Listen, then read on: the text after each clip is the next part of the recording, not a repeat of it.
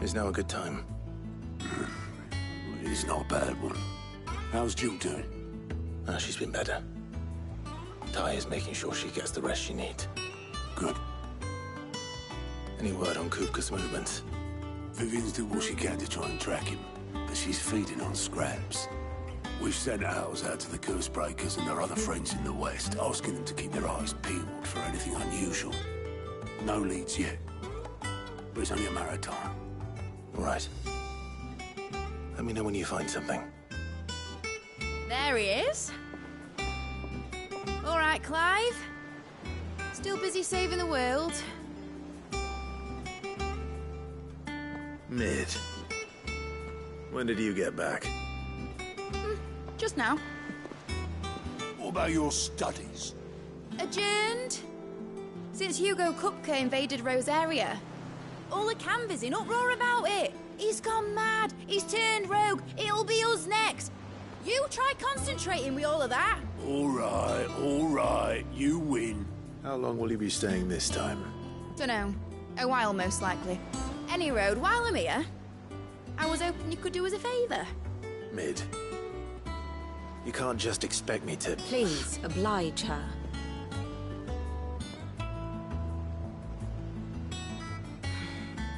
While we are busy tracking down Kupka, you should have a little time to spare.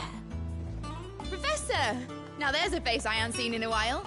Shouldn't you have it buried in a dusty old tome? I did, till a familiar trill pricked my ears. As ever, your exuberance is a breath of fresh air, which successfully scattered the painstakingly assembled fragments of my thoughts. I'll take that as a compliment. Well, Clive, you heard the Professor. So, I'll meet you in the storeroom when you're done. Wait, hold on. Breath of fresh air? Bloody tempest, more like.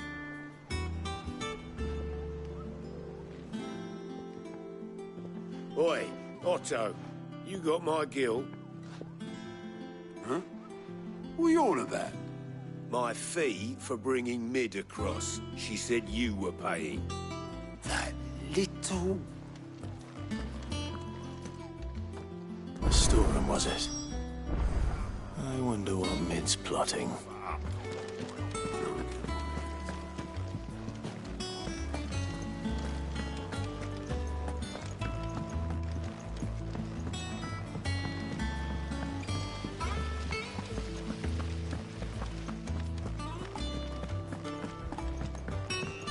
Shouldn't you be getting some rest soon? You took your time. I'm a busy man, Mid. I'll get to the point then. I want to turn the room down there into a workshop like the one I had at Dad's place. Mid, you've only just come back. And I've been thinking about it for a while. Dad said I had a knack for engineering. Told me everything he knew about it. Then sent me off to Canva to learn everything he didn't. That was his dream for me. That one day I'd put my studies to use for the good of the cause. But I'm helping no one stuck at school. I've studied enough. It's time I put my knack to work. I know that I can help the people here, and I want to do it. Well. If Sid could see you now. All right? I'll tell Otto you'll be staying. I knew you'd say yes. Which is why I wrote up a list of jobs for you. For me? Who else? What do you want me to do? First things first, I need equipment and materials to start making my own. There's the designs for the stuff I need, and the stuff it needs smithing from. The other materials I can work myself. Just need a generous benefactor to lay them on for me. Apart from the wood, I'll need a carpenter for that, but I can just borrow yours. Is that everything? For now. I'll let you know if I need out else.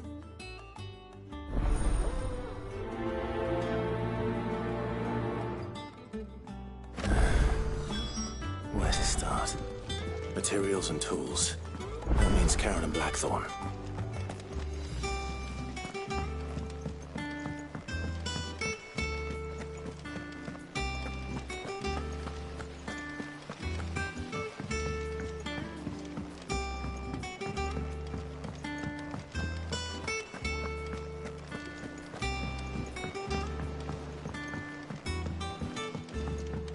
The little uns have been up to their old tricks again. Jill looked white as a sheet when they brought her back. Was wondering where you'd got to. Mid's back from Canva.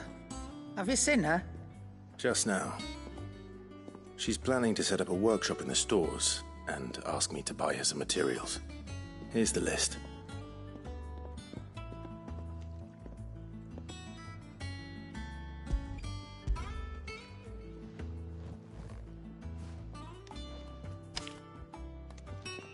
Think you can find everything on there? This lot? Won't be much of a trader if I couldn't. Excellent. As for payment... It's paid. 100 times over by what that girl's done for us. If it weren't for her filters, we'd have naught to drink but blight water, and that would have drained the life out of us long ago. Indeed it would. I'll send the stuff on to Mid when it comes in. Thank you, Karen.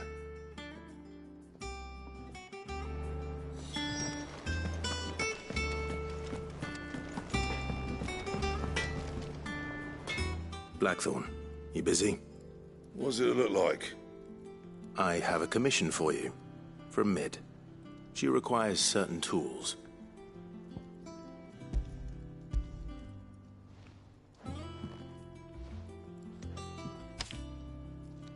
Do you think you can make them?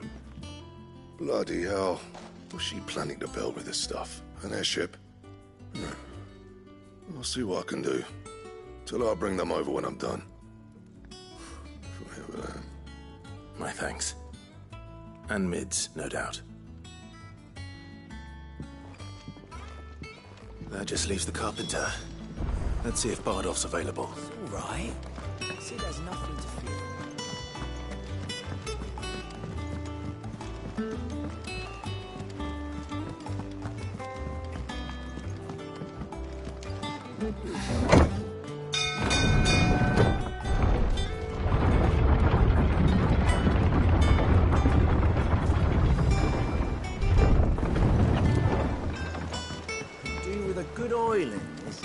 Should be enough to keep...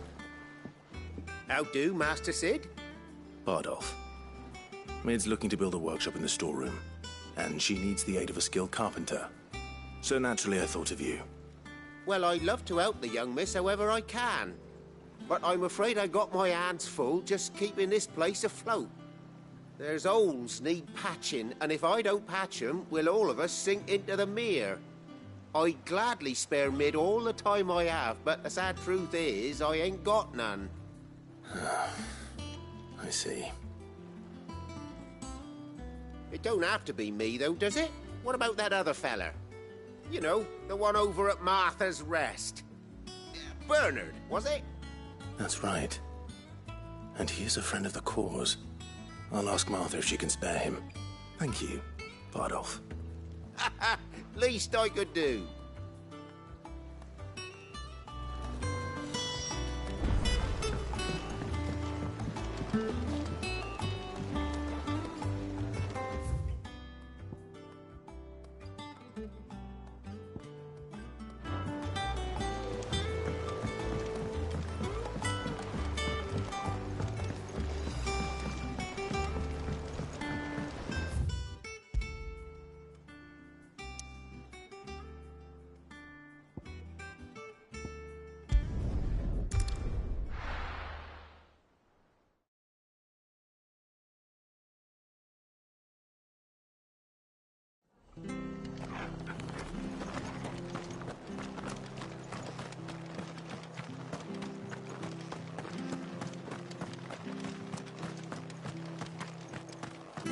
I love Martha like a sister.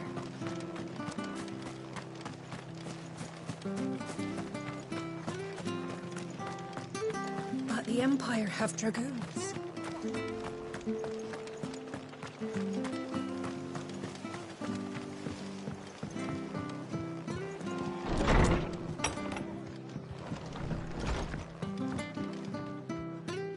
Ah, Clive, what brings you to the Rest?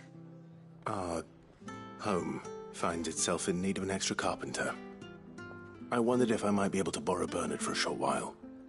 I don't mind if he don't. We're all friends here, aren't we? Thank you, Martha. Do you know where I might find him? He went up to Cressida on business. No idea what, mind.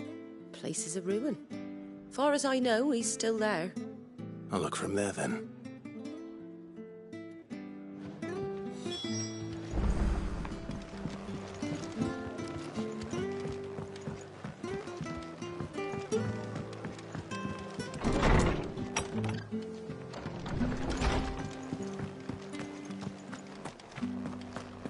Stay sharp. Oi! You there! Standards down. The Dalmex must have taken the keep.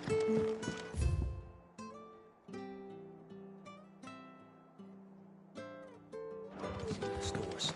They could be here in a matter of days.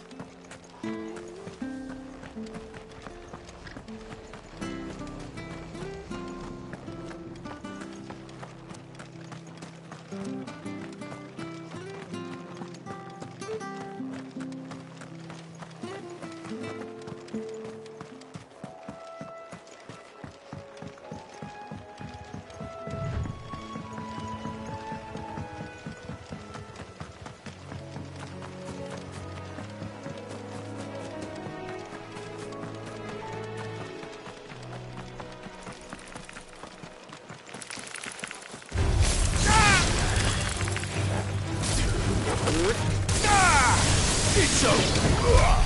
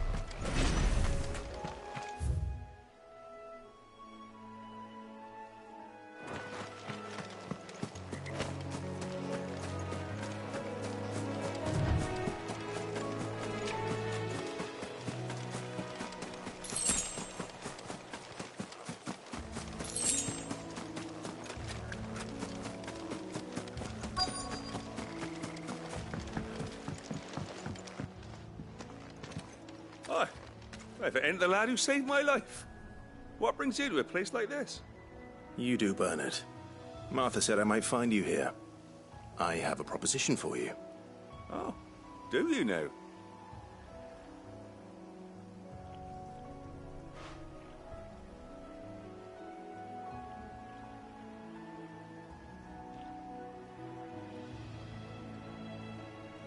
Building a workshop, you say?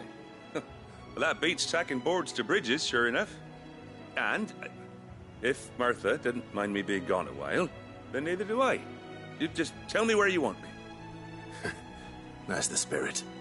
I couldn't ask a favor, though, could I? Before we go?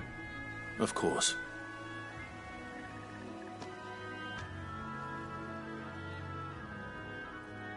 Well, that there is Cressida, where I grew up. Ain't much left of it now, though. Except my parents' graves. But I came up here hoping to visit. I even patched up the bridge to get across. Only to find the place crawling with fiends. But you're a dab hand when it comes to dealing with beasts and bogles, ain't you? Any chance you could, It's the least I can do. Well, thank you kindly. And take care.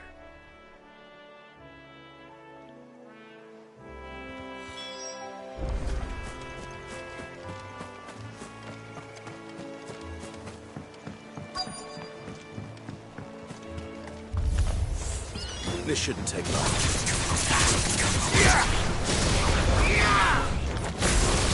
To me, flames!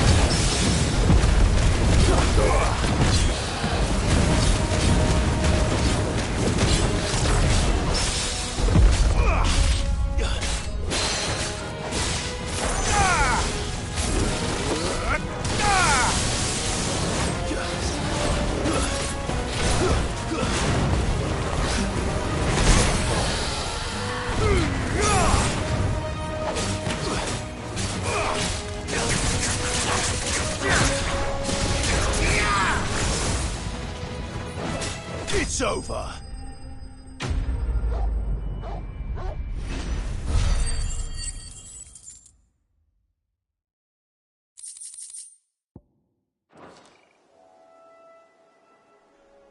That should do it.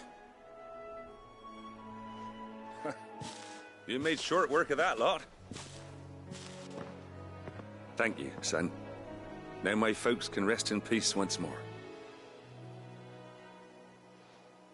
How long is it since the village was abandoned? Oh, people started packing their things after the duchy fell. Between the Blight and the Imperials, you just couldn't make ends meet. Must be nigh on a decade since the last wagon left. Oh, it may as well have been a century, looking at the place. This isn't the Cressida I remember. I'm sorry. Ah, don't be. Can't live in the past, no matter how nice it might have been. As soon as I'm done saying a prayer for those that raised me, it's on to your hideaway. I'll meet you there.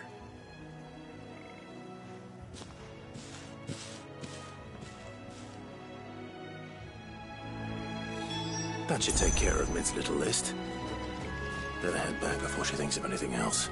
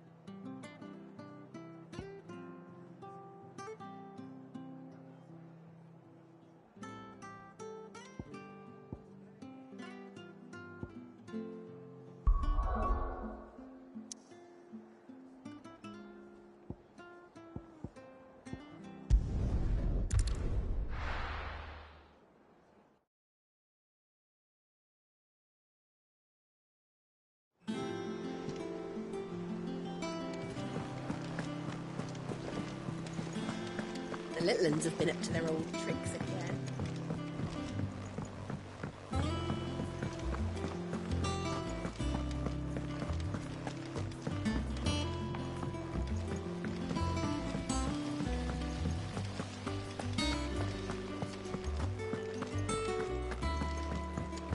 Shouldn't you be getting some rest?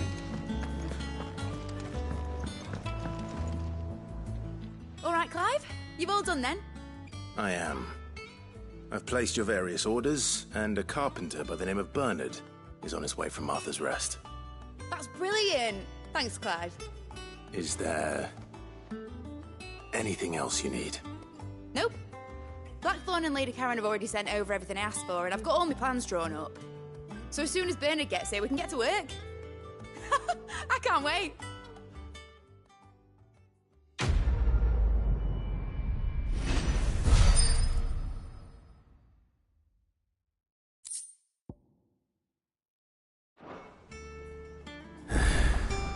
That's my good deed for the day done. Let's see how Jill's faring.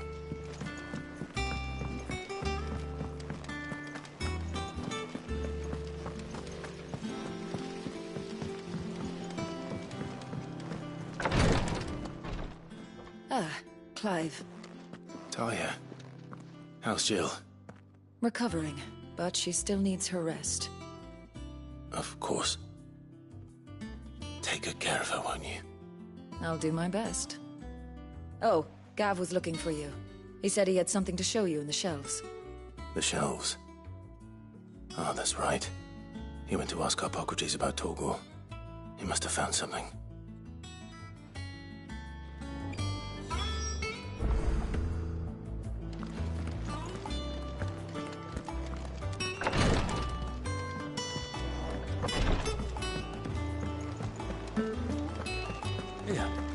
What's everyone whispering about?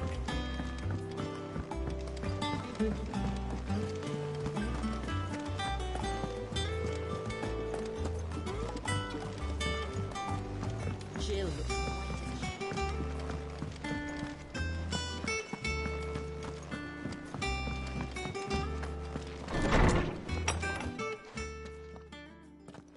Clive, where have you been? I've been wanting to ask you something about Torgal. Where did you get him, like, in the first place? My father brought him back from one of his expeditions into the Northern Territories. They were crossing a snowfield when they heard his cries, and, seeing no sign of his pack, they took him in. What do you reckon, Tomes? It certainly adds weight to the theory. Clive, I believe that Torgal may be no mere hound, but a rare frostwolf, an animal native to the far northern reaches of Valisthea. In one of our oldest bestiaries, I found reference to a frostwolf who served as guardian to an ancient queen of the north. Such was his mastery over ether, he could cast magics on command. His name was Fenrir. Fenrir the Frostwolf? Now, the annals do not state it explicitly, but I have reason to believe this queen was a dominant of Shiva, a girl from the Northern Territories and her faithful hound. One awakens as the dominant of Shiva, and the other... You're saying that Jill granted Torgal his powers? What? Just like Fenrir. People called him my hound, but Torgal and Jill were inseparable. He grew up as a faithful companion to the dominant of Shiva, and years later, his powers awakened, just when his master needed him the most. You're right. If it weren't for Torgal blasting those bastards to Kingdom Come, Jill would have been for it. Quite. Though Torgal's power is his own, his latent birthright as a frostwolf. It had only to be unlocked. Oh, get you, Torgal! You're an even finer hound than we thought. And regarding your original concern, you need not fear for Torgal's health. Why, the beast has the appetite of a behemoth. Just this very morn, I found him with his nose buried in my nuts. There you are! I've been looking everywhere for you. Bernard's here. I need you to introduce us so we can get to work. I shall be a moment.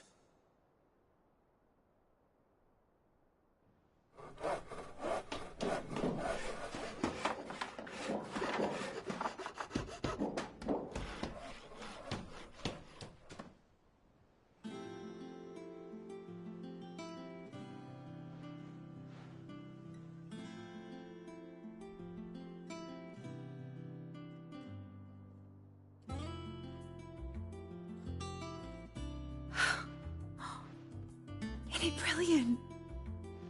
It is. Well, I couldn't have done it without you. You and everyone else. But I promise I'll pay you back. I'm gonna work my fingers to the bone for you lot. Starting right now. Just you wait. I'll make wonders like this world's never seen. Then I look forward to seeing them.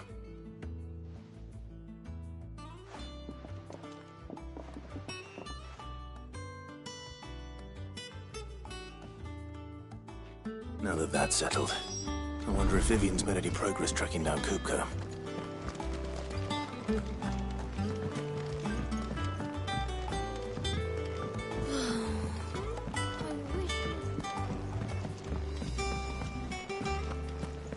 I think I'll wait till mid's away to take a tour.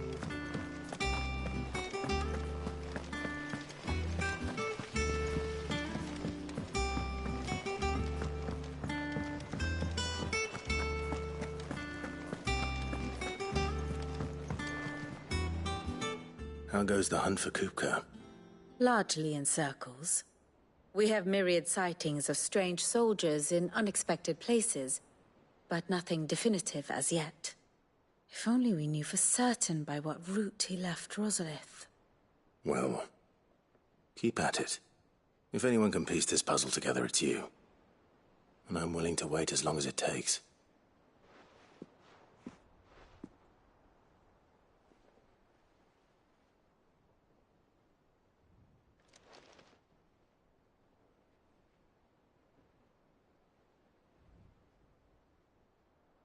What? Here? Would that be a problem? Do you know, Clive?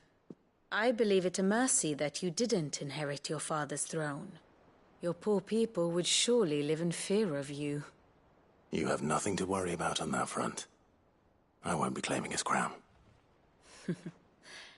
That is a relief. Clive, have you got a minute? We, have a guest. A guest?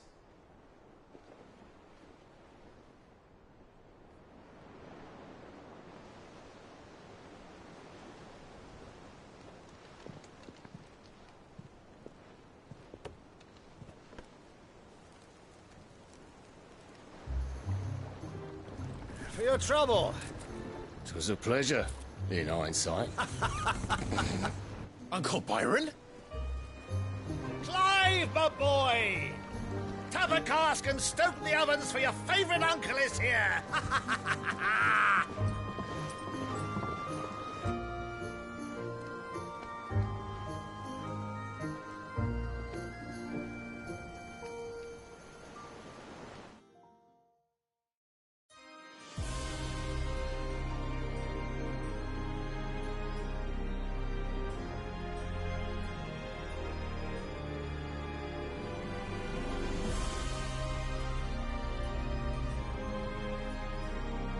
The Dalmekian government sues for peace. How shall we respond? If they're willing to accept their fault in the matter, I see no reason to refuse them. Still, we must insist on substantial reparations. Twinside stores are not as bottomless as reported. Aye, and we have many more mouths to feed. We shall just have to have the Dalmeks empty their treasuries for us.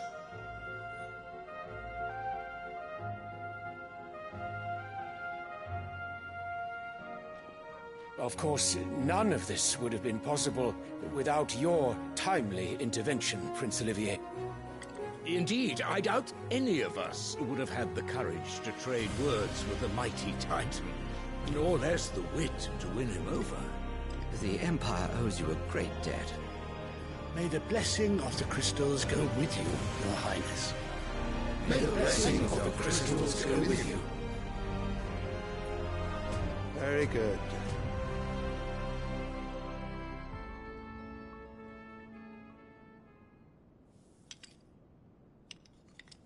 Now, let us come to the question of precisely when the Dalmex will withdraw their troops. Dion's fire could rid us of them in mere moments. The men of the Fist will not withdraw until a peace treaty is concluded. So let us keep the negotiations open, give them time to gather what gold and trinkets they can, and once they deliver that which we demand, what worth is a piece of parchment? Your Radiance, were Prince Dion to take the field, the enemy would surely send their own dominant to meet him. And while His Highness would of course prevail, there would be heavy losses on both. You need not fear Hugo Kupka. He is engaged on the Western Front. Even were the Dalmex to send for him, he would not arrive in time. As much as I would enjoy witnessing a clash between Bahamut and Titan, it is not to be.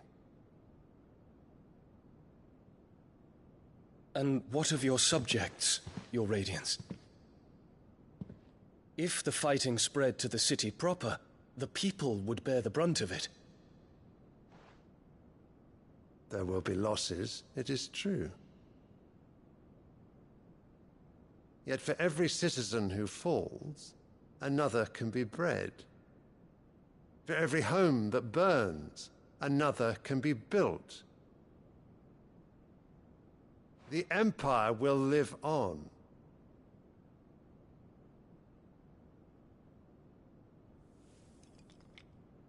Dion?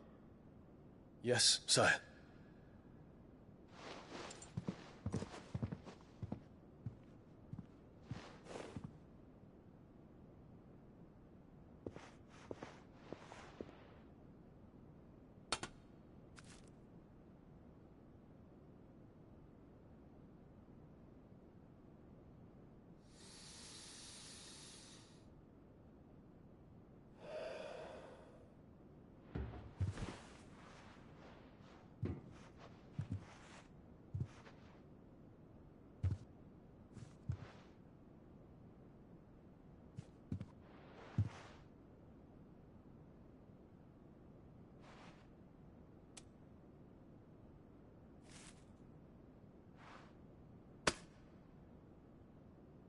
Prepare for battle.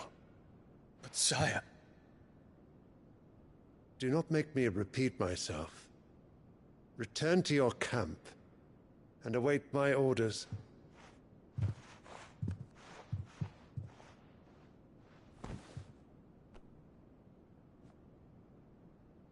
If that is your wish, Your Radiance, I shall depart at once.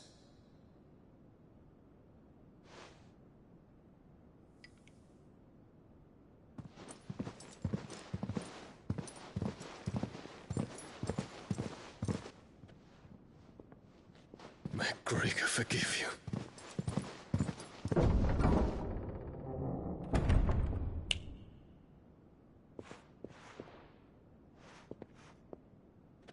What do the astrologers augur? The stars are in agreement, Your Radiance. The shadow of treachery hangs over Prince Dion.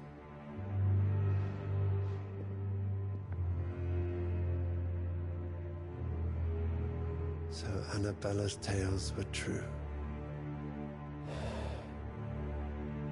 You disappoint me, Dion.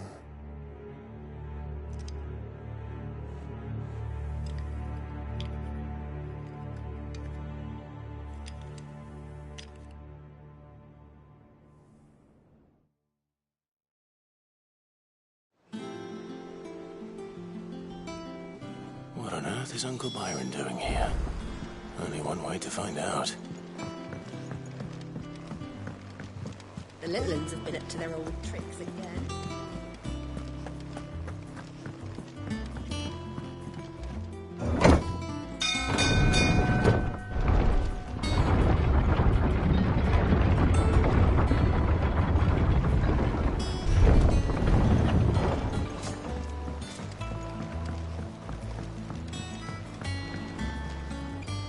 Ah, my dear nephew. How I've missed you. How did you find this place, Uncle? Through the good offices of young Sir Wade. He really is the most helpful fellow. As are you, I hear. The Guardians and those they freed tell the most outlandish tales of your heroics in Rosalith. Which is why I came, to learn the full truth of the matter. Sort the fact from the fiction, so to speak. You were working with the Guardians of the Flame to evacuate the people of Rosalith to Port Isolde. I was, aye. Then I have questions for you. Please, come inside, Uncle. Gladly. You there? There are 2,000 gold talents in those chests. See that they're added to my nephew's coffers, would you? 2,000?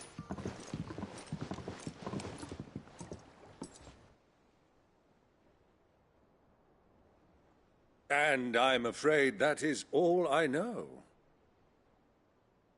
A fleet sailing south past Port Isolde.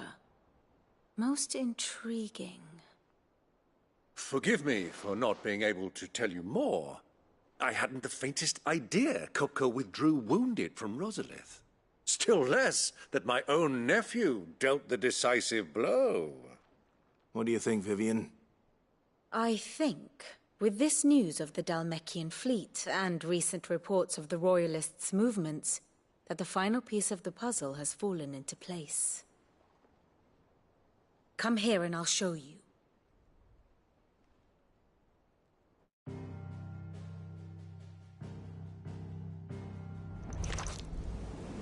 It is known that Kupka's forces entered Rosaria via its unguarded coast. So can the same be said of your visitors from Waloed?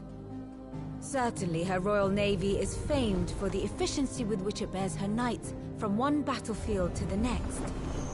And in the Einherjar, or Black Galleon, she boasts a vessel nigh as swift and every bit as feared as the kingdom's legendary cavalry.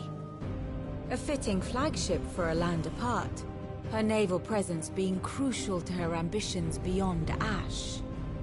Yes, it seems safe to assume that the Royalists did indeed enter Rosaria from the sea.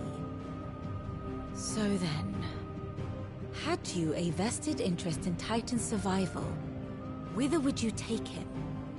Why, home to Drake's Fang, a place rich enough in ether to conjure the magics needed to mend his hurts.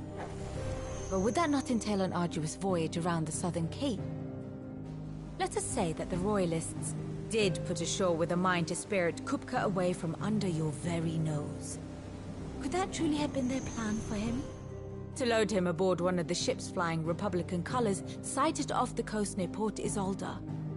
To spend weeks at sea, being tossed hither and yon by unforgiving waves, his life hanging in the balance. No. The journey would mean Titan's death, and Kupka's faithful creatures would not allow it. So what then was the plan of our Waluda friends? Reports suggest they made not for the coast, but for the desert. And by cutting through the Velcroy, a party traveling light would have Titan back in his bed days before a galley could lurch into port.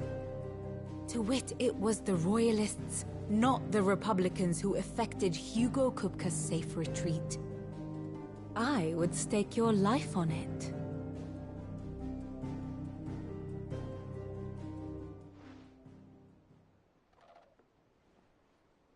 So it was the Waluders who spirited the wretch away. Now I think about it, there was something a little strange about the ships I saw. The men seemed almost crestfallen, as if in mourning, as if they believed, or were made to believe, that their master was dead. You have a keen mind, Lord Rosfield. And you have your answer. To find Kupka, you have merely to follow the Royalist trail across the Velcroy. It may well have gone cold by now, but as they say in the Republic, all roads lead to Drake's Fang. Allow me to accompany you part of the way. As luck would have it, I had intended to journey Canberward on business after visiting you here. The Fang would be but a short detour. I'd be glad of the company. Give me a moment to make ready. I need to tell my friends what we've learned. And where we're going. Very well, but be quick about it, my boy. Time waits for no man.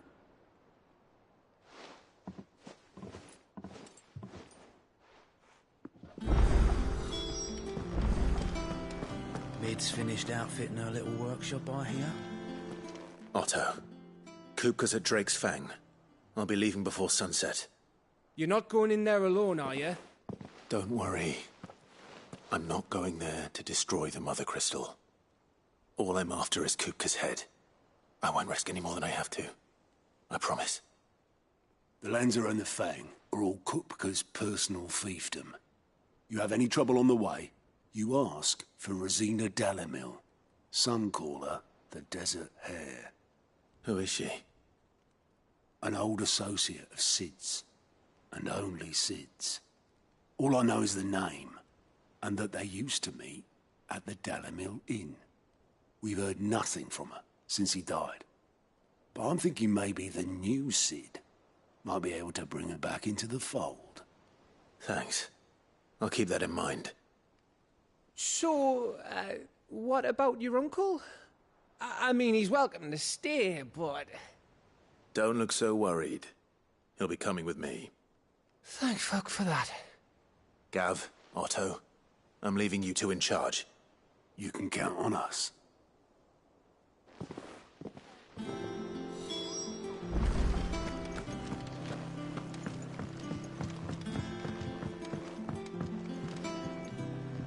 All right, Uncle. I'm ready to depart. Shall we?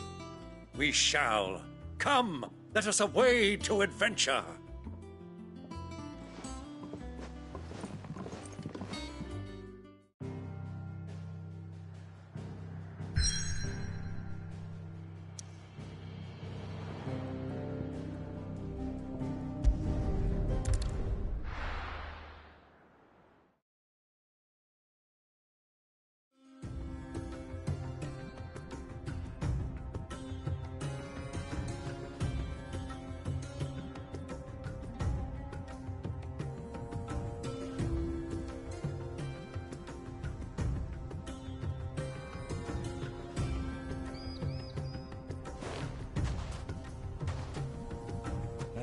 I was a young man when last I walked this path.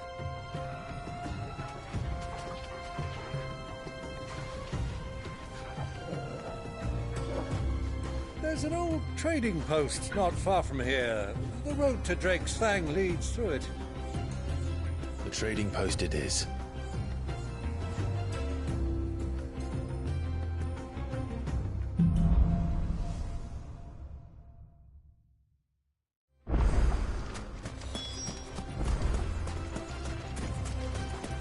Our destination lies over that dune, beyond the ruins. Mark 'em well, Clive. It's all too easy to lose one's bearings in the sands.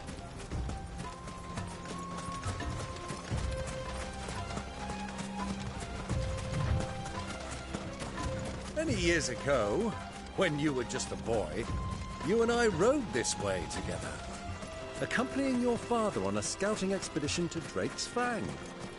He let me come with you. I'm not surprised you don't remember. It was just before Joshua was born. You were so eager to be there when your brother arrived that you whipped your chocobo too hard on the journey home and fell from the saddle. I shall never forget how Elwyn fussed over you as you sat in the sand, bawling like a babe.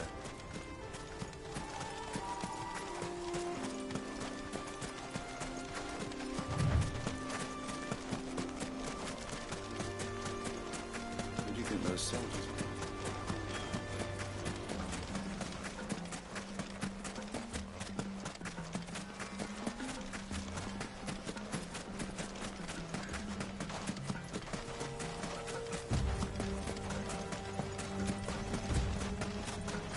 Ah, there she is. The good old Dalamil Inn. Do you know, this heat has given me quite a thirst. Quick drink before we press on?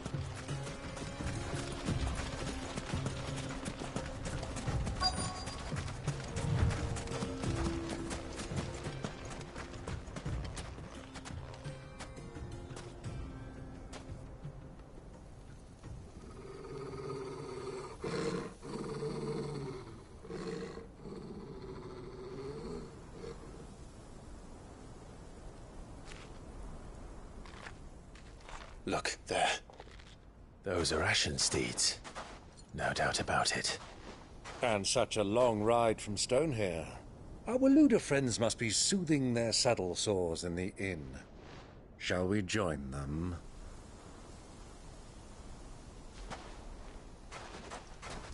Run along and play now, Torgal.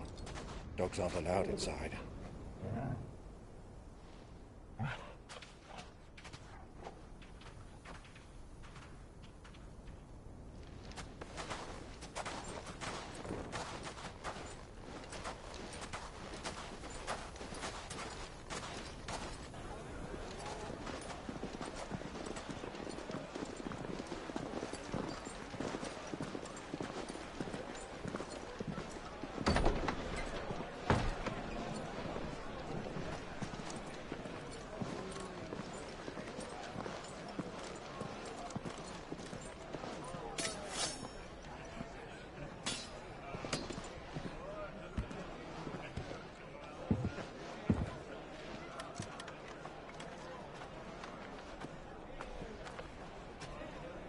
Good day to you. Eating? Sorry about my pal. He only talks when his mouth's full. What do you recommend? Well, if you're after something light, we do a fine chocobo soup with lentils and honey. 2 bowls of that, then. An ale. Right you are. Hey, girl! Coming! Your pal? Would you rather be my squire?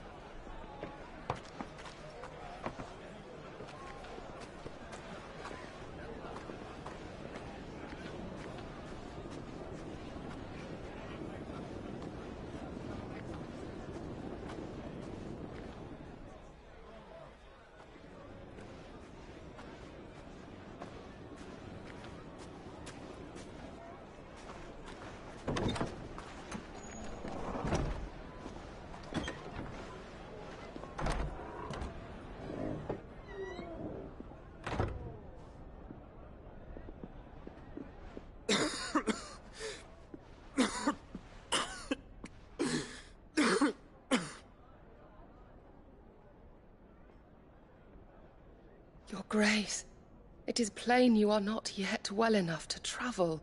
If you would only let me take you to someone who can better attend to your ills. No, we must press on. Prince Dion has returned to his camp and will soon depart for the front. I must speak with him at all costs. Miss this chance and I may never get another. You do understand that? Yes, Your Grace. But you must at least agree to take your medicine. I'll fetch you some water.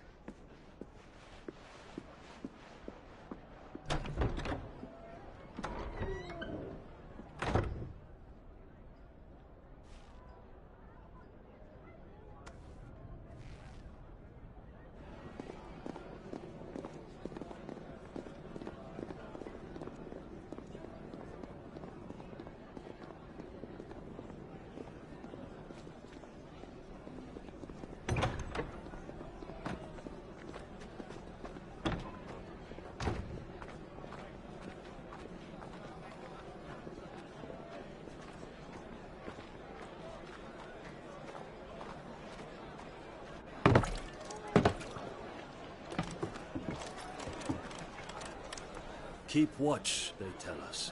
But all I see is sand. I hear they got our guest back to the Fang without any trouble. We'll be leaving soon enough. Why the Lord Commander dragged us all this way just to save that blockhead skin, we'll never know. Dominant or not, he's a bloody idiot. That'll be Cooker, then. let's get this down us. We've a long way to go. Hey, you.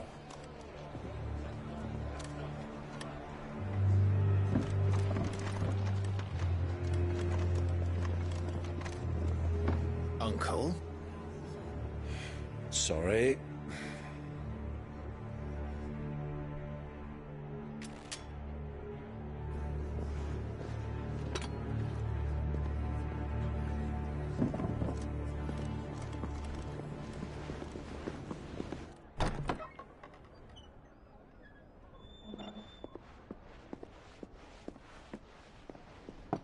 Can you walk, Your Grace? What's wrong? I fear trouble may be brewing downstairs.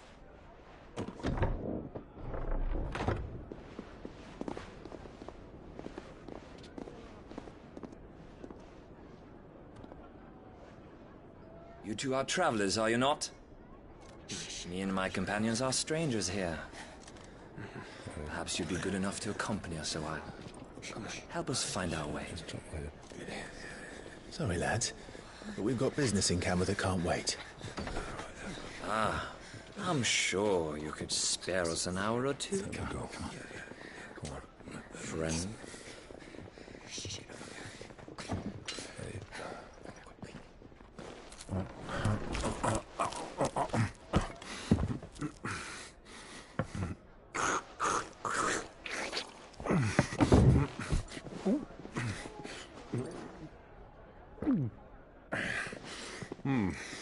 I'm afraid we don't have a moment to lose. Stay back, Uncle. Gladly.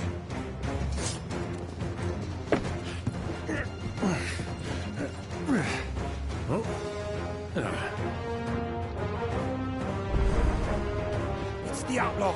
Take him. Try it.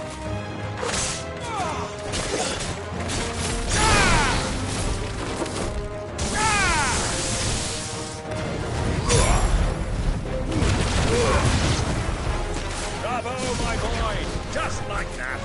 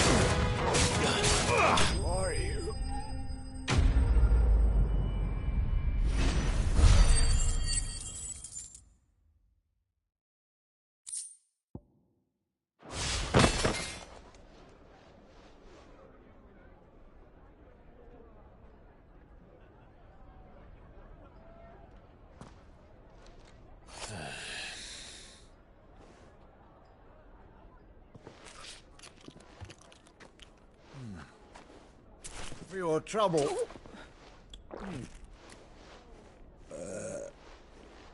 Word of advice, miss. That soup could do with a touch more salt.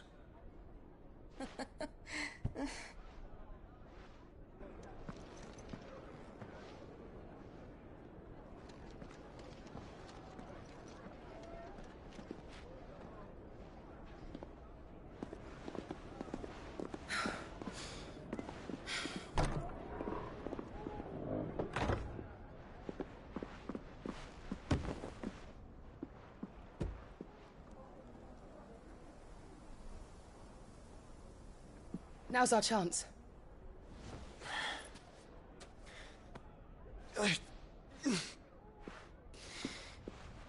Your Grace? I'm fine.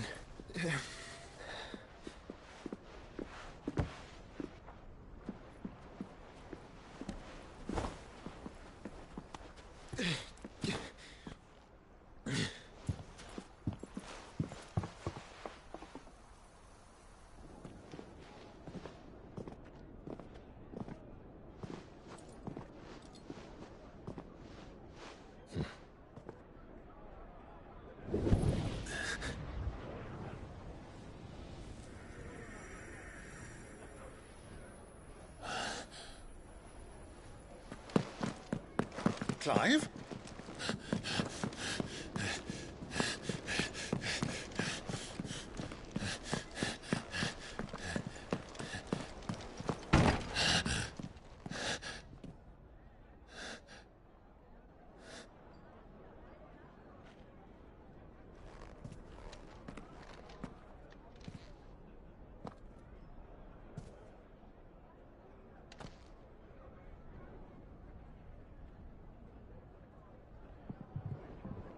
What is it now?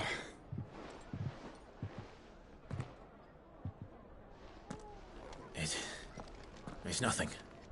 Let's go.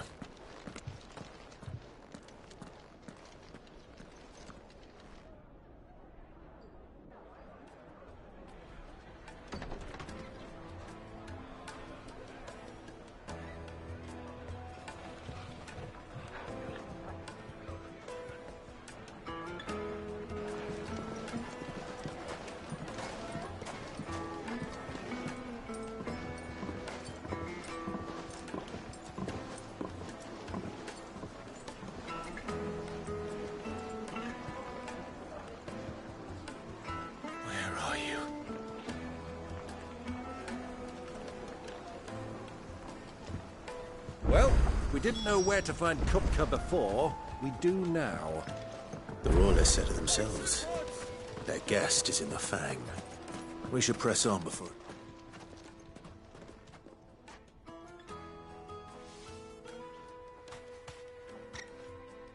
Ah, they've closed the road.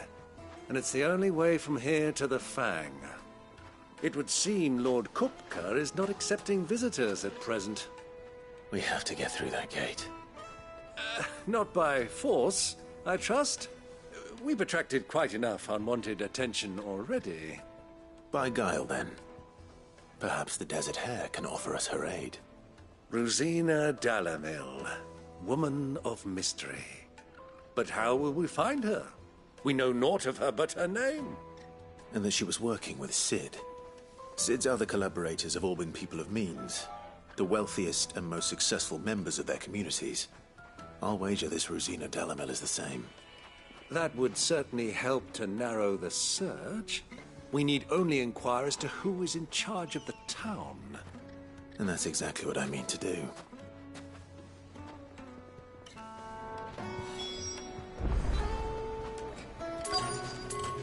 Looks like we won't be getting back to Drake's Fang anytime soon. Light it, for Gilbert's sake. You're a bearer.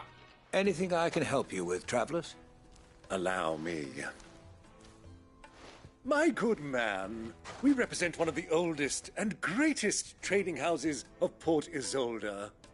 We're seeking to expand our business in the region and would very much like to make the acquaintance of Dalamil's leading entrepreneurs. If only we knew where to find them. Well, we're best known for our baths, our markets, and our smithies. I suppose you could do worse than start your search at one of those. Thank you. You've been most helpful. Oh, you wouldn't happen to know a lady by the name of Rosina Dalamil, would you? No. I can't say I do. Well, thank you all the same.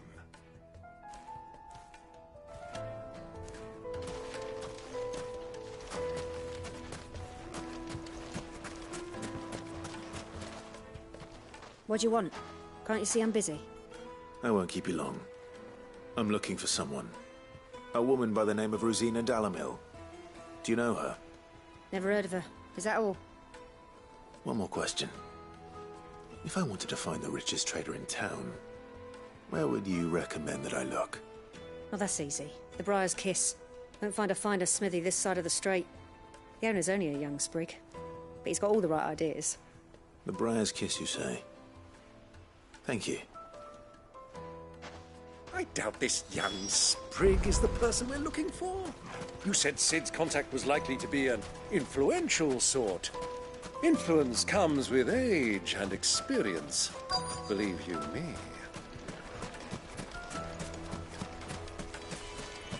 Mummy, I want to play with the crystal. How many times do I have to tell you? Can I help you? Yes, I'm looking for a woman by the name of Rosina Dalamil.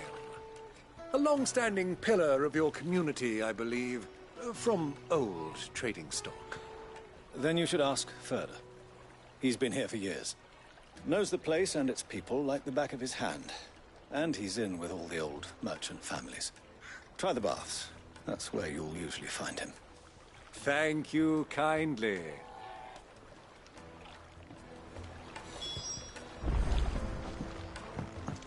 Well, it sounds like we have our man. Perhaps. Let's go and find out exactly what this Furder knows. Sweet incense! Wax candle! Excuse me. Are you Furder? I am. Can I help you, travelers? I hope so. You've lived here for some time, is that correct? Do you know Rosina Dalamil? We believe she may be a trader of some renown. And what business do you have with the desert hare? She was a close friend of mine. I was hoping she might be able to help me. Very well. Go to the bordello. I'll arrange an introduction.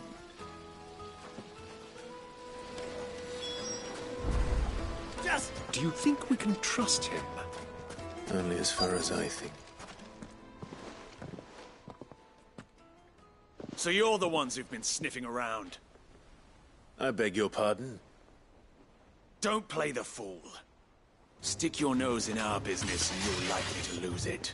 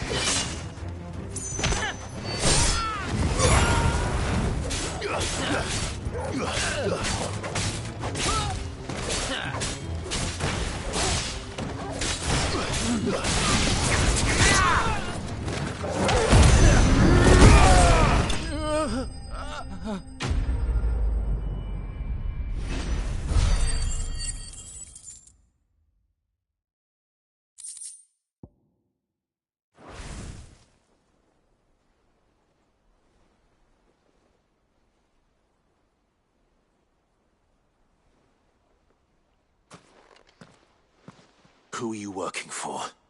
Him or her? Him. The boss. He wanted us to test you. Though one could hardly call that a test. Lord Furder? Look what the cat dragged in. Your skill with the blade is rare indeed, my lord. A fitting talent for an outlaw. You know who I am. So what now? Call in the men of the Rock and collect the bounty? That isn't my decision to make. Our work is done. Take him to meet his precious Rosina. She will be interested to make his acquaintance. Yes, my lord. To the Lock of Leisure, then. To the Lock of Leisure.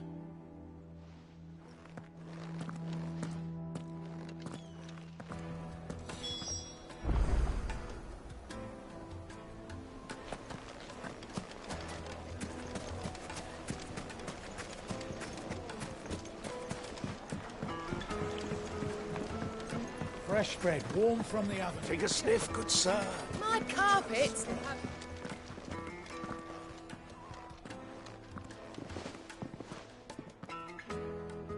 Is this the place?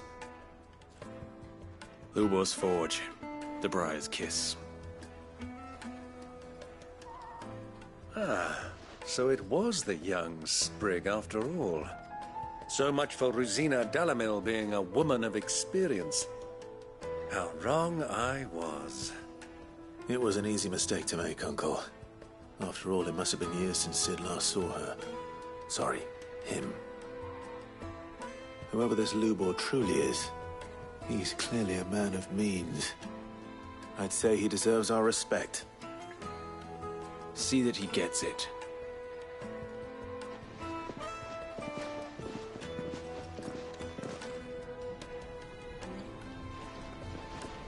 Lubor, Lord Furder told me to bring them to you.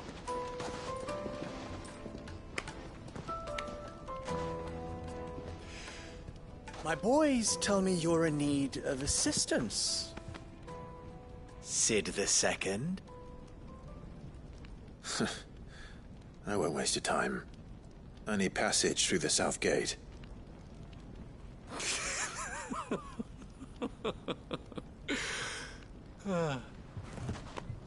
Tell me, what do you think is a merchant's most important commodity? Why, trust. Everyone knows that. Without it, you have nothing. And nothing is exactly what you have. And so, for you, I, too, have nothing. I'm not in the business of helping every lost puppy that wanders in off the street. I'm a busy man, as you can see. Let's leave this mummer to his farce. By all means. Find someone else to help you on your way. Just be sure to tell them you're not the two travelers from the inn the guards are looking for. Don't want them jumping to conclusions, do we? Why, you... So, what do we need to do to earn your trust?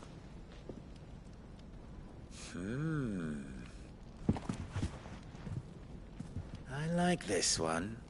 Willing to do whatever it takes to get what he wants. Ha! Men like you have a special place in my heart. Why, you ask? Because they get me what I want. Always. Fine. So what do you want? Don't tell me you're going to listen to this swaggering scruff! We might as well hear him out. It's only natural that an ally of Sid's would seek assurances of strangers. Assuming he is an ally, of course. 5 years ago, he would have still been a boy. And yet even then I had more good sense than a man... 5 times my age? But enough of the pleasantries. We were speaking of what I want. I want you to put an end to the trouble in Dalamil. Return to me when you have done so, and you shall have my aid. Until then, I bid you good day. What trouble? If you're going to give us orders, be clear about them, damn you! Manners, Greybeard. One catches more damselflies with honey than with vinegar. What did you call me? My apologies. A word of advice in recompense. Follow the crystals. Oh, but that was 3. Oh, I'm making this too easy for you. Ha! It will be easy. Solving his little riddle should be like dealing with him. Child's play. Let us divide our forces, Clive. I'd rather not drag this parlor game on any longer than we need to. All right. Good luck, Uncle.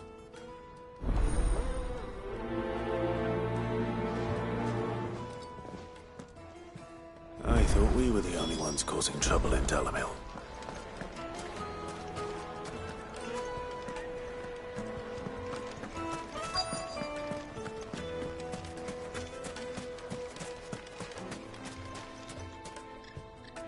Do you have a moment? Depends what for. Just a question. Dalamil seems to be thriving compared to the other villages I came through on the way. Is there a reason for that?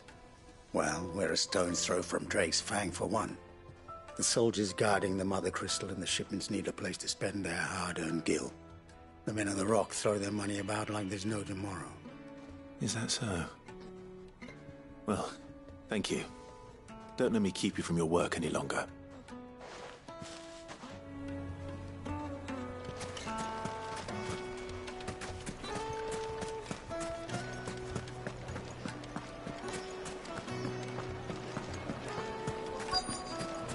Needed to a silken softness, like eating a cloud Right, and with a you'll be crust. begging for more. You wouldn't believe how much he gave me. Well, I hope you gave as good a... What can I do for you, soldier? Need that sword polishing? I'm not a soldier. Ugh, then be off with you. I serve the men of the Rock and the men of the Rock only. You have an agreement with them? Don't be stupid. I just know which side my bread is buttered. Don't want to be stuck under some pauper when they come knocking. With pockets deeper than Zemeckis and an urge to empty them. No, just leave, will you? Before you scare them off. Do you think we'll be back? Fresh bread, warm from the oven. The most fragrant herbs and spices. A deposit?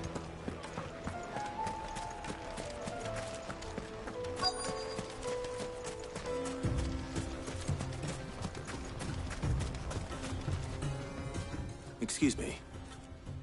Is it true there's been trouble with crystals of late? You've heard, then? I've heard rumors. Damn thieves. Pilfering the crystals that were meant to fill our cups and light our stoves. Us common folk have hardly had a shard to share between us these last few moons. And it isn't as if we can buy them on the black market, either. Whoever's taking them, they aren't sharing. I think I'm starting to get an idea of what's been going on. I wonder if Uncle Byron's learned anything of use. He'll probably be back at the inn by now.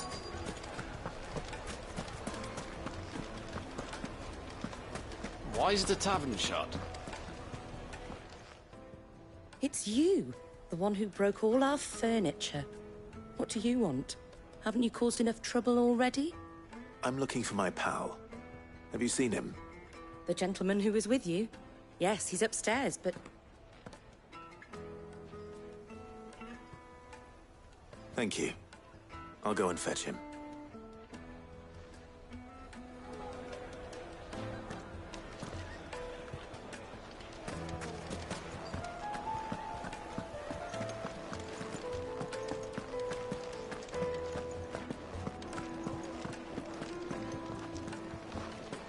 Let me treat you. I'm pretty flush these days. Huh?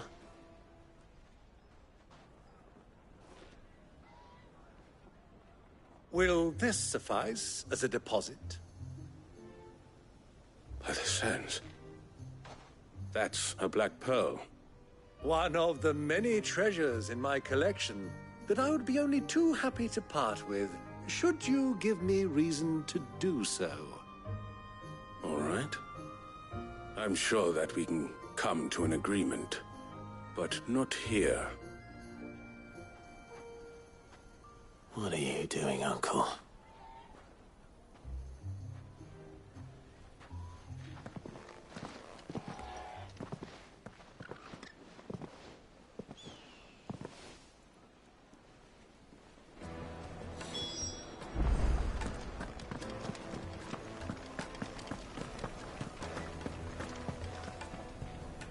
Care to explain why you're giving gifts to Kupka's men?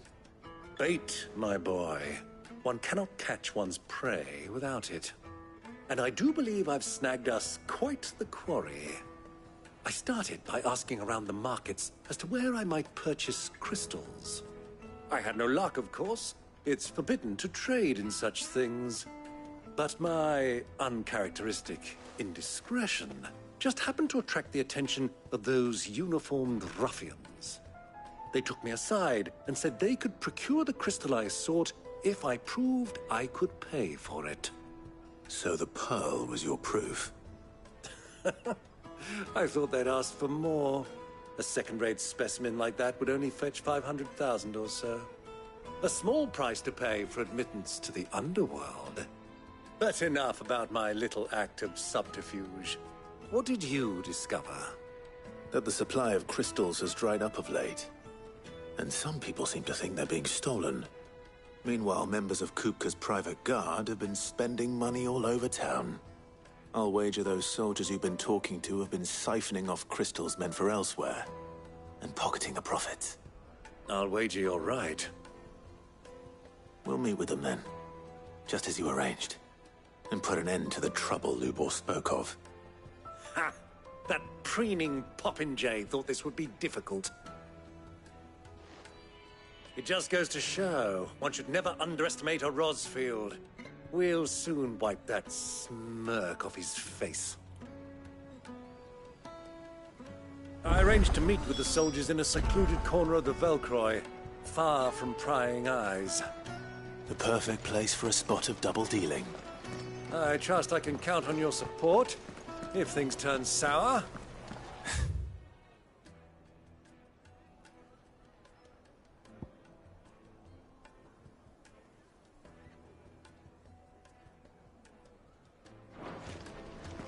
Of course. Let me treat you. I need a drink.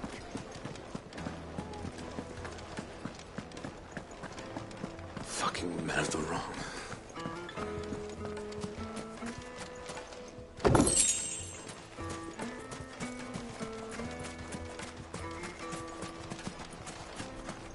$1,000 for a measly bunch of dissolved greens. I named my price.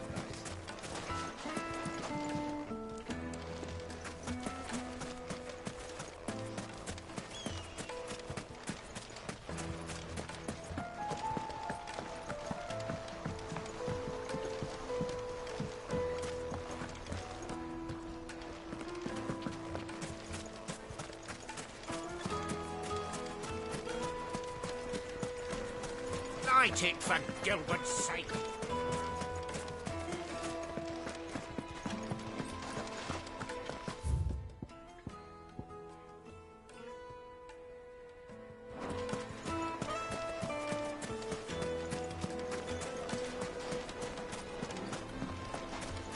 Silver platters, made from the stoutest stoneware. Do you think they'll be back soon? I need a new dress. The finest fabrics, fresh from the capital.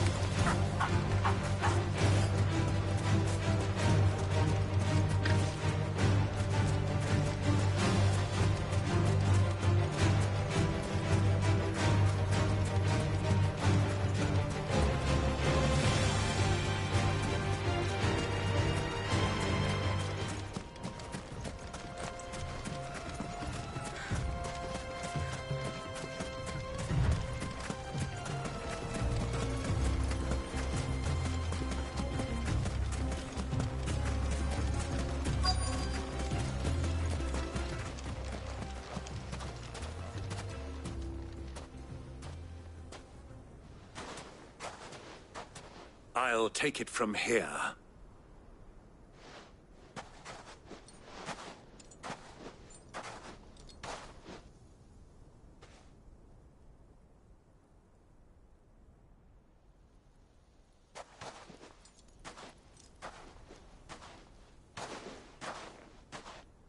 I was beginning to think you weren't coming, my lord.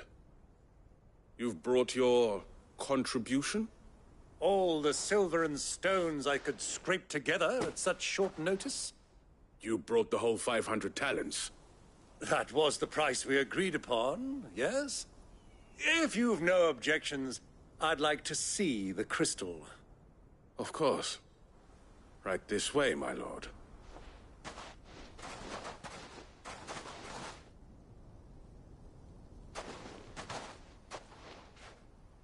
Not bad at all. You weren't lying about the clarity. But what of security? If I were to be stopped on the road, what guarantee have I that it wouldn't be seized as property of the Republic? Because these crystals are no longer the property of the Republic. You're not buying from us. You're buying from them. And we have no more jurisdiction here than you, my lord. But we have ships, and will gladly deliver to a port of your choosing, now that our price has been met. Royalists, eh? What brings you here? Why, to collect their share of Drake's Fang's blessing, of course. Our nations are allies, and so they are entitled to a portion of the Mother Crystal's bounty. And, being such good friends, we elected to increase that portion and share the benefits.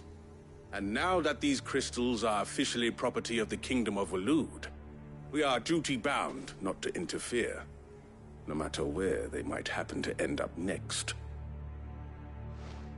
Did you get all that? They're in cahoots! So it would seem. My lord, what is the meaning of this? Double-crossing dogs. They're not here to do business. Kill them! Kill them both!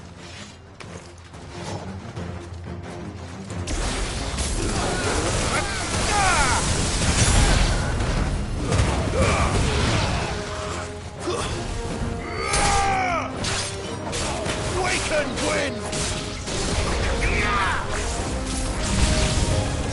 It's not over yet, Uncle! I'm just getting warmed up!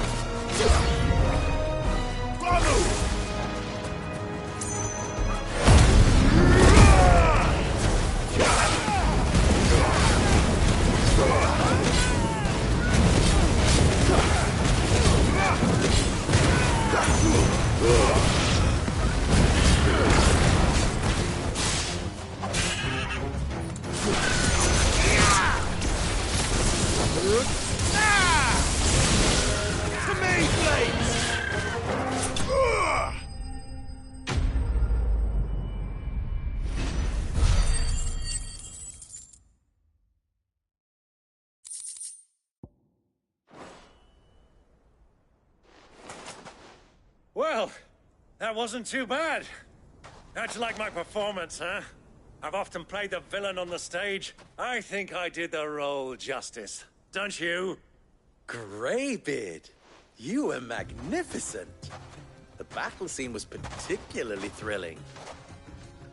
Such a shame you didn't have more of an audience, but perhaps that's for the best. How long have you been watching? Long enough to witness your uncle's sordid transaction. I hardly expected one so venerable to degrade himself so thoroughly, buying one's way into the confidence of degenerates. Ingenious. This was the trouble you spoke of. The men of the Rock taking crystals meant for the common folk and conspiring with the Royalists. Well, now it's over. Indeed it is.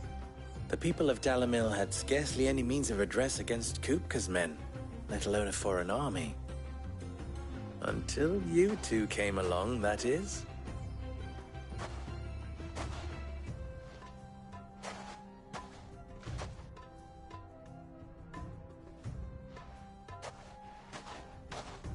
Well, we'd better get these crystals back to town. You won't mind waiting with them while I fetch a wagon.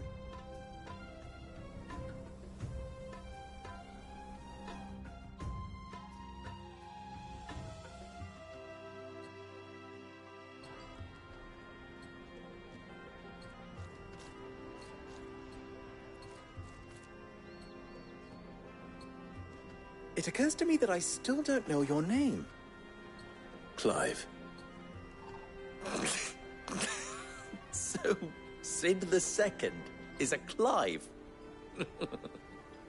I suppose it could have been worse. Well, Clive, you held up your end of the bargain, so I must do the same. Passage through the South Gate, was it not? To tell the truth, you've helped a little there too. Many of the guards have already been redeployed to deal with the issue of their missing comrades. And those left behind have been encouraged to look the other way should you attempt to pass through. Thank you. And please allow me to cover your costs. You still have the purse I gave to the soldiers, I trust? I saw you pluck it from one of the bodies. Oh, dear. Was I really so obvious? And my name is not Greybeard. It is Lord Byron Rosfield, thank you very much. No, thank you very much, Greybeard. Of all the... Ugh! Here, wear this.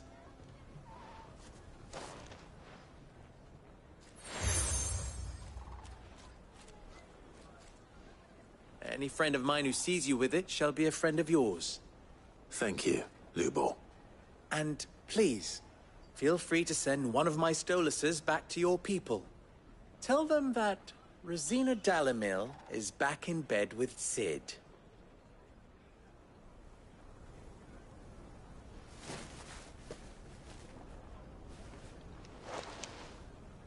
Umia Lostelan. Tu Isakelis.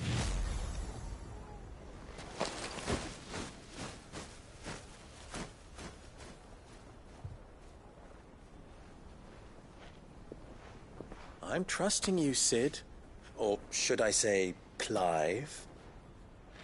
So be sure not to let me down. I have a reputation to uphold.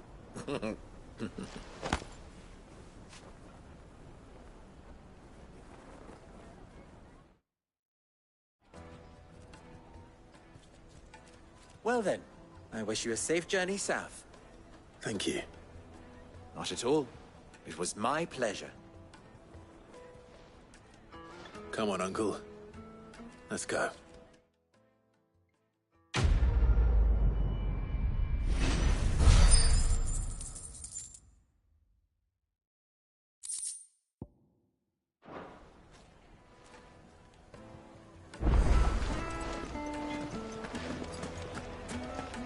Is it true what I'm hearing?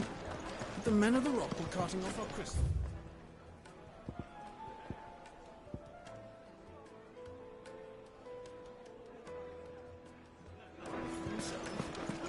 Yes, they're quite sore. Kneaded to a silken softness. Lights and pots! Hanging lantern! Ah, they've opened the gate! Lubor was true to his word. We should get going soon. Ah, I'm not too late. What is it, Lubor? A question that I neglected to ask earlier.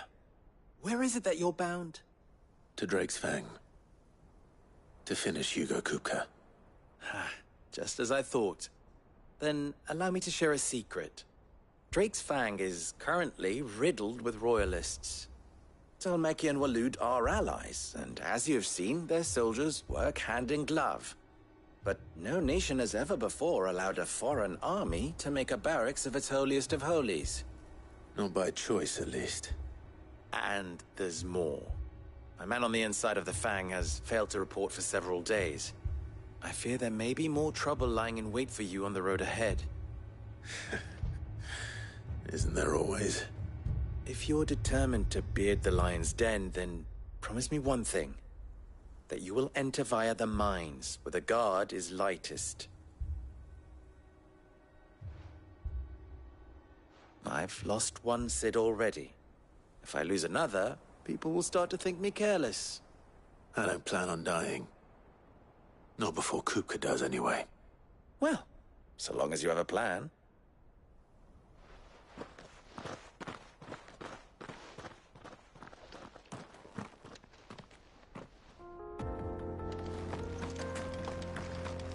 Drake's Fang should be just beyond these springs. Shall we press on?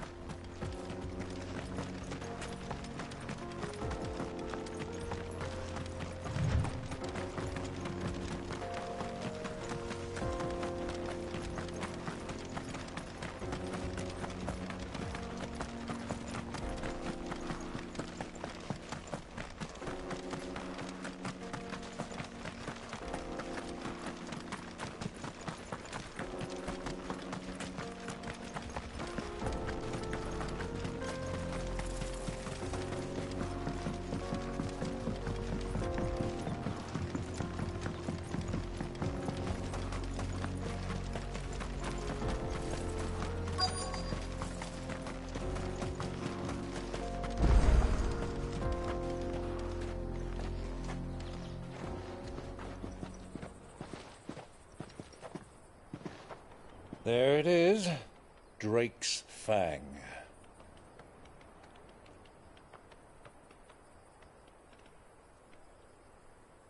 Kupka will be hiding inside.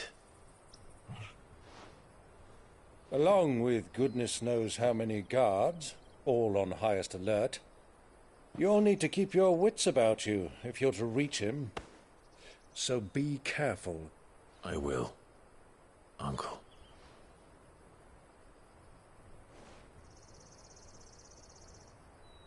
Before you go, Clive, allow me to apologize.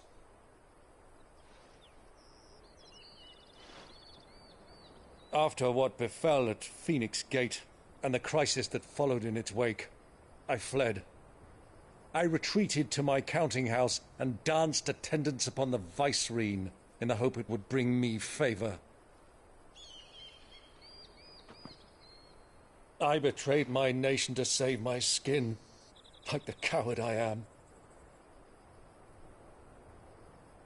And I'm sorry. Uncle, please. It's not too late, Clive. Rosaria is yours by right, and there are those that would help you to take it back. Had I the courage of my brother, I might already have done so. But that ship has sailed. You, however... No. Forgive me, but I cannot. I fight to build a new world now. A better world. Where men can live and die on their own terms. I was raised in a nation that strove to improve the plight of bearers.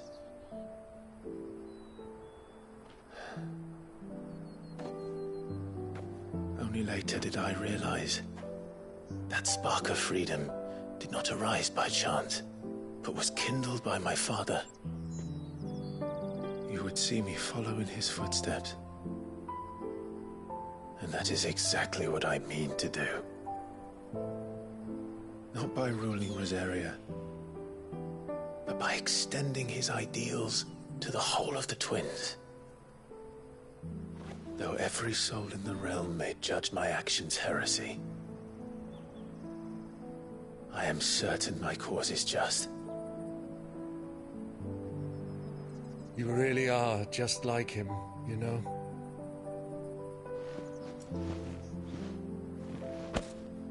Thank you, Clive, for coming back to me. I am proud to call you nephew.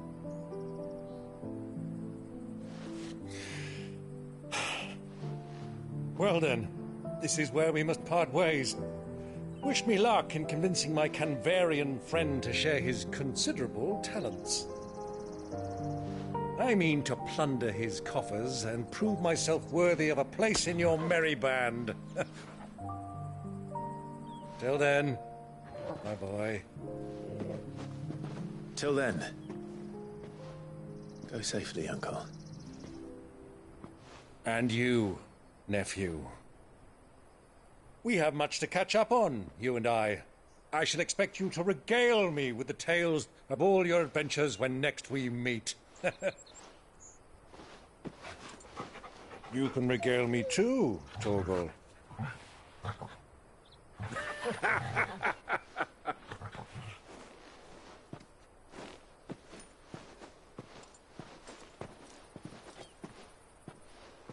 I'm coming for you, Kupka.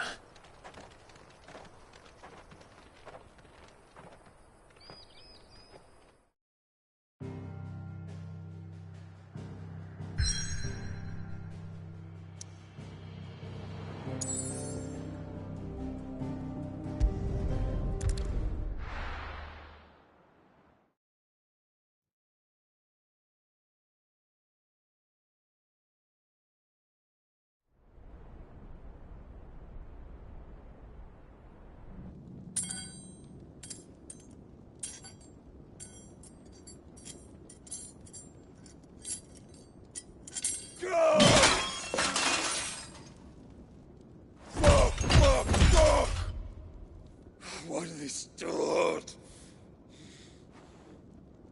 What has that gutter rat done to me?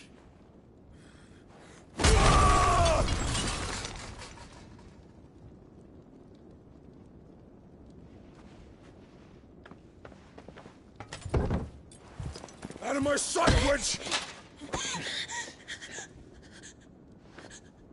I'll kill you, Rosfield! I'll rip out your heart! I'll tear you limb from limb! Peace, Hugo. The table shan't hurt you any longer.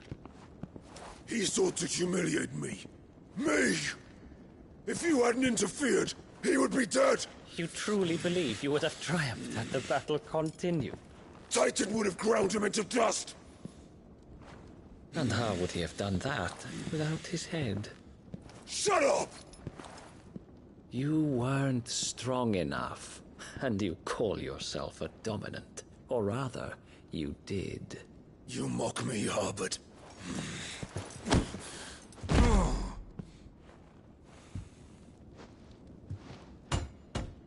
Do you see, Hugo? You are weak. Fuck! But so long as that fire burns within you, there is still hope. There may yet be a way for you to take your revenge. Tell me, what must I do? Please, I'll do anything. Just tell me.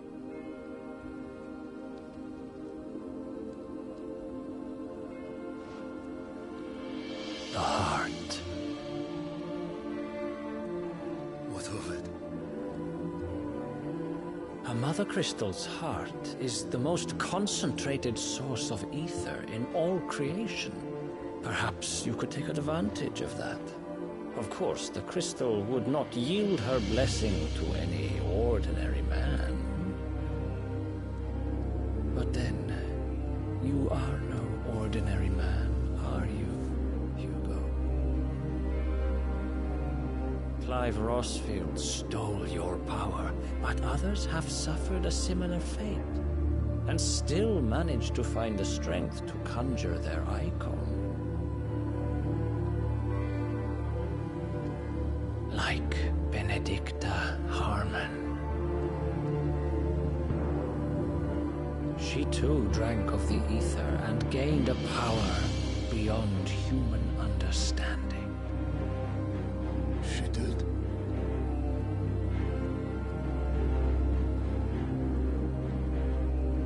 Benedicta. Benedict.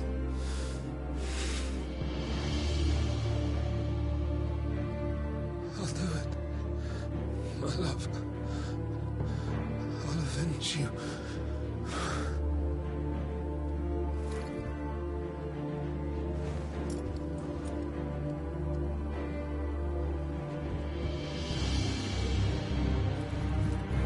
Run along now, Hugo. You need only follow the light.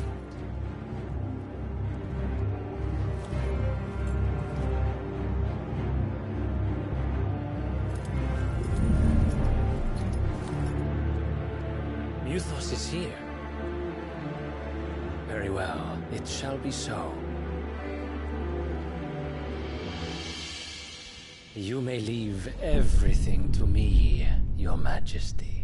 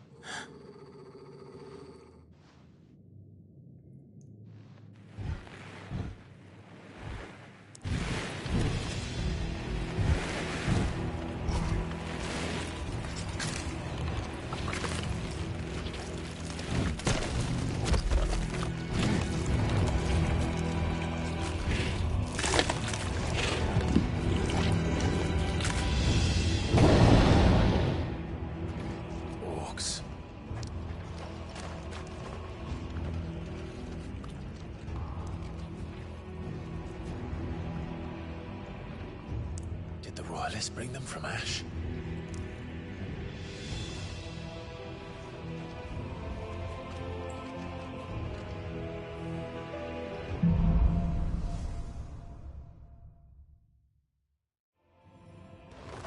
Are the Beastmen part of the Waluda army now?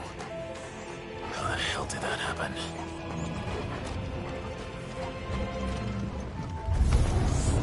They've spotted us.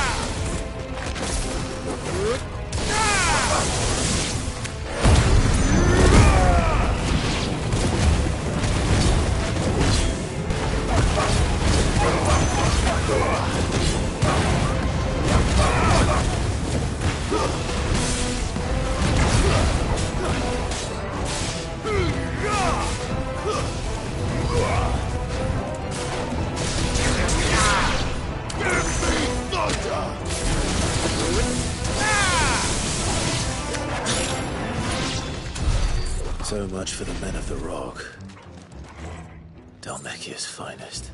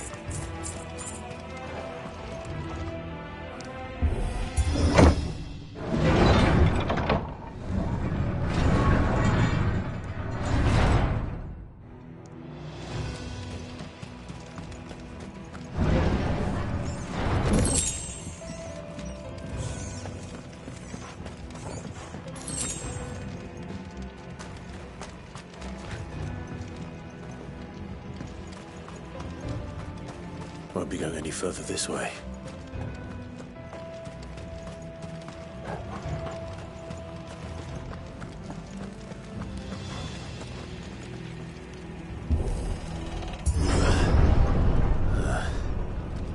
Stairs.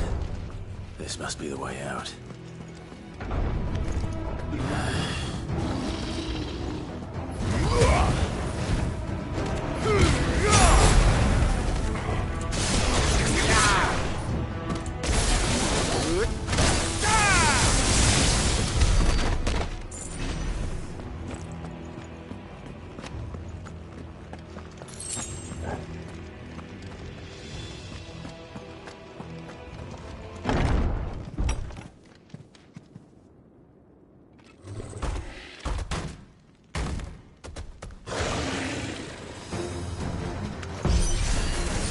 I won't be sneaking past this one. How did they get in here? Come on!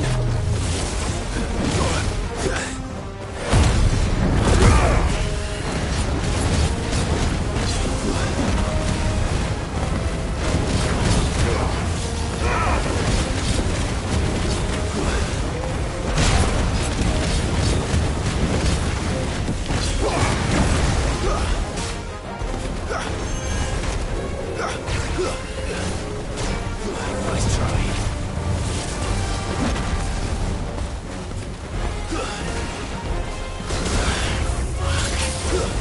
Slow.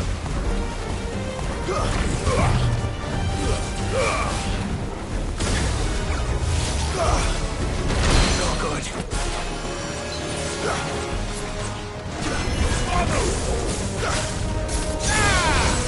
I can't go on.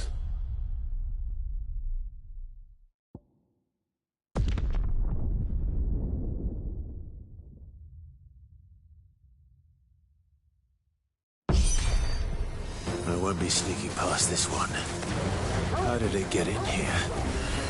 Nice try.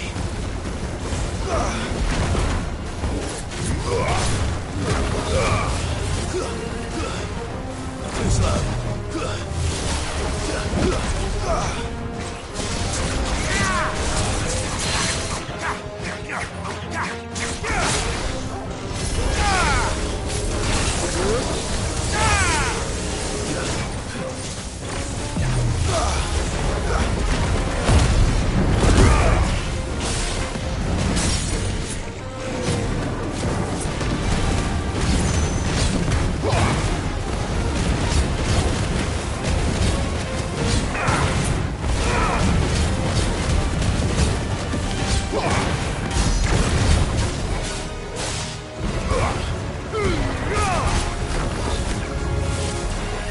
Nice try.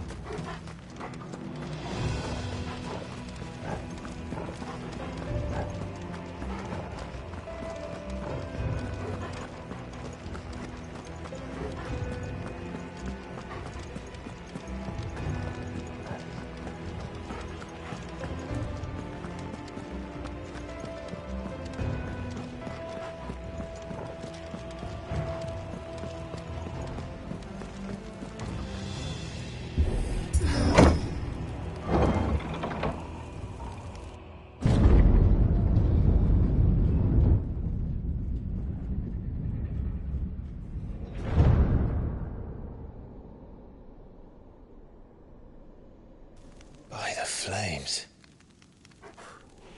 Come on, Torgal.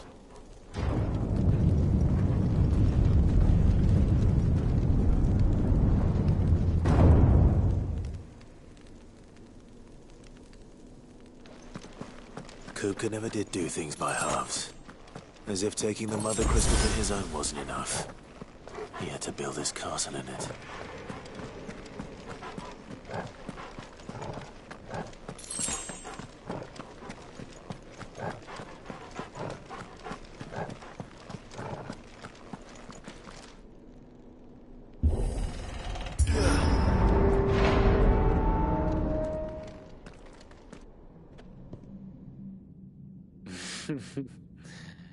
Let the trial begin.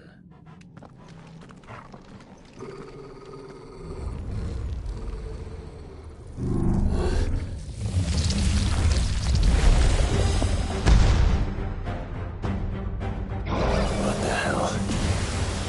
With me, Torgal.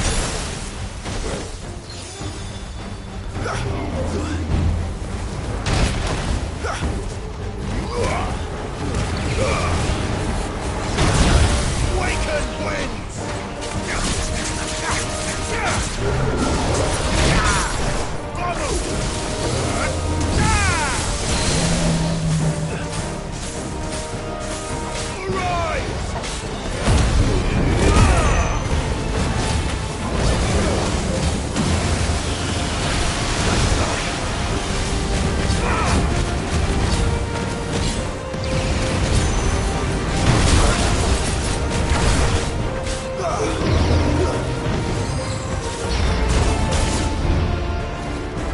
Nice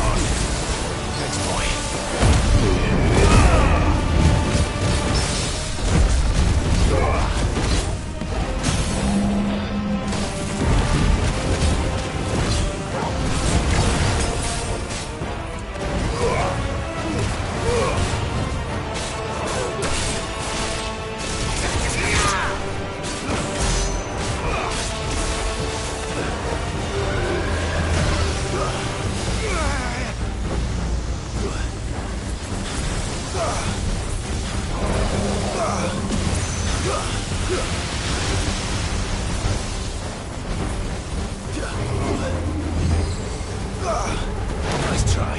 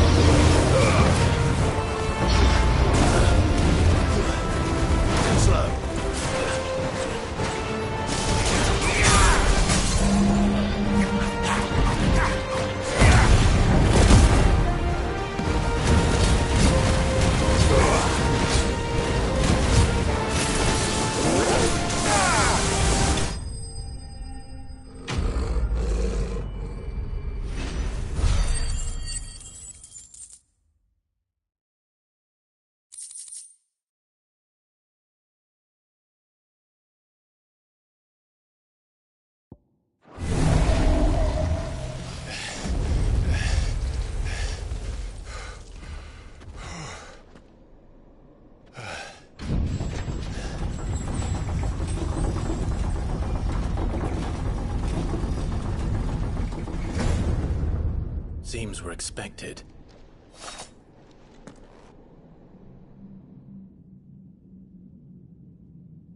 So this is the power of Muthos.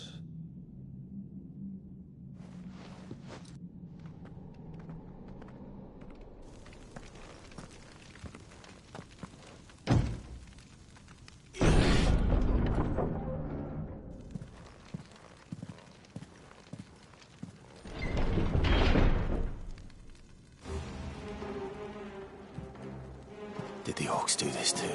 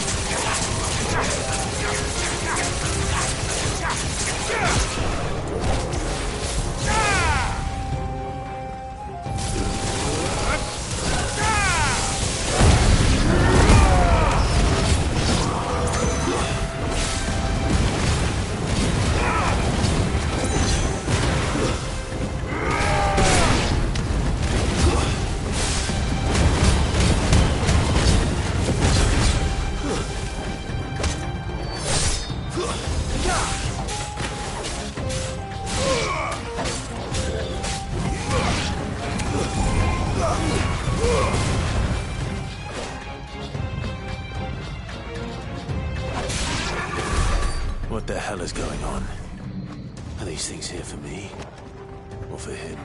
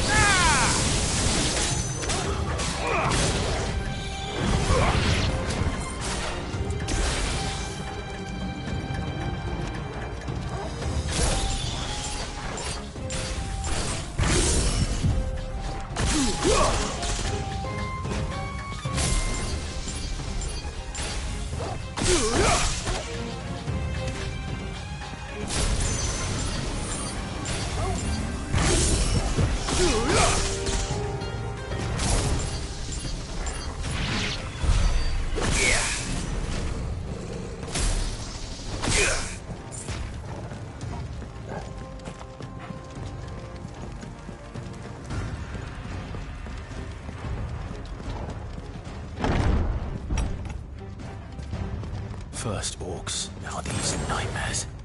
Is this your doing, Ultima?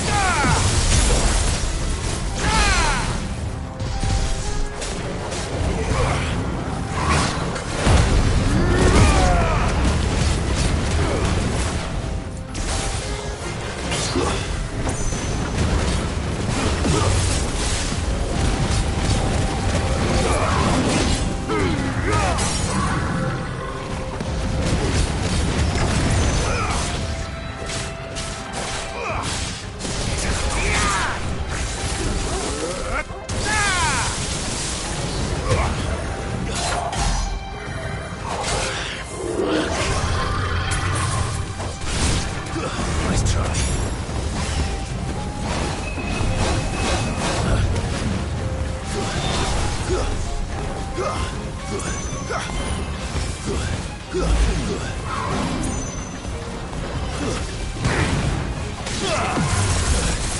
good.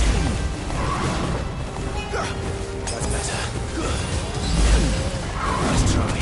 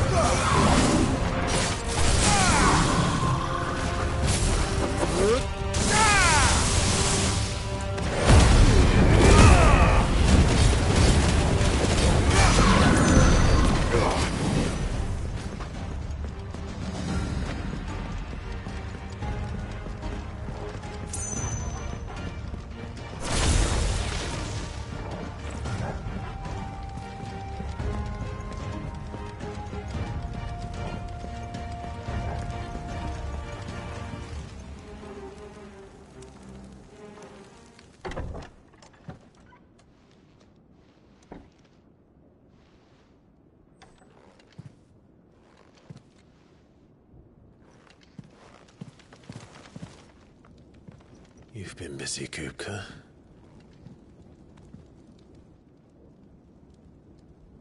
But where did you go?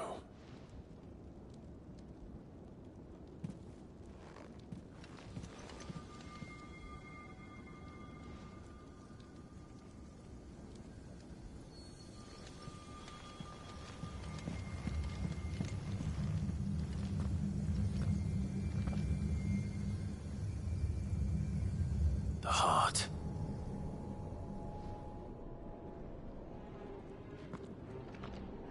He's in the sanctuary. I can feel it. Come on, Torgal.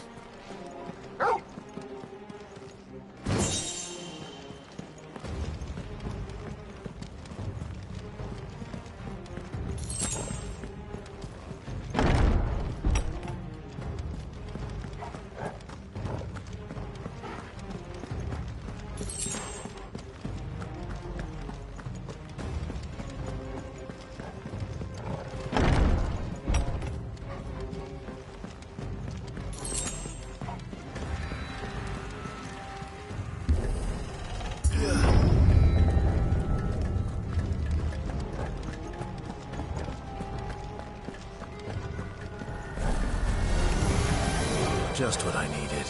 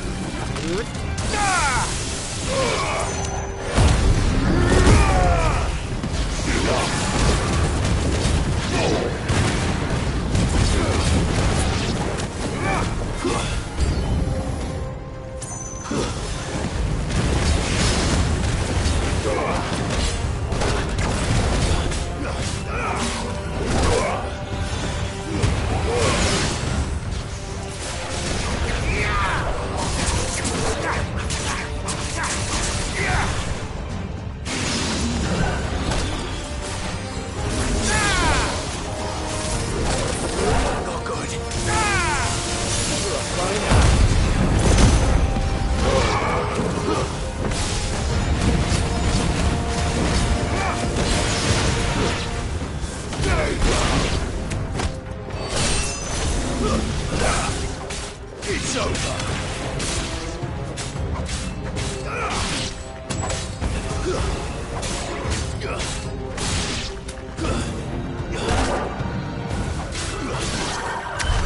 That had better be the last of them.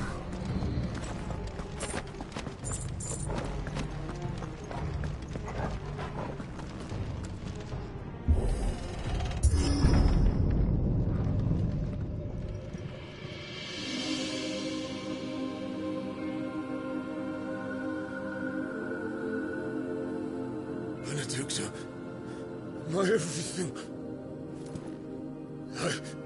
I've missed you so much. Kuka!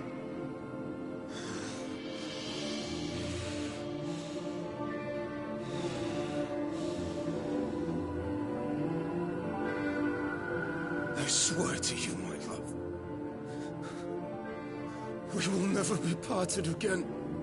What's wrong with him?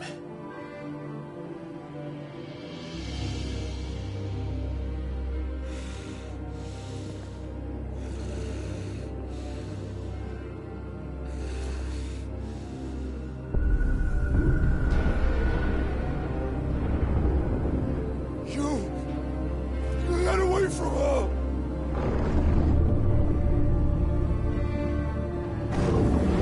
Benedicta!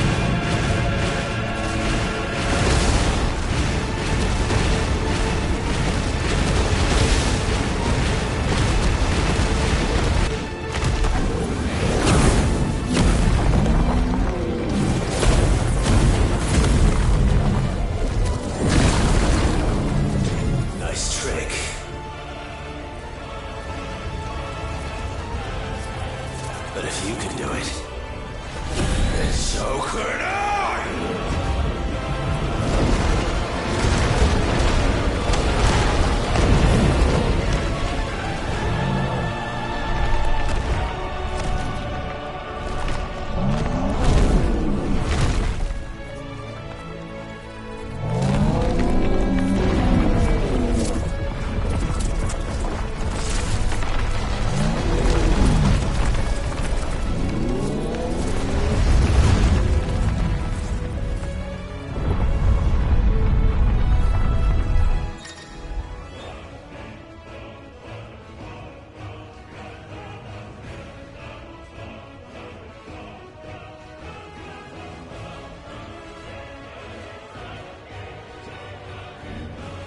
Let's give this a try.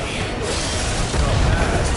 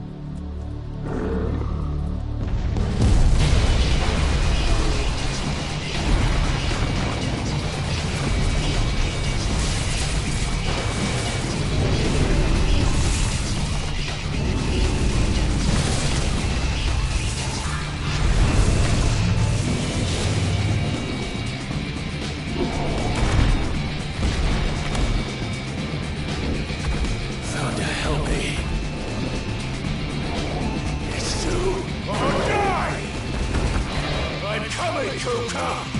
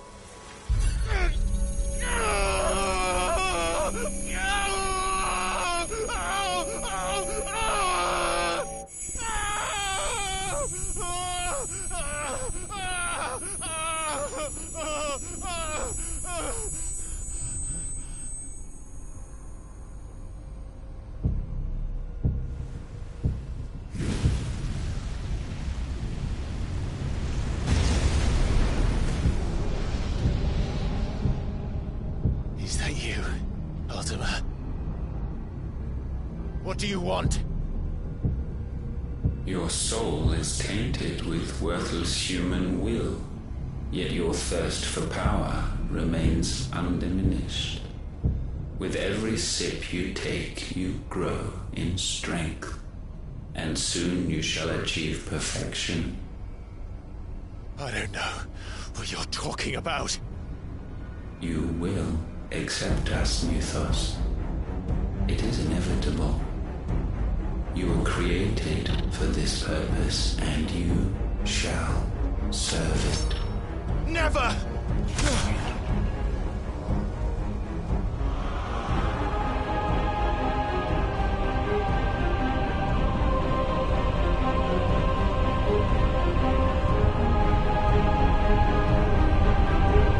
Fight it, Tide! Don't let him in! Consciousness. We see now. Human will is so insubstantial it cannot exist in isolation. You mitigate its weakness by interweaving it with your consciousness. We believed we had merely to purge you of your will to claim our vessel. It appears we first have to sever every thread of the consciousness that supports it. No matter. The time to build a new world is not yet upon us. We will contemplate.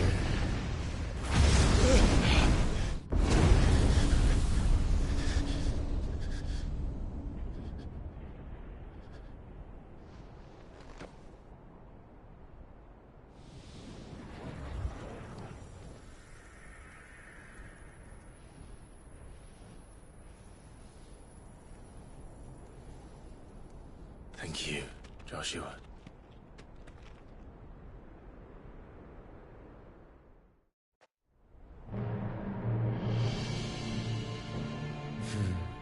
One can no more command the power of ether by drowning in its flood than one can constrain the tides by standing in the sea.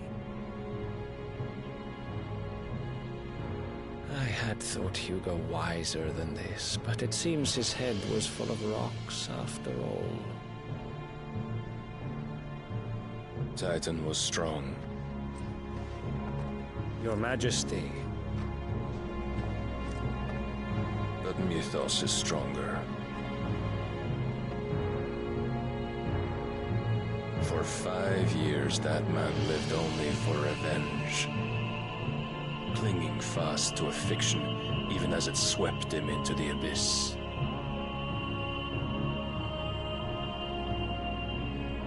One cannot change one's nature through force of will alone. Only the Almighty can do that.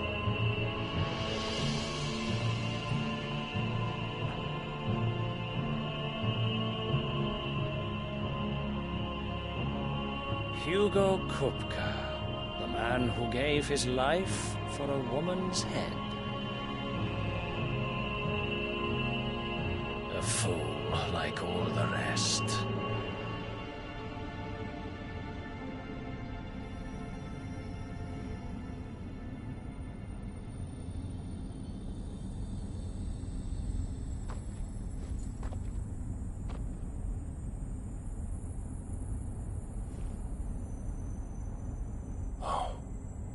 That the death of a mother crystal should be so beautiful.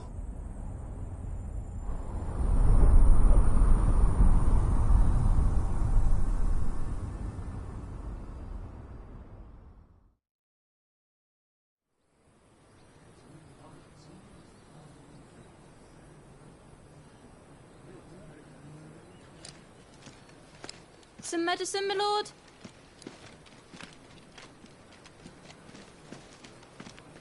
I have salves, potions, anything you need. Stop bothering me, urchin, or you'll feel the back of my hand.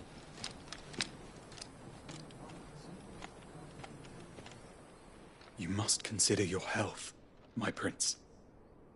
If a show of force is needed to keep the Dalmex at bay, you may trust in your dragoons. I beg you to call on Bahamut only as a last resort. His strength comes at too great a cost. The Empire agreed to an armistice with the Republic, and yet the Emperor still plots its ruin. For now, the Dalmecs suspect nothing, and as long as I can hold their gaze, war need not be inevitable. But more than that, Bahamut is the champion of the Empire. When our people look to the heavens, the sight of him gives them hope.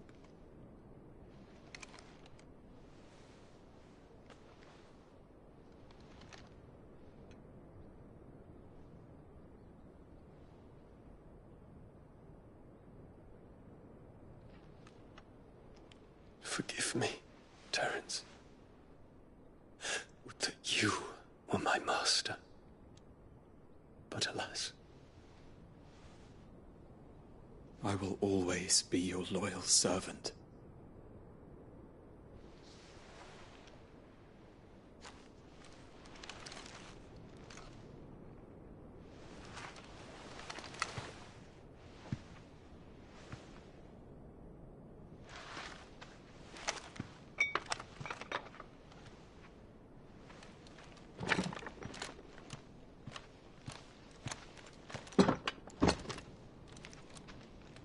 Should the Council's brazen maneuvering prompt the Republic to tear up their own treaty and launch a new assault, our soldiers would advance to meet them, cutting across the Central Isles, but not in time to prevent their forces from breaching the southern defenses and storming Twinside. And so the capital would become a battlefield. Thousands of innocents would die. I cannot allow that to happen. There is one small mercy, at least. You will not be forced to do battle with Titan.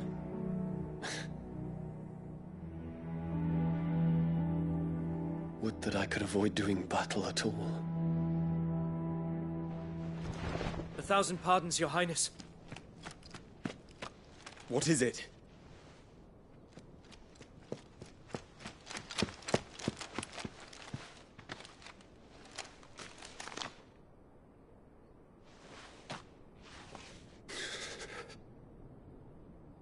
Olivier has been made Emperor. What is the meaning of this? My father's orders. What were they? Quickly! Yes, Your Highness. His Radiance requests that Your Highness maintain position here and... Ah!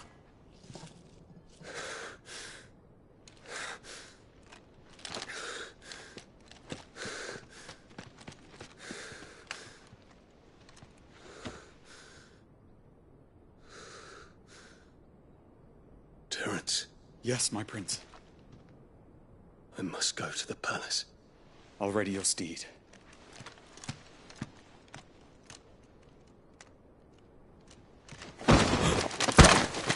What is it now?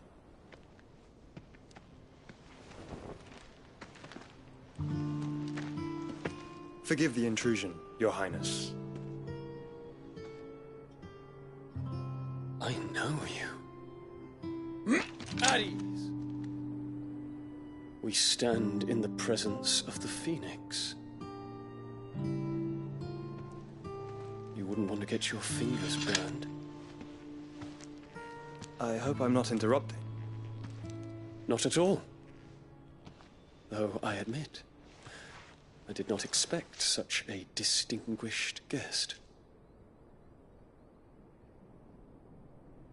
How many years has it been since the Remembrance ceremony? 20? I thought you long dead. Do I address a ghost? Many have told me that I look like one. But no. I'm alive. Just. Prince Dion of the House Lesage, I have a tale to tell you.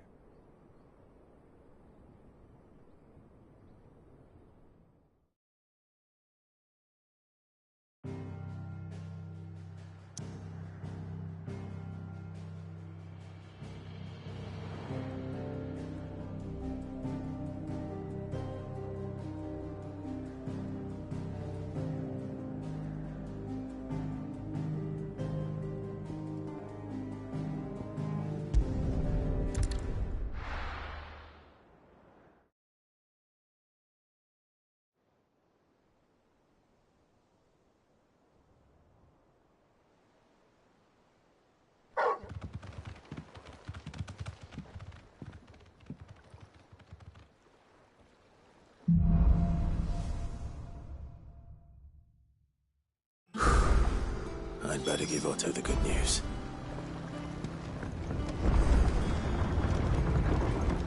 Always need patching up. Sid.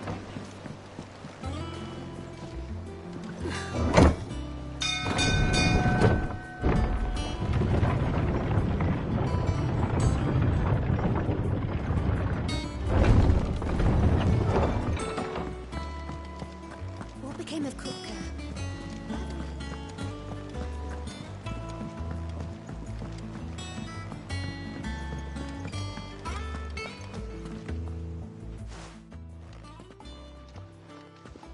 Clive, you're back.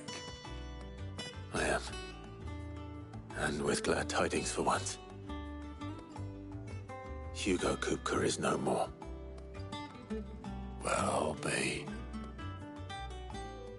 All of our comrades who lost their lives back at Sid's place be smiling down at you right now. We had a stolus from Lubor saying Drake's Fang had fallen. I expect that was your doing as well, was it? It's a long story. One for the history books, I'll bet. Welcome home, Clive. It's good to be back. You look better. I feel it. Which means I'm coming on your next little adventure. You're not leaving me behind again. Wouldn't dream of it. Otto. Any word on the Royalist movements since I've been away? Shouldn't you be putting your feet up? If you really want to know, go and have a word with Vivian. Thank you. I will.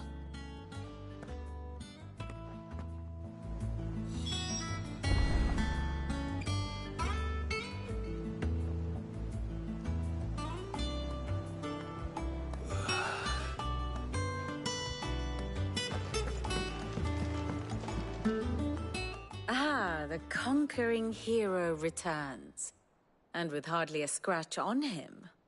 I may have picked up one or two.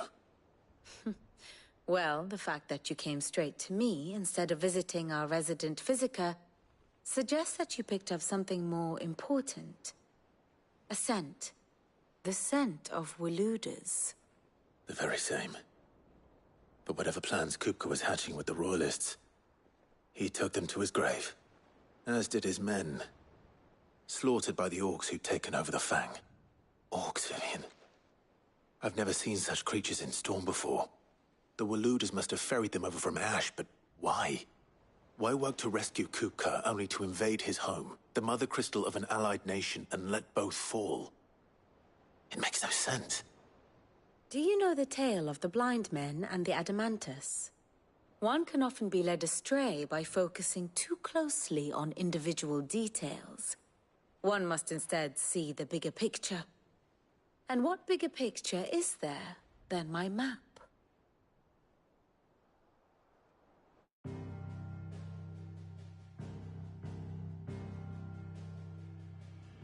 The Kingdom of Waloed claims dominion over all of Ash.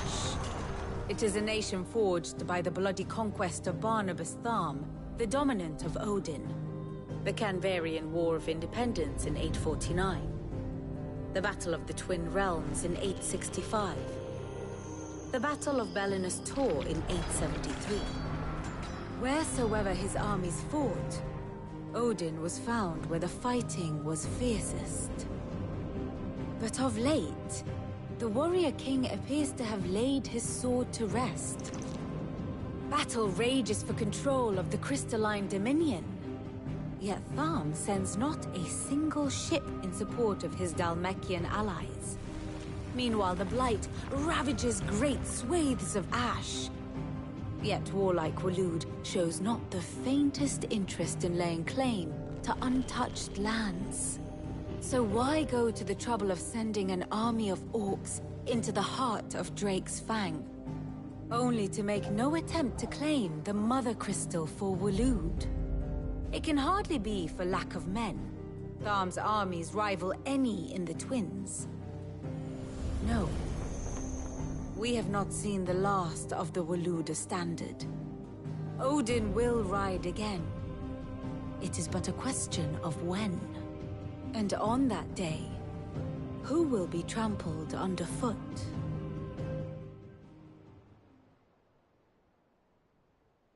In summary, I know not to what end the Royalists betrayed Kupka. I know only that it is part of some broader scheme. A scheme tied to the ambitions of one man. King Barnabas.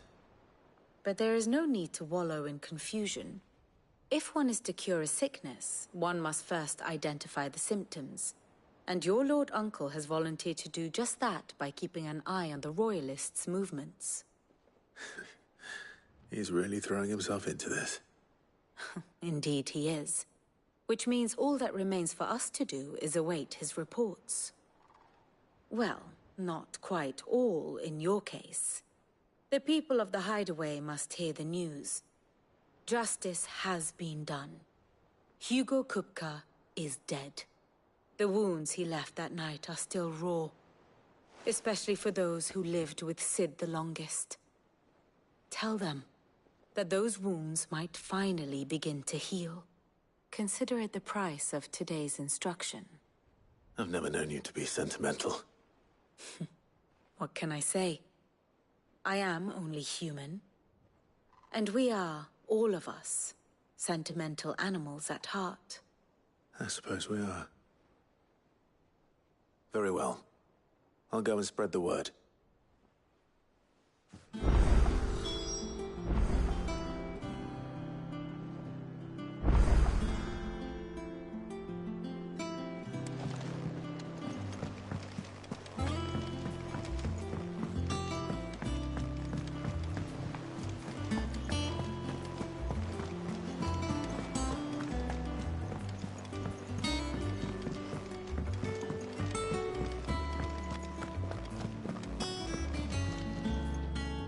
Well, someone looks pleased with himself. It's true what I'm hearing, then. Nothing escapes you, Lady Karen. It's true. Kupka is dead. No more looking over our shoulders, then. Good. I'm starting to get a crick in my neck. Don't let it go to your head, though.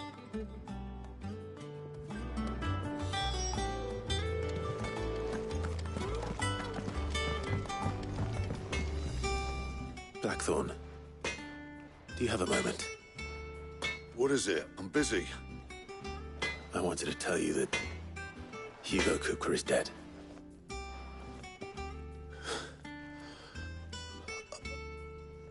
I can't tell you how long I've been waiting to hear those words. This is it then. A new beginning under a new Sid. I'll try to live up to the name.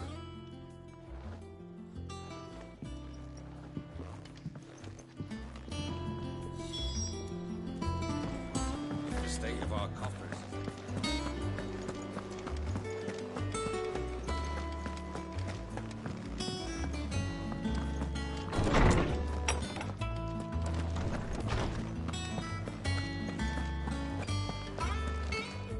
Ah, Clive. Have you come seeking the gift of knowledge? No. To share mine, actually. Hugo Kupka is dead. Oh, my. Can it really be true? Look, he's crying. He is. The big baby. And with good reason, children. These are tears of joy. We must offer up a prayer to your parents that the heavens might weep with us. There shall be no lessons today, only thanksgiving and merrymaking. Go, put away your things. All right. Brilliant.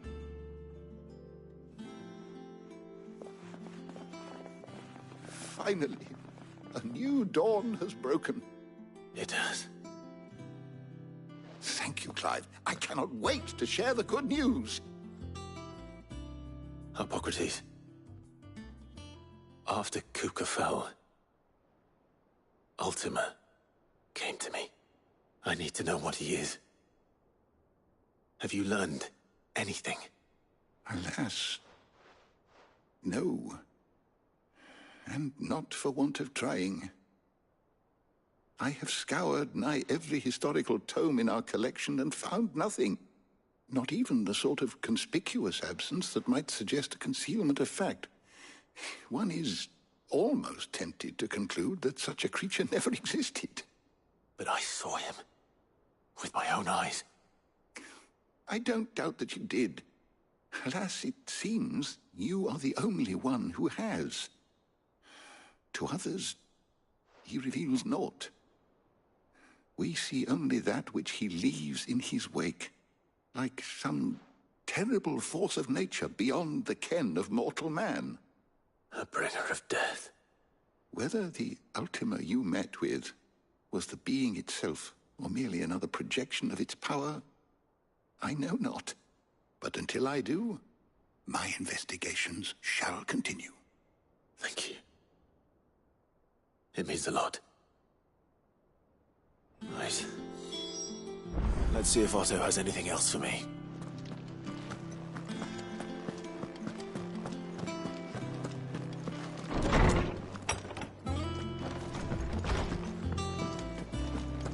Thanks to Sid, the man I'm telling you, it's true. I heard it from Otto's own lips.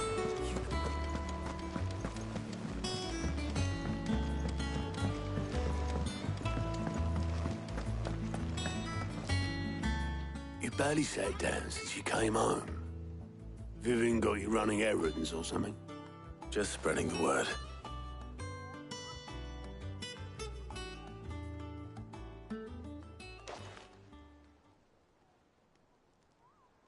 So, the Professor's got a soft side, has she? I'd never have guessed. No. She was right, though. Everyone was glad to hear the news. Ah, but you ain't told everyone. I can think of plenty of friends back at the old hideaway who'd sleep more peacefully for knowing. Not least of all Sid. You should tell him. You're right. I should. And I will. Well, when you do, be sure to take Mid with you.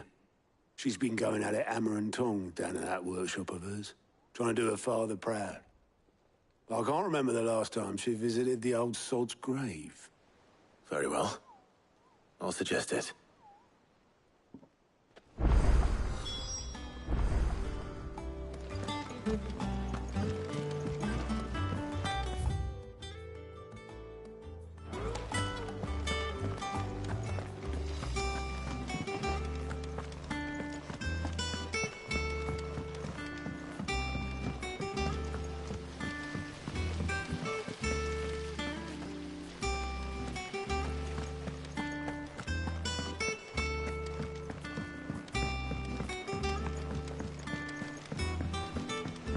Editors started reading books that don't have any pictures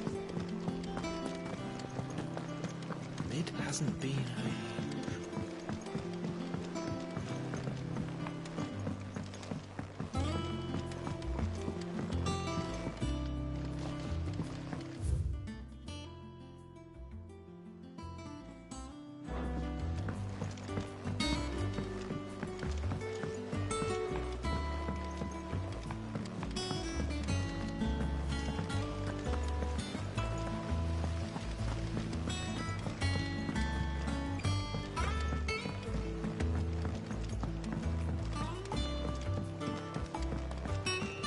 Come up with something soon. All right, Clive? What do you want? I'm going to visit Sid, and I thought you might like to come with me. Sorry, I'm too busy for all that right now. I've got to get this thermal displacement stack sorted. Thermal... displacement stack. Here. And this is for... Only the fastest, finest ship the world has ever seen. The Enterprise. Me and my dad designed it together. Where other vessels rely on the fickle winds to drive them through the water, ours is fitted with mithril engines.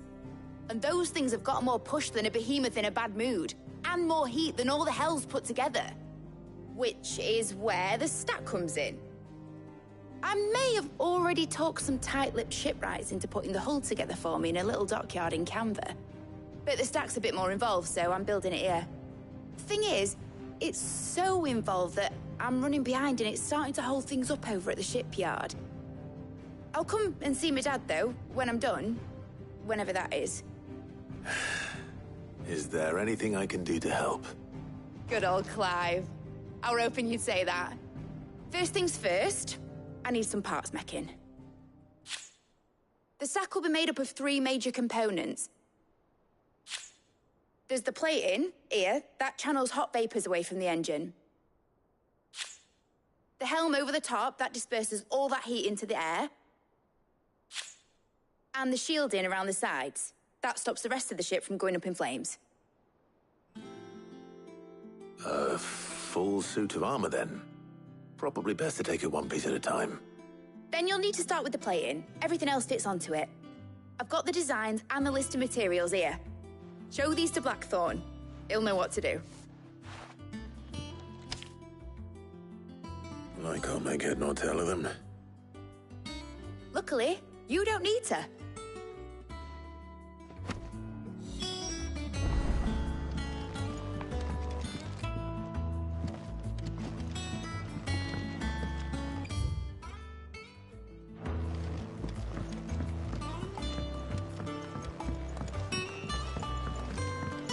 Mid might need some help tidying up that workshop. Think Mid might need well.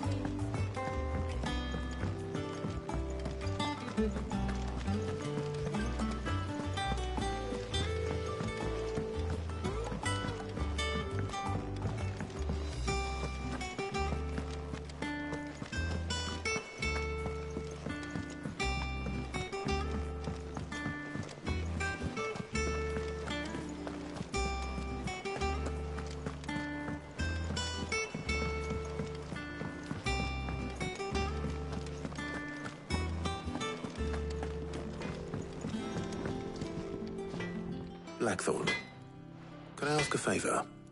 Out with it. It's for Mid. This my last chance to say I'm otherwise engaged. Spare myself the arseache. Go on then. What is it this time? She said you would know. Here.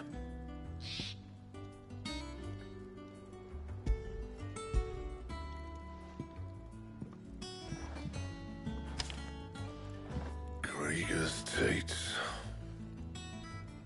Well, I don't know what the hell you'd want this for, but I can make it. Won't be easy, though. And I'll need help. Get Gabonotto in here, will you? All right.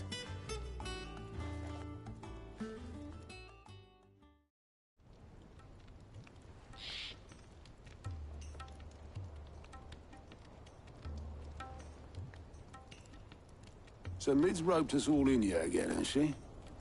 Typical. Still, if that's what it takes to get her to visit Sid's grave, I'll do what I can. And, what is it we need to do, exactly? Take a look at this. It's this plating. The usual saw-grade steel won't work. We need something that can get very hot, very fast, and still keep its shape. That means an alloy.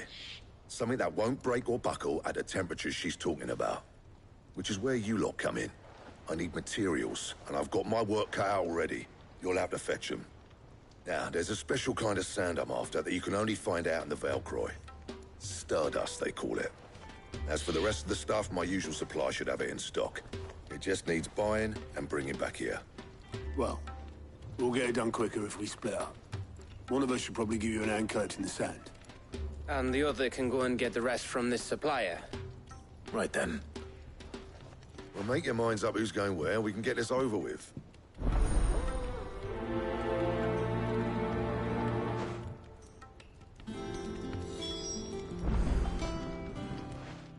You going after the Stardust then, are you? Which one of these 2 lucky souls is going with you?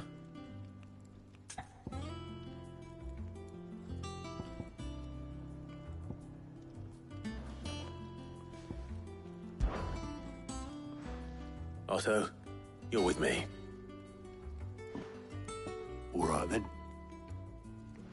Where do we find this stardust, and how will we know it when we see it? There's a river that runs through the southern reaches of the Velcroy. It's the black sand that washes up on its banks that you're after. And I'm guessing you'll be needing sackloads of the stuff. Might be worth our importers in the Dalimil Inn. I'll head down there. See about finding us a wagon. All right. I'll meet you by the river. Yous two take care, eh? I'll go and see this supplier. Just don't let the bastard fleece you, eh? He wouldn't do that. He's Blackthorn's mate. Isn't he? Best of luck.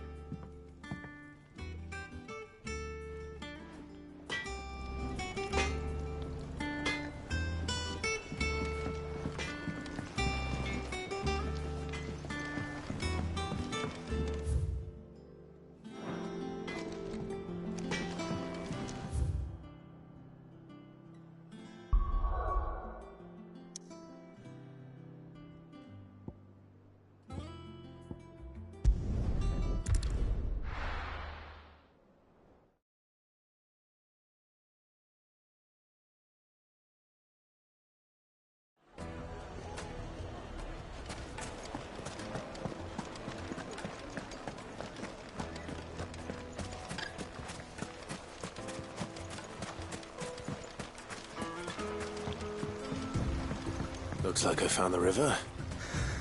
Now where's Otto?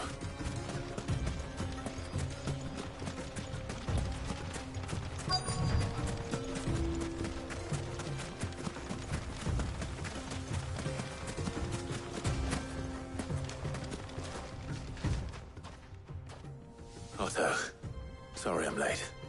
Oh, Clive. I had a quick scout about, and I reckon this area's our best bet. Seems Blackthorn's the only one who thinks smithing with his stardust stuff's a good idea. It's just lying here, waiting for any old fool to fill his boots. But unlike any old fool, you thought to bring a wagon. Well spotted. Now get filling.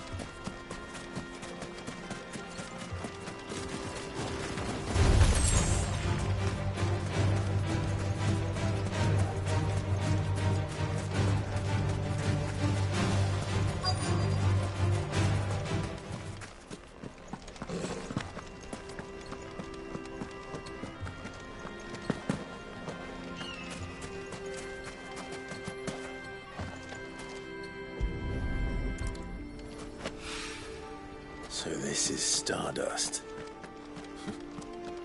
It just looks like black sand to me.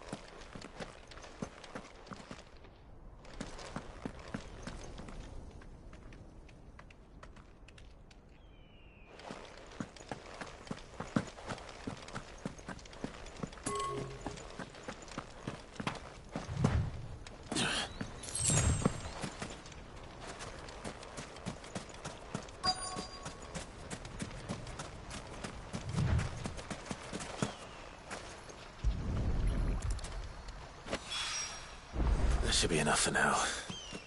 Let's see how Otto's getting on.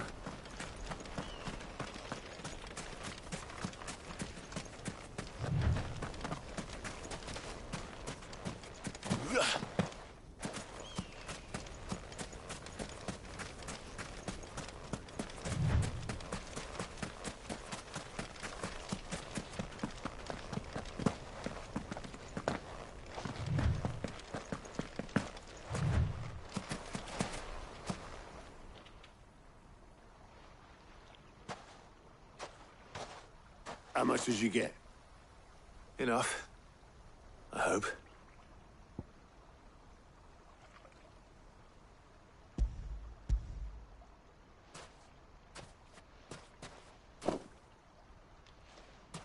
More than me.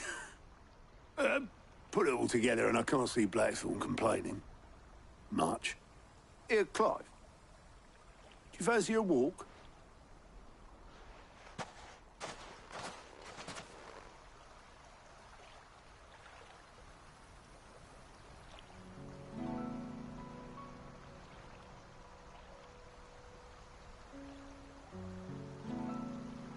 Sid will be proud. Of what? Of you, you idiot. The way you've carried on what he started. When we first met, I had you down as a spoilt little puppy who enjoyed nothing more than biting the hand that fed you. But 5 years on, you're the one doing the feeding. So thanks for proving me wrong. You weren't wrong. But I changed. Thanks to Sid. And thanks to you. When I suggested taking on his name, you were the first to back me. And if you hadn't, no one else would have. I couldn't have done any of this without you, Otto. Yo, give over. You're making me blush. All I did was choose hope over despair. I gave you a chance, yes, but you're the one who took it. You took a rabble of homeless, hopeless outcasts and put them back on their feet. Gave them something worth fighting for, just like the old Sid did.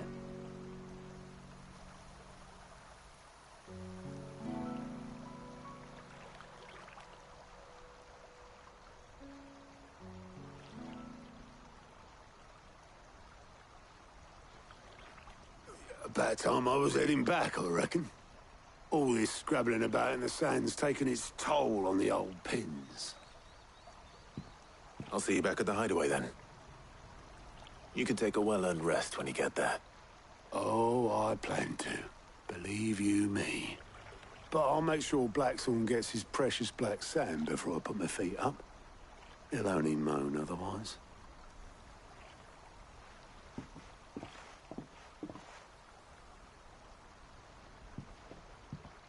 Right. Ready to go home, boy?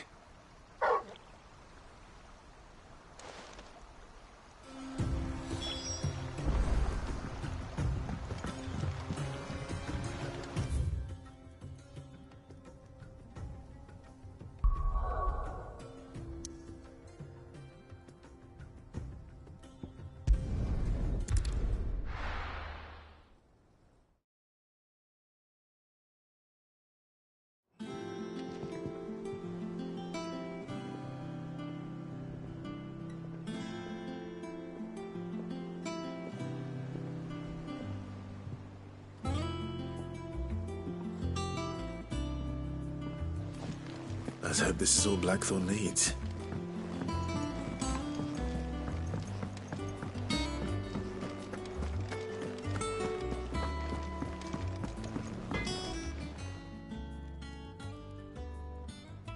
Blackthorn, got everything you need?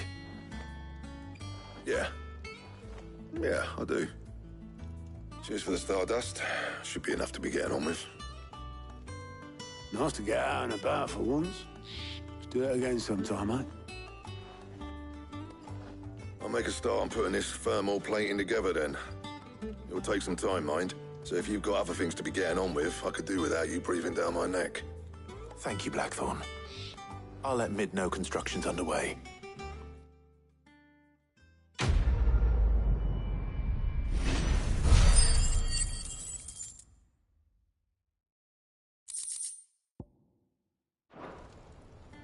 Suppose we'd better be getting back to work too.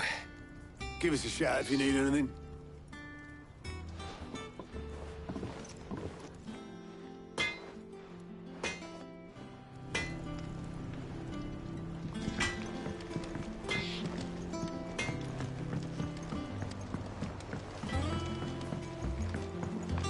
I went up to give some greens to the chocobo.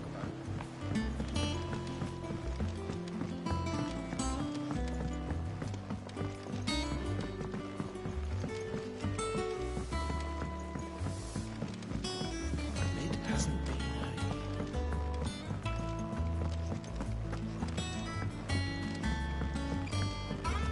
Editors started reading books that don't have any pictures.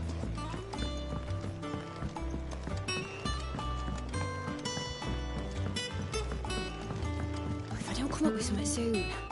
You'll be pleased to hear that Blackthorn's started work on the plating. Excellent. 1 down, 2 to go. So, what's next? The helm, of course. For this, we'll be repurposing fallen scrap. Salvage from the ruins? I thought that material was all but impossible to work. Ah, but we don't have to. I'm sorry. Just so happens there's one particular ruin that's broken into exactly the right shape and size pieces for what we need. What's the name back there? I'll give you all the details. What's her name? Right.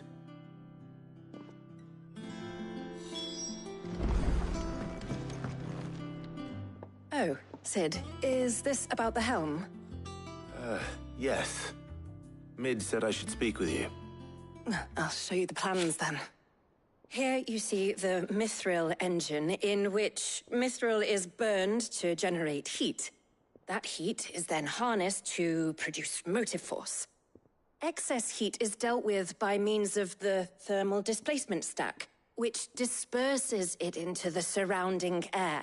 Now, were we to rely on thermal plating alone to achieve this effect, the rate of excess heat buildup would far exceed the displacement coefficient of the plating.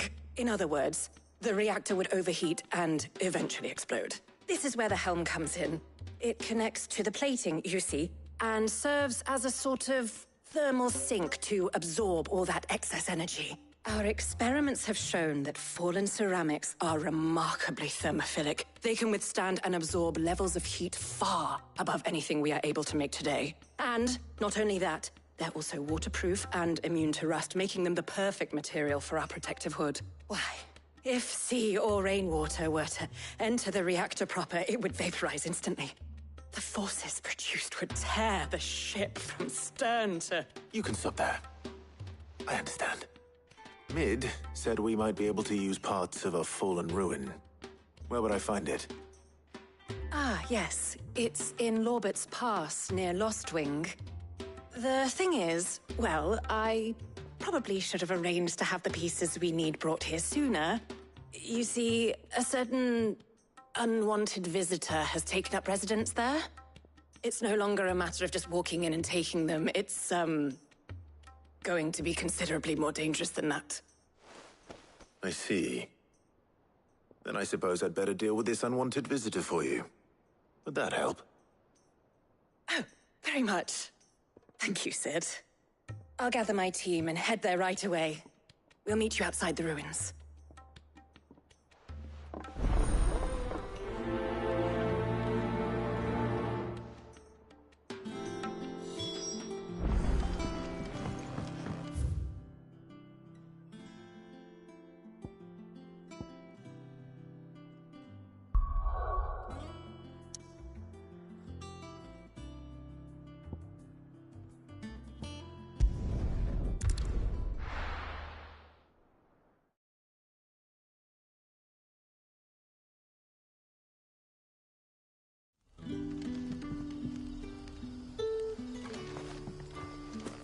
Good day to you.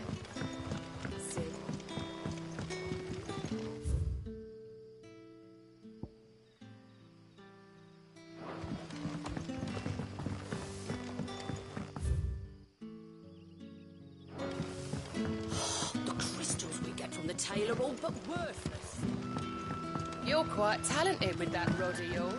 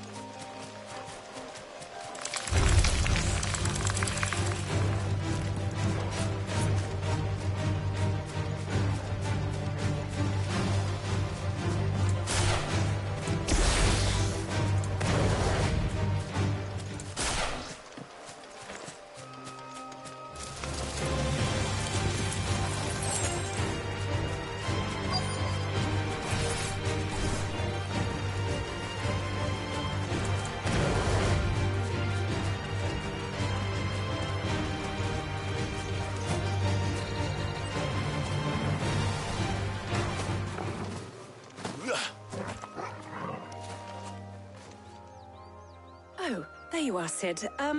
Thanks so much for coming. The, ruins are just over there, as is the creature I told you about, I'd imagine. Would you mind? Of course. I'll be right back.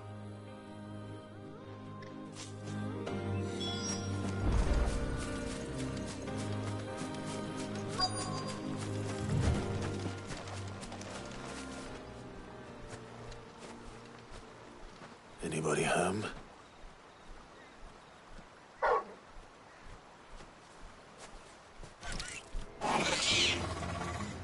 This must be our unwanted visitor. Time to go.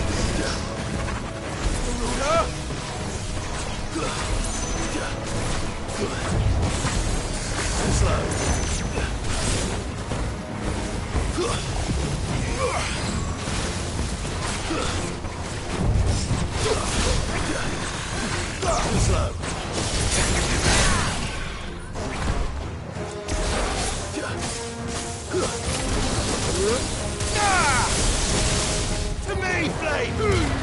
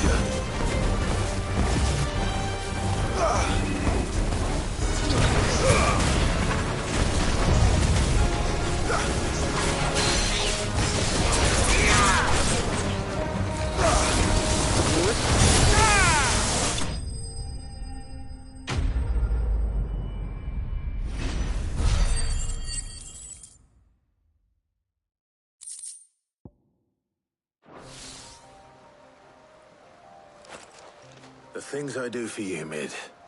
Sid! Oh, thank goodness you're safe. You shouldn't have any trouble now. Indeed. Well, don't let us keep you. We'll, see that everything is transported safely back to the hideaway. All right. I'll let Mid know you're on your way.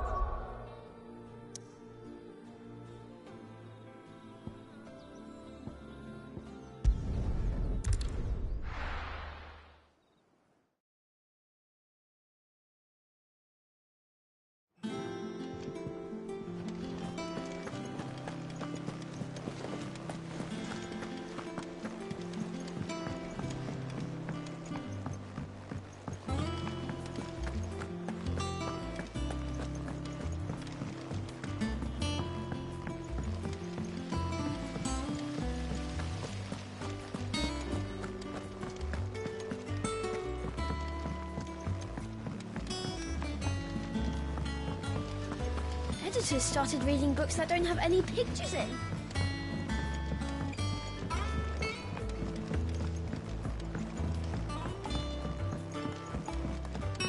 If I don't come up with something soon. Mid. Helena has recovered the material for the helm. She'll be along shortly. Excellent. Another job well done. And just one remaining. Right. Right, the shielding. This one's a bit of a bugger. How so? The plating's enough to stop the engines going pop, but those things will still be spitting out enough fire to set the rest of the ship ablaze. Which is why you need proper shielding. A prison for the dragon's breath that's blazing away inside. I thought a triple thick layer of tempered steel might do it.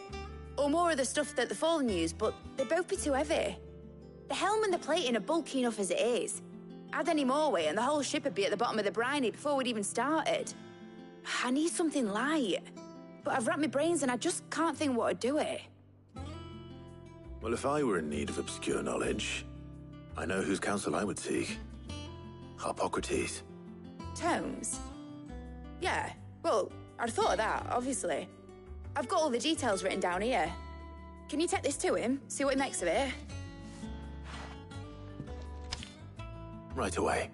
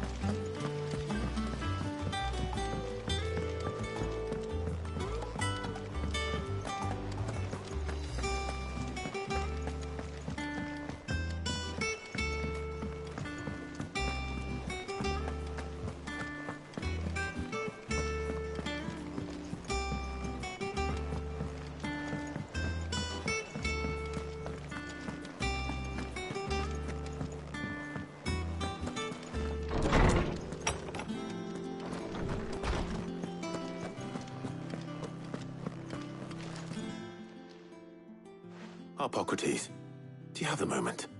For you, Clive, always. Well, actually, it's for Mid this time. Could you take a look at this?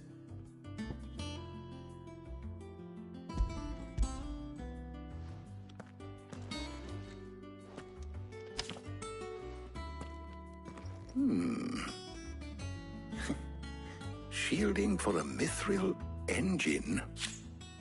Whatever will that girl think of next? What are these notes around the edges? She has some specific requirements for the materials. The shielding needs to be able to resist extreme heat on the inside, and yet remain cool enough on the outside not to set the ship alight, while also being light enough not to sink it. As you can imagine, she's struggling to find anything that meets her needs. I see. I wondered if you might know of a solution, or if you might be able to search the records for one. Perhaps it is not a different material she requires, but a different approach. What do you mean? Consider the lake we have made our home. Its blighted waters eat away far more quickly than fresh water or even brine, at timber and steel alike. And yet, we have made a home here from those very materials nonetheless. We have. But Bardolph must varnish every board twice over to keep it from rotting. And Obelus complains that without a constant supply of pitch. I see. Early Gregorian histories speak of a preparation known as moon dew. It is said to be able to resist even the most ferocious flames. Before the dragoons tamed the worms and wyverns of the realm, nobles would daub their castle walls with it in order to guard against dragon fire. So if we could recreate it... It might be applied to some material or other in order to provide the protection Mid requires. As to how best to apply it and to what material, perhaps Bardolph and Obelus might be of assistance. I shall speak to them and see what wisdom they might have to offer. If you would be so kind as to procure the necessary ingredients, I shall discuss the specifics of how it might be most effectively put to use with our two friends. the knowledge of the past may yet prove useful to we of the modern era. Thank you, Hippocrates. And since you're asking others to help you, perhaps I should too.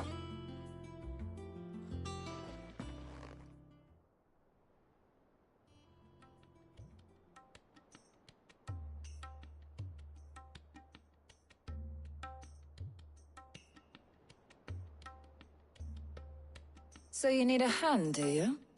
We do. I'll be heading to market for the ingredients we need. I could do with some help. And some company, too. The other can assist me in researching how best to prepare the shielding itself. Can we count on your aid? Always. Well, if Jill's game. Thank you. I am sure either of these fine young minds would prove indispensable in my research. I leave the decision as to who will go with whom in your capable hands, Clive.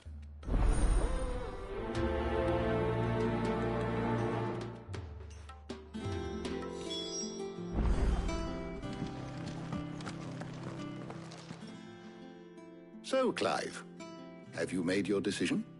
Who will accompany you on your little excursion?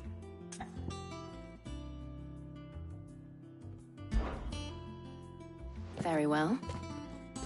So then, what do we need to find? I have taken the liberty of preparing a list. Here. White chocobo eggs. Pepio nuts. Are you sure this list is right?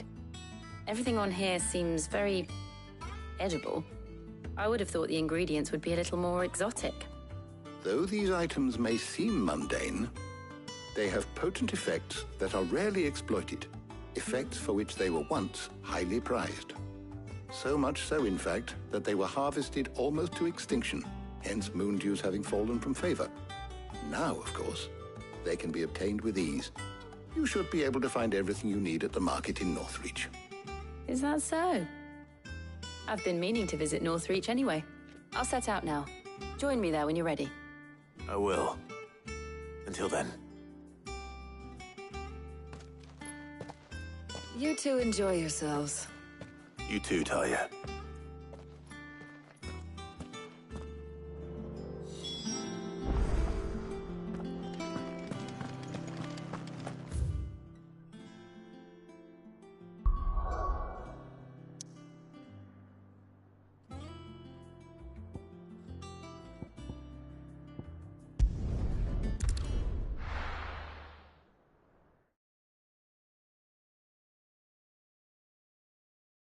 Now, where's Jill? There's talk that the glass gate flooded. Keep them pilgers nice and chilled. I won't. Are those Pepio nuts? How goes the hunt for ingredients? I've only just started. I'm sure everything we need is somewhere amongst all these stalls, though. Why don't we split up and see? We'll take a couple of ingredients each. All right. What am I looking for? How about you look for the Pepio nuts and some garlic? I'll find the other things we need. We can meet by the gate when we're finished.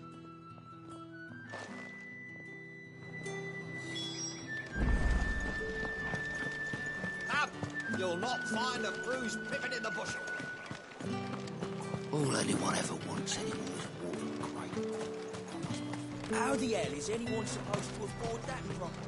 Oi, don't touch anything. Go on, take it. Thanks for nothing.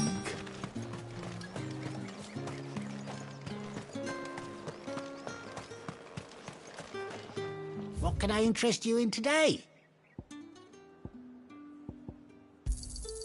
I trust it's all here. Ah, yes. I trust it's all here. You're always welcome here in Lostwing. Let's see how Jill's getting on.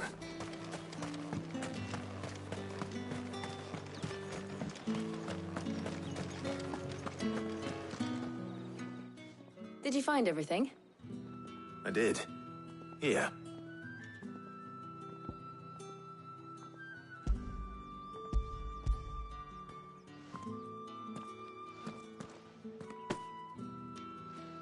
Garlic and Pepio nuts. Perfect. Now, all that remains is for Harpocrates to somehow turn all this into what Mid needs to keep her engine cool.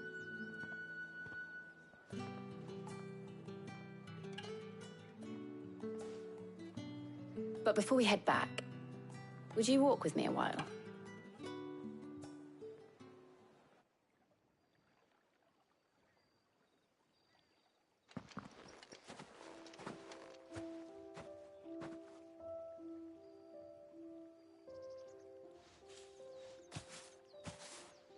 Thank you for asking me to help you today. It makes a nice change. It does. It's good to get away from all the battle and bloodshed for once. Just being here reminds me of when we were children. Do you remember? Walking down Market Street in Rosalith, taking in the sights and smells. How could I forget? What with Torgal's antics.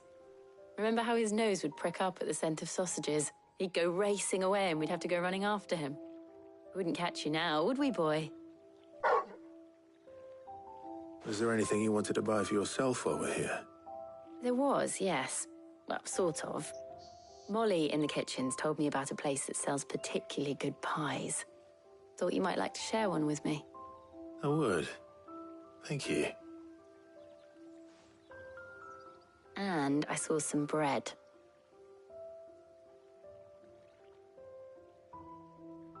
Big white cobs like the baker back in Rosalith used to make. What do you think? I thought we might get some soup to dip it in.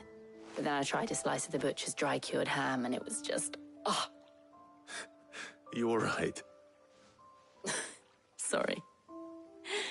It's just... you're right.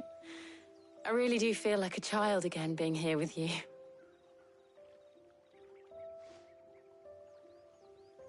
Clive. Is it wrong of me to enjoy this? No, Jill. This is how life should be. And it's how our lives will be when our work is finally done. When we can live on our own terms. I hope so. Thank you, Clive.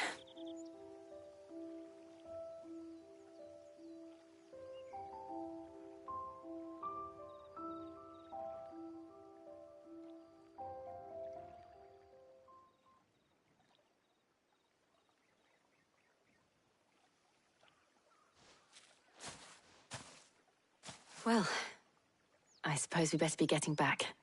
I need to give these ingredients to Harpocrates and Talia. I'll see you at the hideaway. Take care. I will. You too.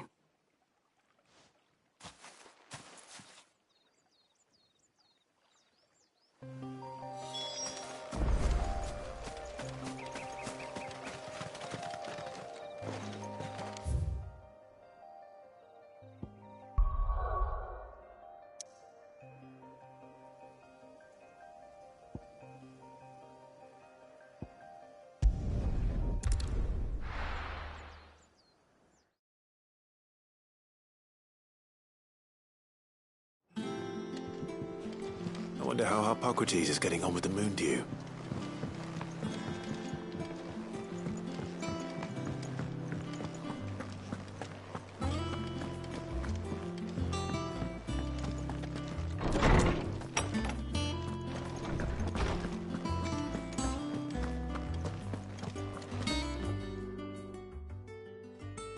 How's work on the shielding progressing, Harpocrates? Well, very well indeed. And thanks in no small part to your kind assistance. I was just explaining to Talia how we might best go about preparing the moon dew. And now that we have all the ingredients, we may begin. You can count on me. I've mixed more than a few mysterious concoctions in my time. I'm sure you have. What about the shielding itself? Work is underway, under the watchful eyes of Bardolph and Obolus. Apparently, it'll be ready soon. Thank you. All of you. Right then. Jill, would you join me in the infirmary? Many hands make light work and all that. Of course.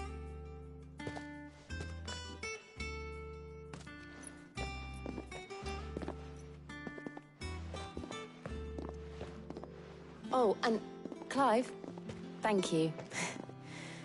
It was nice just being with you.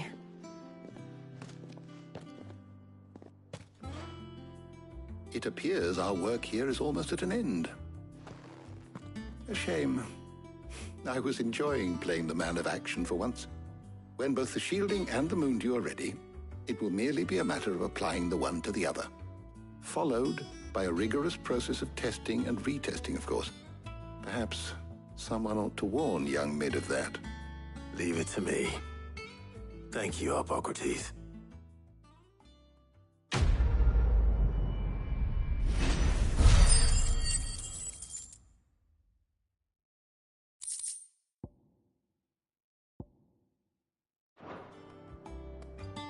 Well, I better go and give Mid the good news then.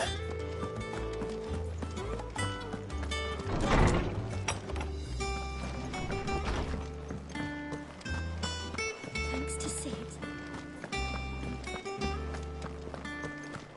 He cracked the crystal too.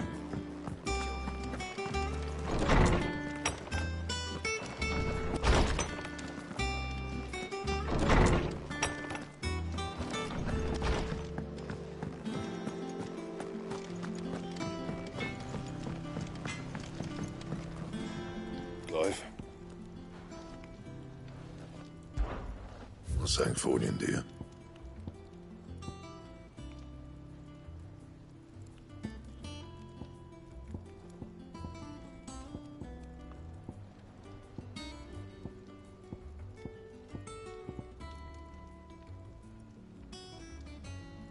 Bring me the materials, and I'll think about it.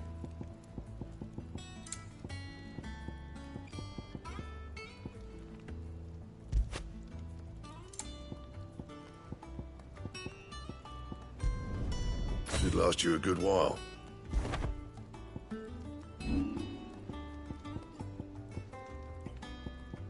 Anything else?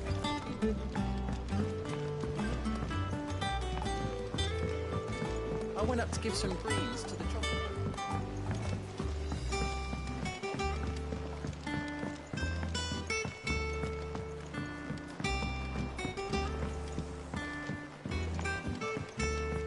Mid hasn't been. Editors started reading books that don't have any pictures in.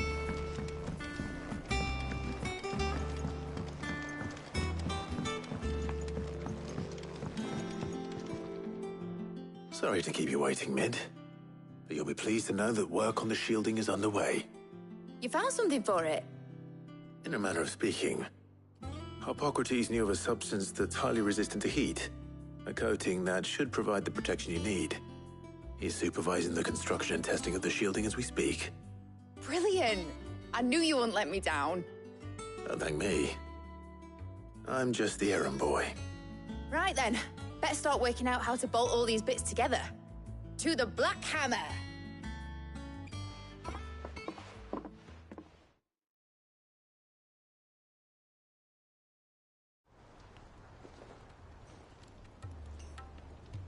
You know, when I got into the smithing game, I thought I'd be making swords and shields, not thermal bleeding didgeridoo-dahs. Displacement stacks. Same difference. Whatever you call it, I ain't putting it together in here. It's cramped enough as it is. Let's take this outside. Mid, you get all the parts lined up on the deck. I'll take care of the rest. On my way! Oh, and bring me the biggest salmon you can find. This is gonna require some precision walloping.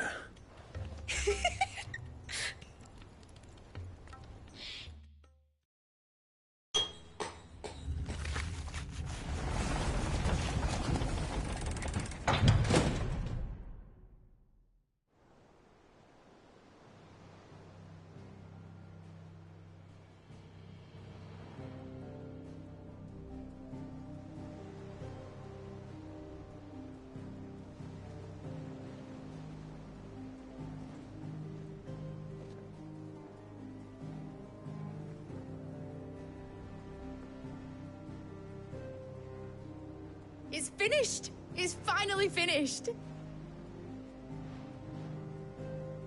Fuck for that. I'll be feeling my hammer arm for weeks. Thank you, Clive, Blackthorn, everyone. That's one down and just 3 more to go.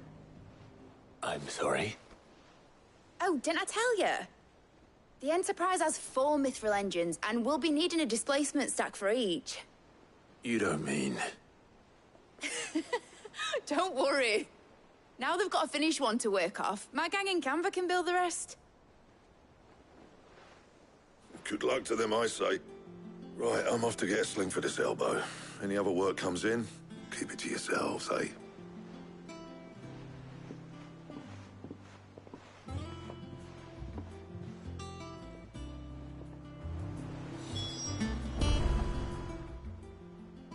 What's the matter? Nothing. Just daydreaming. Thinking about the Enterprise sailing off over the horizon to shores unknown. Searching for a land untouched by the Blight. Just like me and my dad planned. So if the worst came to the worst and every scrap of soil in the Twins turned black, we might still have a chance. That's what she was meant to be. You see, one last chance just in case we needed it. But now she's so close to being finished, I've realized I don't want her to be that. I don't want her to be just a lifeboat for us to cling to if things get desperate. I want people to sail aboard her by choice, not from the lack of it. In a world where we're not just trying to survive, but where we can actually live. I'm working on that. And I'll do everything I can to get you what you want. Don't you always? All right. My mind's made up. As soon as the Enterprise is fit to sail, I'm putting her under your command. Sod our plans, I'm trusting in yours. Are you sure about this? Something tells me it's what my dad would have wanted. He'd be proud of you. You were gonna visit his grave, weren't you? I was. And you can come too now that your little project is finished. Right. There's just one thing I need to finish up first. Won't be a mo. All right. I'll let Otto know you're coming. Meet us in the mess when you're ready. Aye, aye, Captain.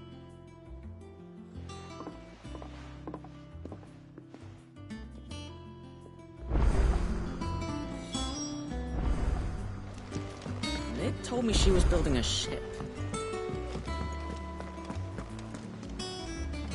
All right, Clive. Asterix. We'd finished sending half the hideaway traipsing across the Twins, has she? I swear, that girl'd do anything to put off visiting her old dad's grave. No excuses now, though, eh? Not quite.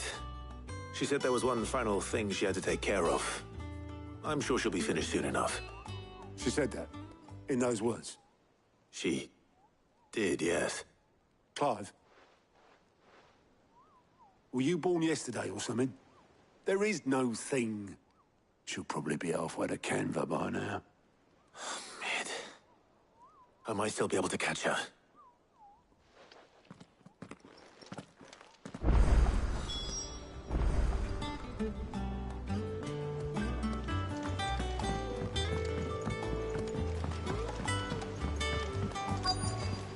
Is that the thing Tomes helped? Obolus, have you seen Mid? Yep. In a boat, going that way. Then I'm too late. You in a hurry and all, are you? Oh, I offered to take her across, but she wouldn't wait. Just paid for a dinghy and rowed off. Oars going like the clappers. Got some life in her, ain't she?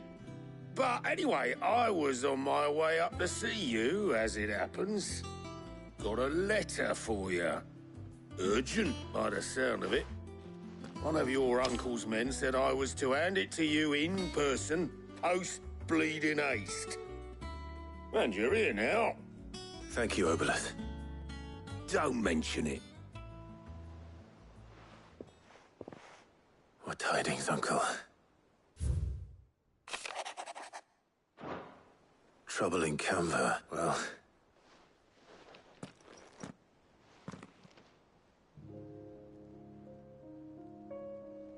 So what? Mid got us to do all the dirty work and then just sailed off into the sunset? It, seems that way. Well, nothing we can do about it now. But next time you plan on visiting Sid, you might want to tie her to something before you suggest it. Ah, don't be so hard on her. Gotta admit, the dirty work was kind of fun. Everyone pitching in, all that bollocks. Just like when we built this place. You're right. Anyway, we all set to head to the old hideaway. I could do with getting to Canva pretty sharpish. Wouldn't do to keep Lord Rosfield of the Seven High Houses waiting now, would it? Not after he asked for me personally. Gav will be leaving with me. Will you mind the place while we're gone? You can count on me. Just be sure to give Sid and the others my regards. All right. Oh, by the way, Jill will be joining us too. She's got some things to take care of, but she'll meet us there. I hope she's telling the truth at least.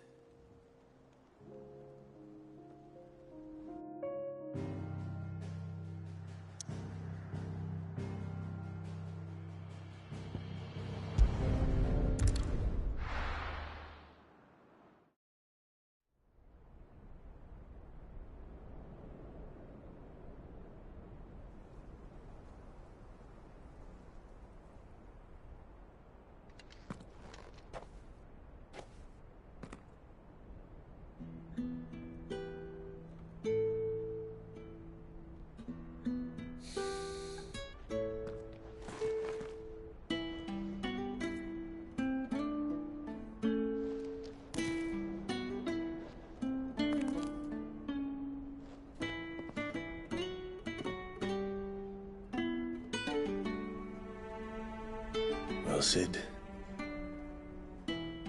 I remember what you told me. But if no one is listening to what you have to say, you may as well not say it.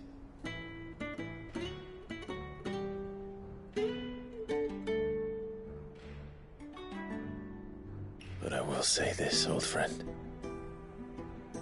Hugo Cooker is gone. His shadow looms over us no longer. It's a pity the Phoenix can't be in two places at once. If he'd have been with us, maybe he could have done something for the lost. Not even the Phoenix can bring people back from the dead. Life has a beginning and an end. So we must live while we have the chance. Not as slaves to the crystals, but as free men. May we join you?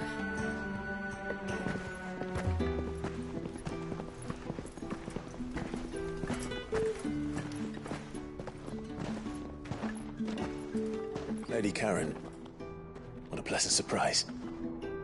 I thought I'd drop by and see how you were all doing before heading off to restock my supplies.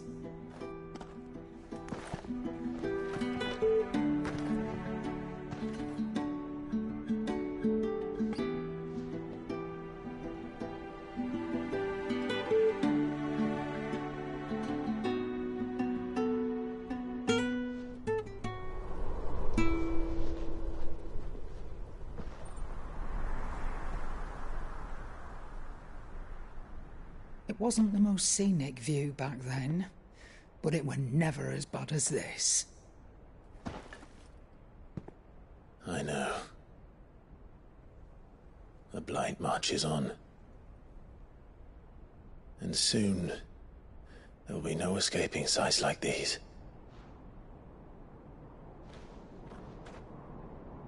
So our mission remains unchanged. We cannot stop until every Mother Crystal is gone, and their thirst for ether with them. The only one that remains in Storm is Drake's tail in the Crystalline Dominion. Our next target. We're going to Twinside. It's the capital of the Empire these days. I wouldn't like to think how tightly guarded they've got the place.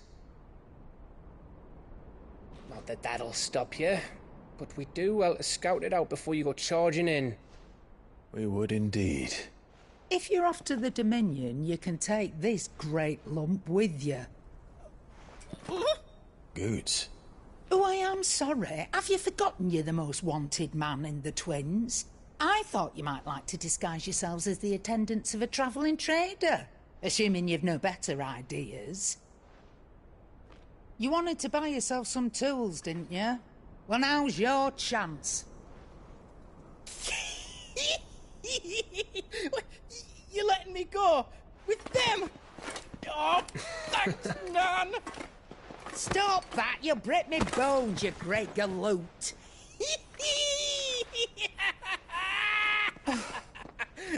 There's a caravan that runs back and forth between the Dominion and the Bocklad markets. It's managed by the Merchants Guild. Just show them Goots' traders pass and you'll be on your way. It'll be a damn sight less risky than footing it the length of the Crystal Road. That's for sure. Thank you, Karen.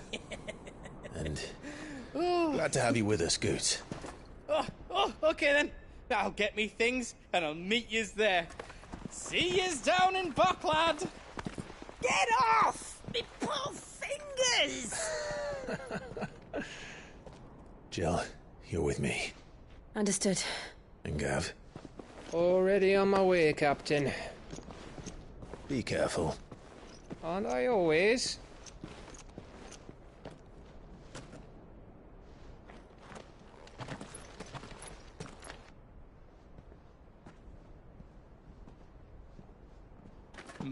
Do you see that, Sid? Your protege's making a proper little outlaw of himself.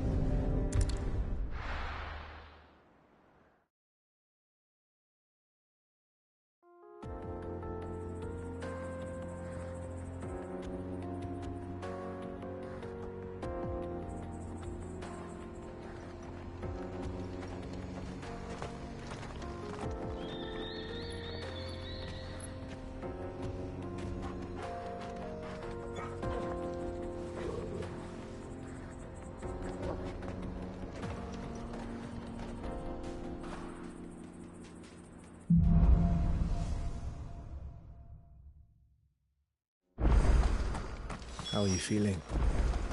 Better. Thanks to Taya. I'm glad to hear it. And Torgal helped too. The new boy.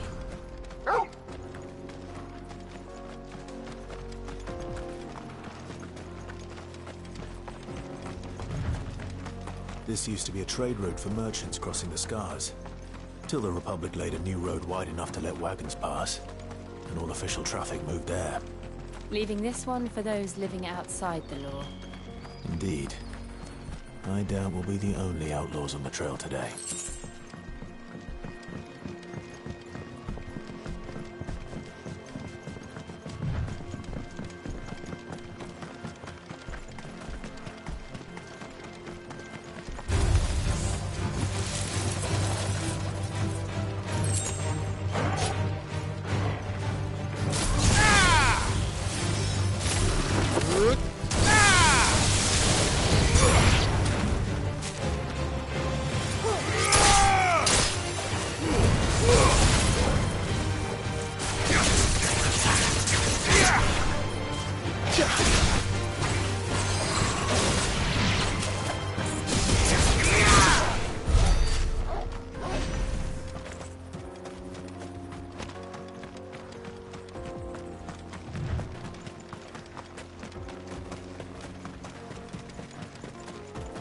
So what do you think?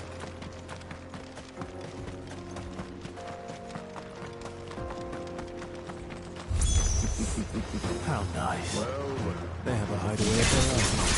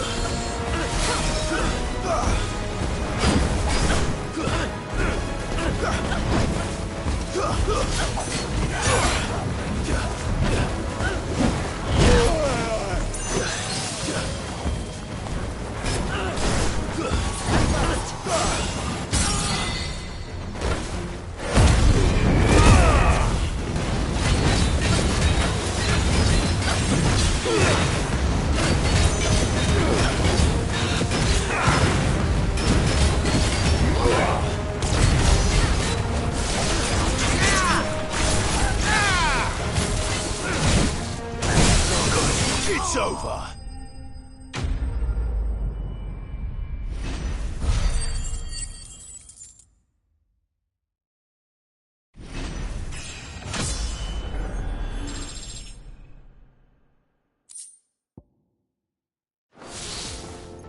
We've done the Republic a service.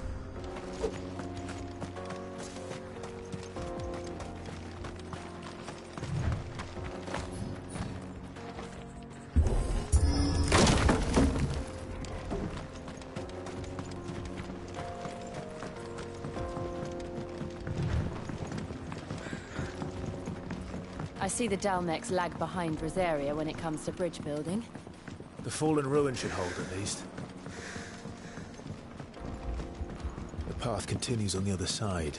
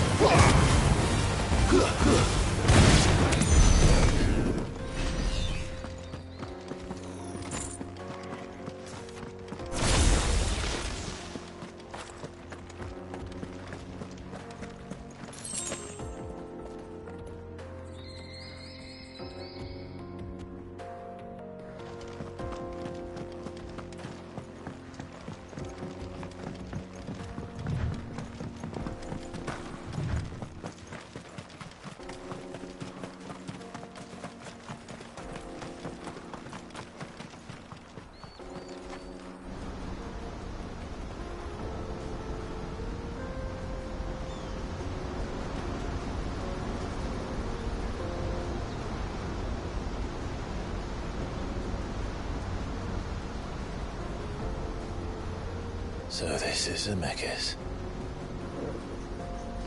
The land of the gods. It's even more impressive than I imagined. I remember being captivated by the story as a child. Long, long ago, man was overcome by avarice and challenged the gods in a bid to win their power.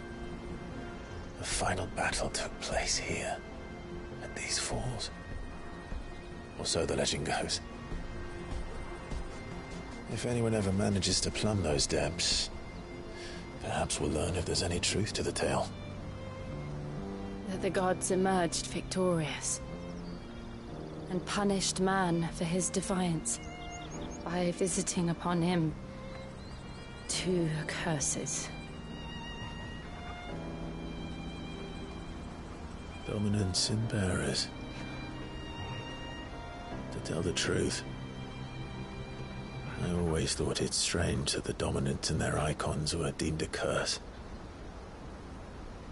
Back home, the dominant inherited the throne.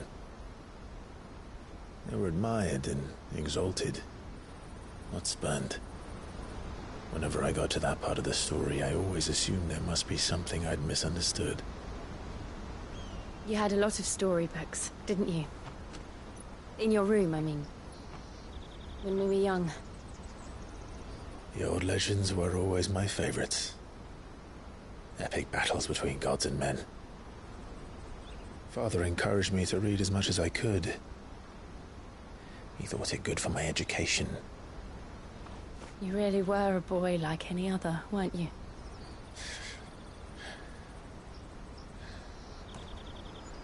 Just look at this place. It's enough to make you believe the legends are true. I know.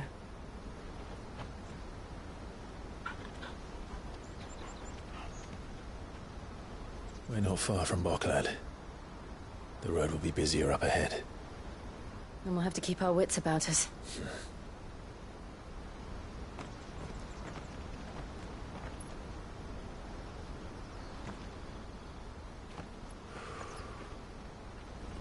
Clive? Something wrong? Nothing.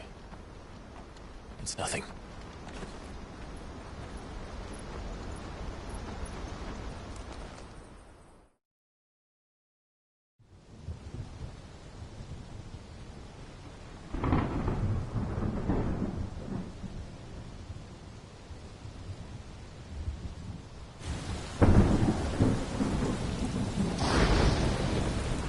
I see the reports are true, Father. You have surrendered the throne to Olivier. I have. Emperor Olivier shall rebuild the Holy Empire of Sanbreque.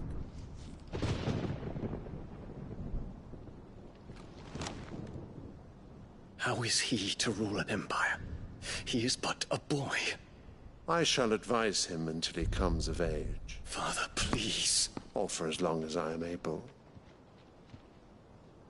The empire we seek to build needs young blood to rule it, and I can think of none better suited to the task.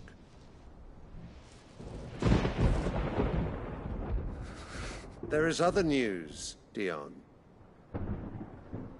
Hugo Kupka is dead, and Drake's Fang destroyed. The pillars of the Republic have fallen. Ere long, the Imperial banner shall fly over every city in Storm. And then, Valisthea. All shall bow before their Emperor. Father, these are the words of a tyrant. They are the words of a god. The Emperor whom I gladly serve. Great Grieger, made flesh.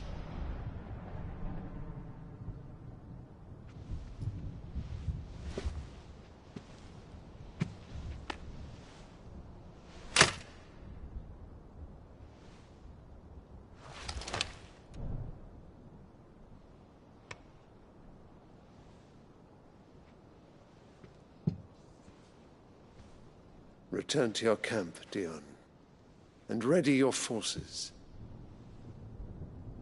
It is time to show the world the true power of Sanbreque. Father. I find you much changed. Is this truly the path you wish to tread?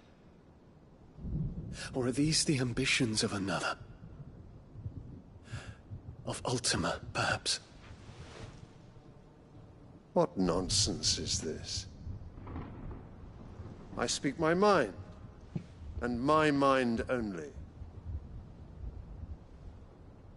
Though I do owe Annabella thanks for reminding me of certain truths regarding the nature of nations, of rulers, and of the divine. You would trust the words of this traitress? She betrayed her country. She slew her husband. You have ever been an invaluable servant to Sanbreque, Prince Dion. I trust you will continue to serve your Emperor in the wars to come. The canker! Silence! Insolent wretch! You will bend the knee. All else is heresy. Sire, forgive me. This audience is over. Come, your Radiance. The Rowena Syndicate awaits your pleasure. Oh, not another meeting with silly old men. They're so boring. I'm hungry, Father. Can't we have luncheon instead?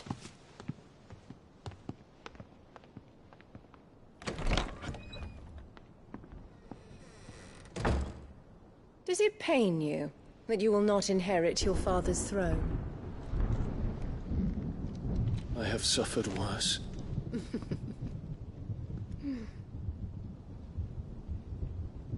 Count your blessings, Dion. For a base-born child to be chosen by Bahamut is miracle enough. You have risen high on his wings, but you shall rise no higher, lest your impure blood stain the throne. What do you know of my blood?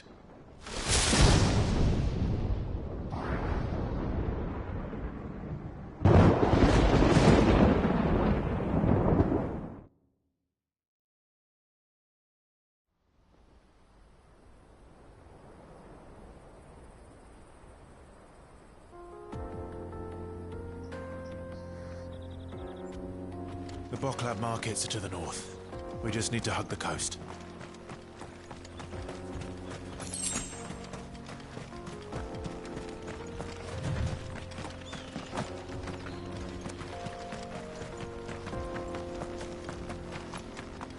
Infiltrating the Dominion won't be easy with the Imperials on high alert. No. His Radiance has lost one capital already. We can be sure Sylvester will do everything in his power to hold on to Twinside. His troops are well-trained and increasingly battle-hardened. But it's not as if we can wait for the siege to end. All right.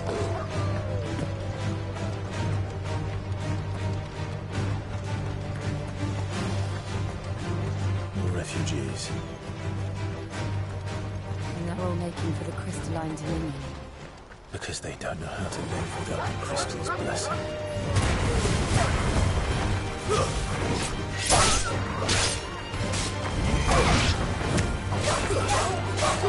It's over!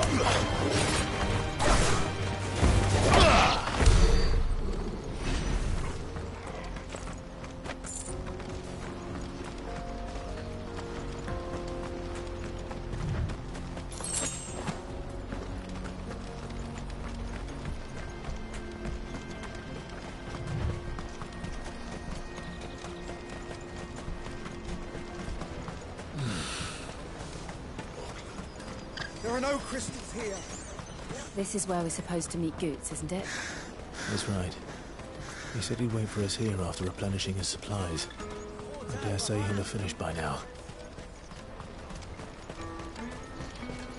Let me carry your goods. I'm cheap. Peaches and pears, beets and beans.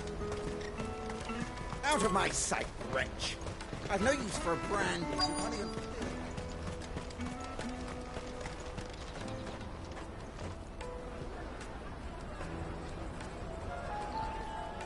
Wonders from across the water. Come one, come all. Feast your eyes. Good sir, can I interest you in...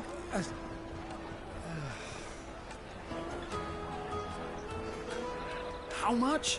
For a measly crust of bread? You won't find any cheaper. Not nowadays. But you're more than welcome to look.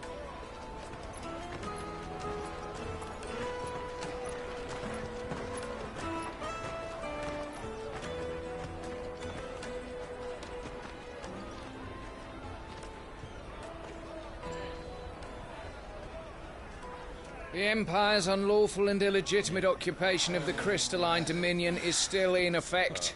Only those whose business in Twinside has been officially approved by the Republican Army will be permitted to cross the border. All who seek entry are to form a line and ready their documents for inspection. It looks like we aren't the only ones who are eager to leave. And they're checking everyone. Can't you make an exception? Not for the likes of you. We won't get through without that pass. Let's go in and find Good, shall we?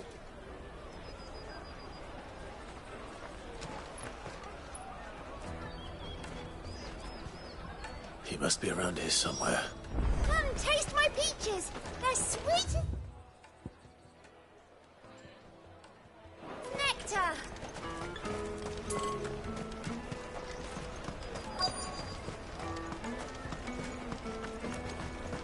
I'll take the large one. Ah, Good. There you are. Clive, I'm so sorry. Don't tell Nan, will you? Slow down, Good. Just tell us what happened. It's me trader's pass. It's gone. We cannot ride the caravan without it. We won't even be able to get through the flipping checkpoint. Do you remember when you last saw it? It was in my pocket a minute ago. Then a bairn bumped into me and... Yeah. You don't think that they might have nicked it, do you? It wouldn't surprise me. A busy market like this is prime territory for pickpockets. So, to get the pass back, we need to find this child. Where would we even start? I know where! I've got a pal in Bocklad who might be able to help us. No one knows more about what goes on round here than she does. Where do we find her? She's the owner of the Crimson Caravans, up that way. Sign's got a red chocobo on it. No time like the present. You two go on ahead. I'm gonna check the rest of my stuff, make sure naught else is missing. All right. We'll meet you there.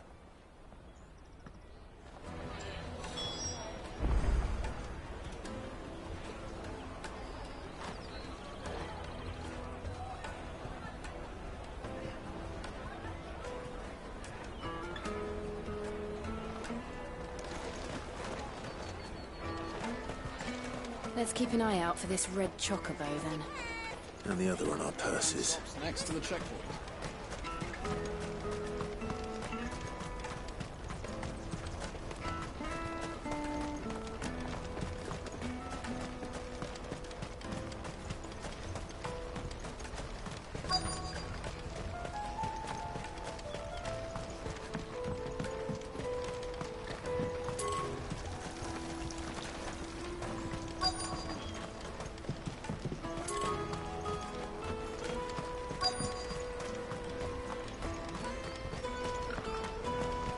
Crimson Caravans, scooping up all the best customers. Leave some for the rest of us.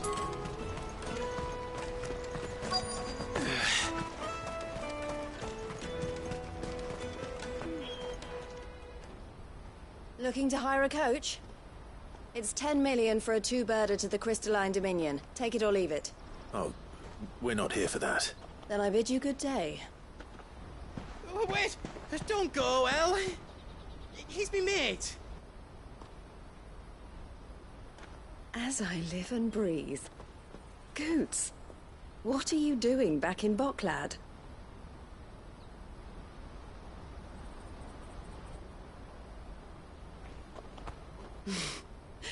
I gather Lady Karen didn't send you.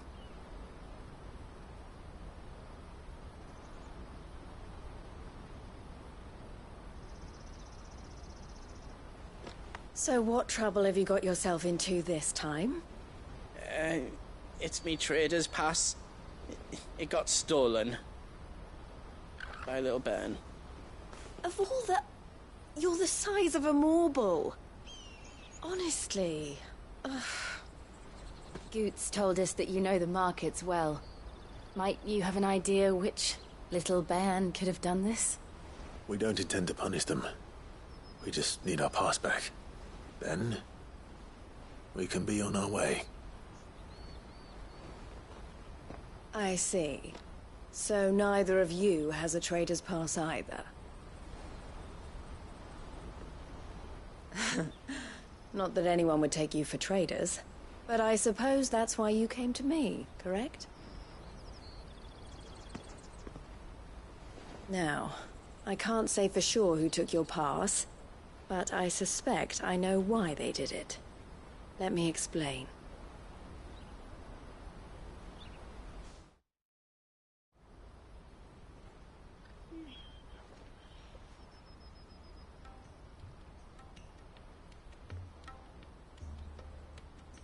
Ever since the Fist marched on the Dominion, the Republic has been clamping down on any commerce that might aid the Empire more than it does us.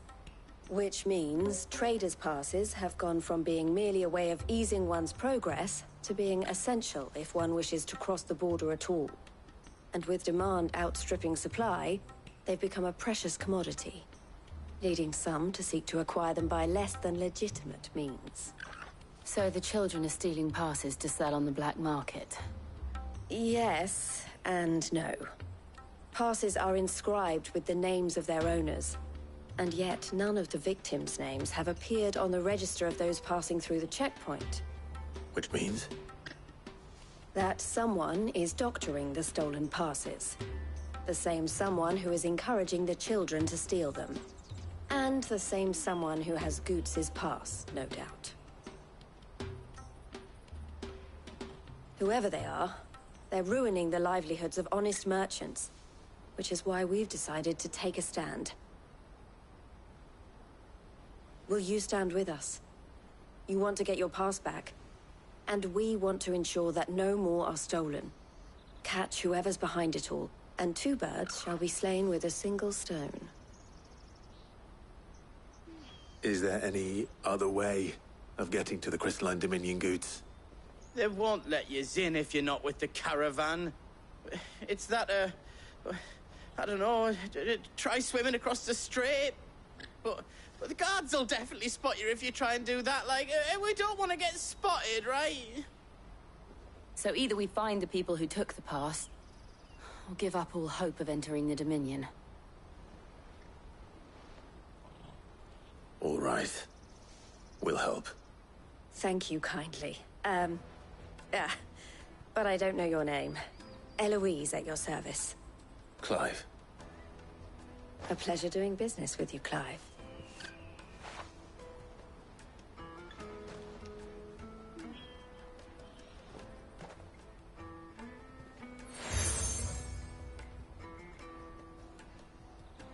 The proprietor of the furniture makers by the coach stop is spearheading the search. Wear that, and he will know you for a friend. I suggest that you speak with him first. The furniture makers. Understood.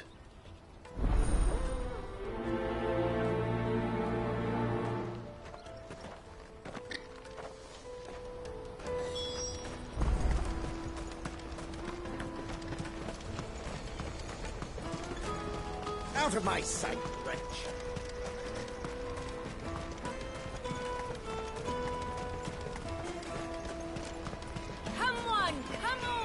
Jug of snake spit for the road?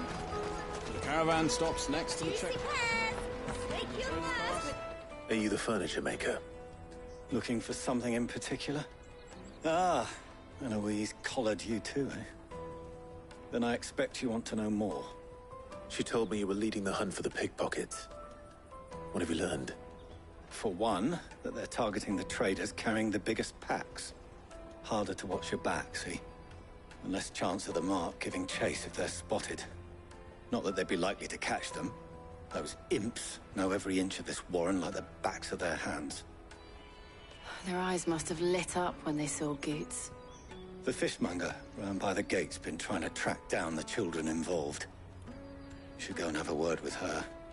Thank you. We will.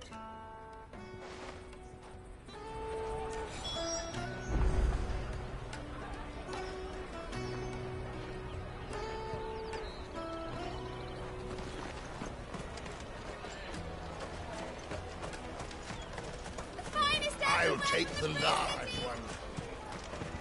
Come and taste my peaches. They're sweet as You should come with me to the Dominion. Life will be... Fish for sale! Fresh sorted and smoked! Can I interest you in... Ah, sorry. Message from Eloise, is it? She's asked me to help her. To help you find the pickpockets. Is that so?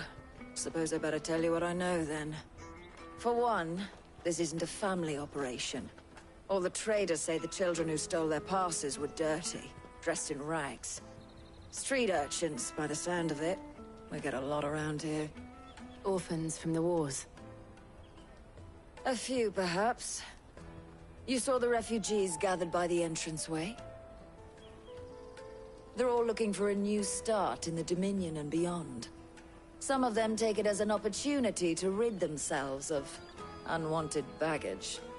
The shame of it. Whoever's behind this would have to have made themselves known to the children at some point. And so should we. You should start with the children around here, then. I doubt they're the ones involved, but they might have heard something. It's worth a try. All right, then. Questioning children. How hard can that be? You won't find anything of this quality in Twinside.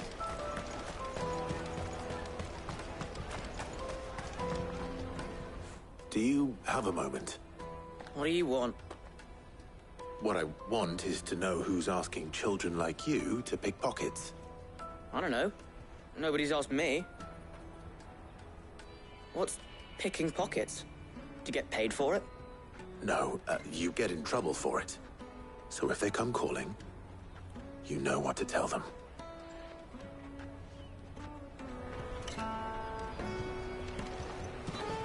The caravan stops next to the checkpoint.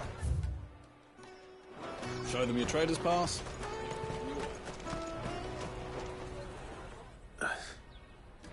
Excuse me?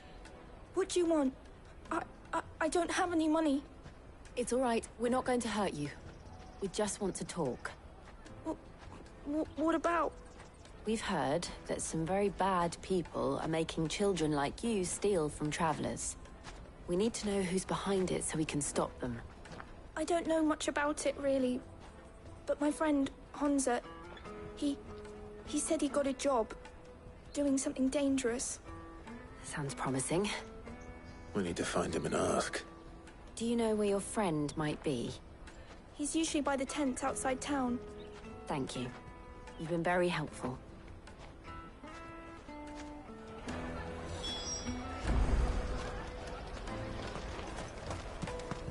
Come on, come on!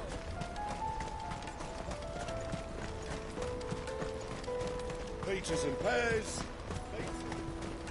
Let me carry your goods. I'm cheap.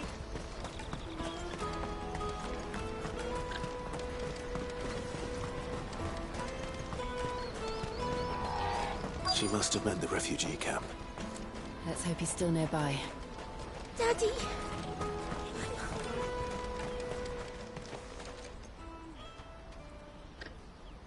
That big fat donkey was easy pickings. He wouldn't have noticed if we robbed his boots off him. Yeah. Wish we hadn't handed over the pass, though. Could use one of those things to get out of this dump. Chance would be a fine thing. The moment they found out, they'd string us up by our guts. Would they now? Perhaps you'd like to introduce us to these charming characters. Shit! We're in trouble now! What do we do? You two get caught if you want. I'm off. Hunter, where are you going? So that was Hansa, eh? Jill, you watch these two. I'm going after him. All right.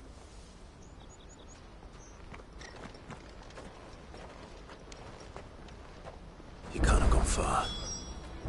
I need to find him before his employers do.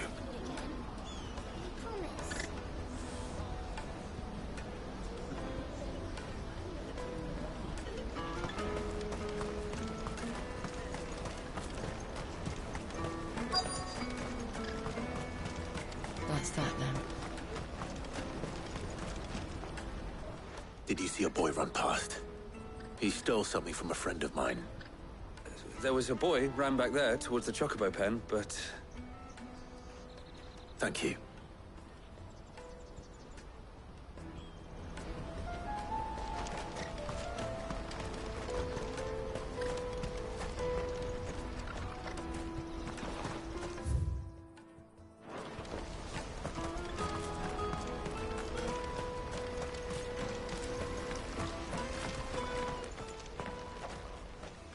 Shit.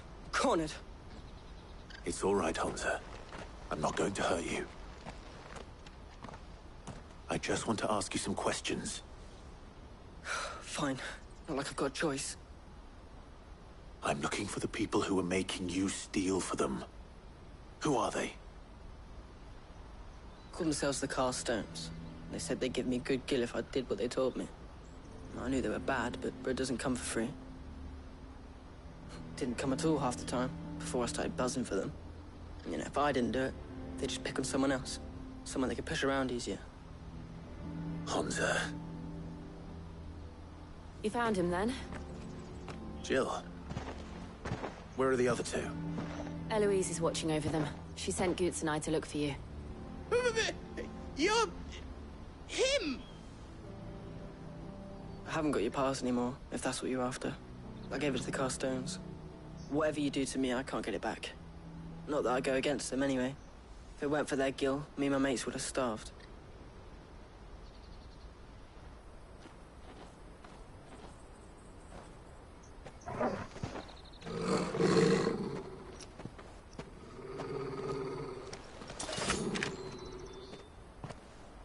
Cowards. You will not force another child to do your bidding. Wait, we're not... Don't hurt him.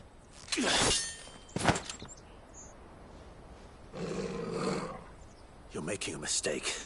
We're on the same side. Like hell we are. That brooch. Where did you get it? Master Theo? Goots. What are you doing with these people? Unless you're the ones my sister was talking about. Your sister?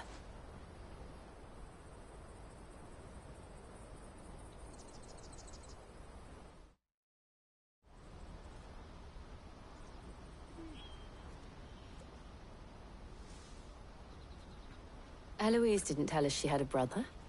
And why would she? I'm just her back and a blade. Theodore, at your service. Sorry about before. Theodore, what do you know of the Cast Stones? Vultures who have made Boklad their hunting ground. They prey on the desperate, stealing from those with gil and bullying those without it into joining their flock. I'd been looking into their activities in hope of sparing the refugees any further hardship. But it seems they've already stooped even lower than I'd feared. Hansa's a good lad. Don't blame him for what they've made him do. If he and his friends hadn't agreed to work for the Stones, some other poor souls would have. On pain of death, most likely. Clive, was it? And my sisters asked you to help put an end to the pickpocketing. Then we all want the same thing.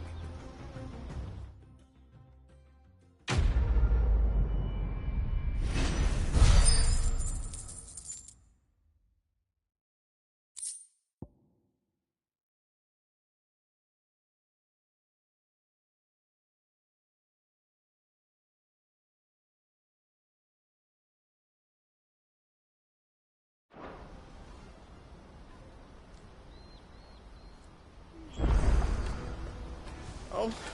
We're in. So, what's the plan? What else? We find the cast stones, and we crush them. You get your trader's pass back, and I make Boklad a safe place again. All right then. All right then. Honza, where are they camped? Don't worry. They'll never know you told us. Couldn't if I wanted to. They always come to town to collect the passes. Meet us outside the gate. I tried following them once, but they spotted me halfway down the trail. Said they'd string me up. We'll try it this time. Which way were they going? Back down the road towards Lateney's Cleft. To Lateney's Cleft, then.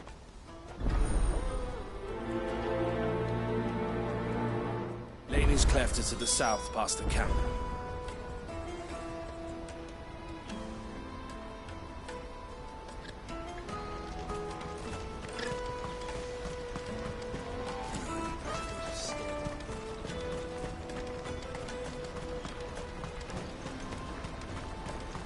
That's that then. Daddy.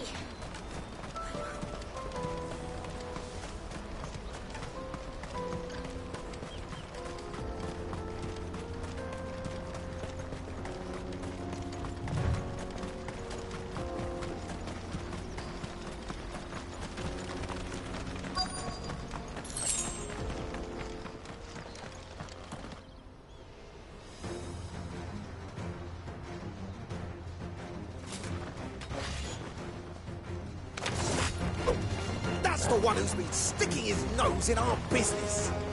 You should have minded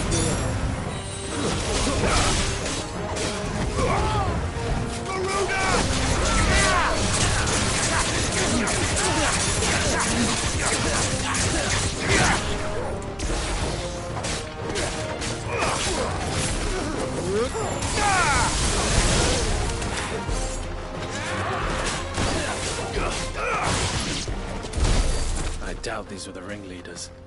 But at least we know we're on the right track.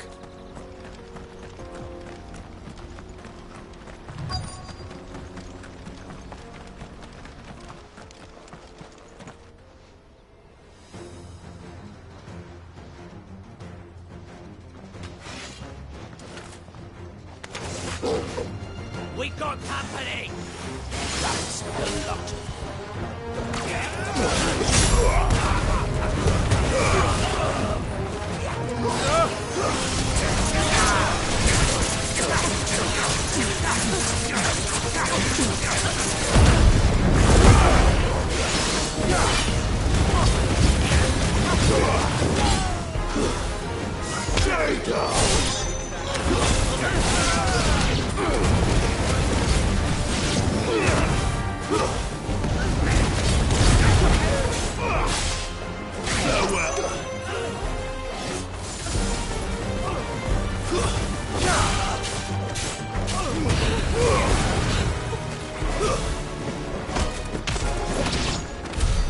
More foot soldiers. Fewer now.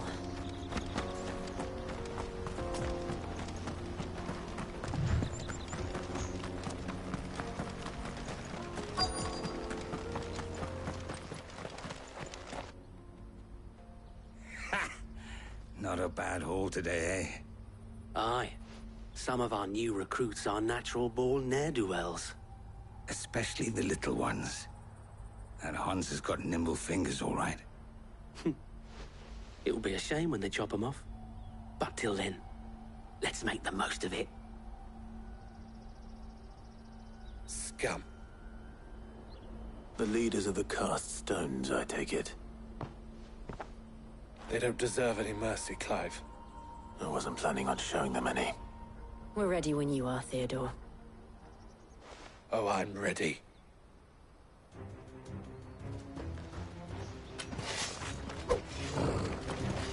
Fuck! It's that guard from Bockland! Kill him! Kill them all!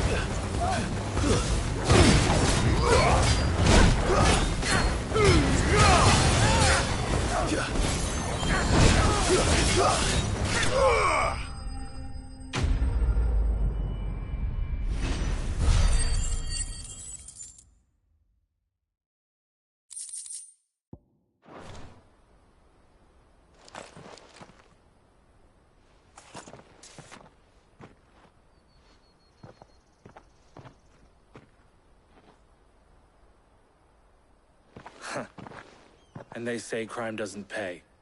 Gold chains, rings, purses. And traders' passes.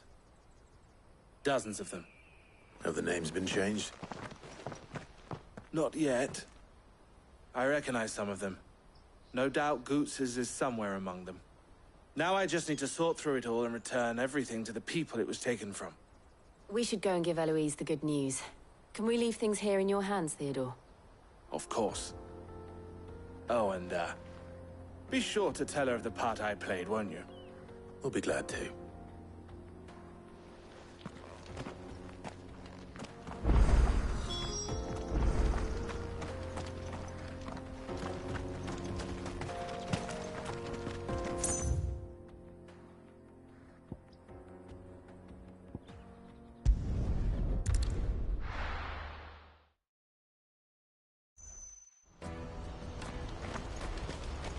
Let me carry your goods. I'm cheap.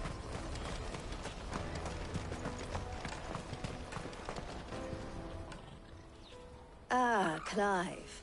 How goes the hunt? My brother isn't getting in your way, I trust?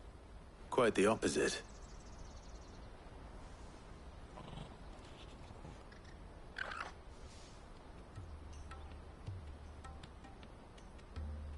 So it was the cast stones who were behind it all.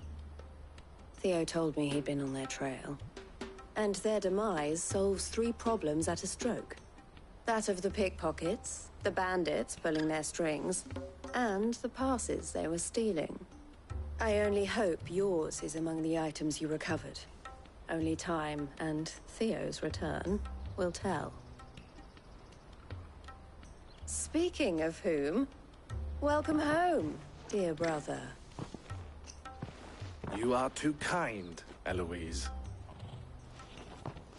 Here, Clive. Goots's pass. Ask him to keep a closer eye on it from now on, would you? I will. Thank you. El, I've asked our boys to carry the rest of the goods back. Can I count on your help in sorting through it all? Of course. I'll make some space in the storeroom. I expect you'll soon be on your way then. But it wouldn't do to leave without introducing yourself properly. Would it now? Sid. Don't look so shocked. We're on the same side. I don't understand. As you now know all too well, we at the Crimson Caravans are always happy to help those in need. For a small fee, we will move anything that needs moving. Be that goods to market, or bearers away from it. I was the first my sister helped escape.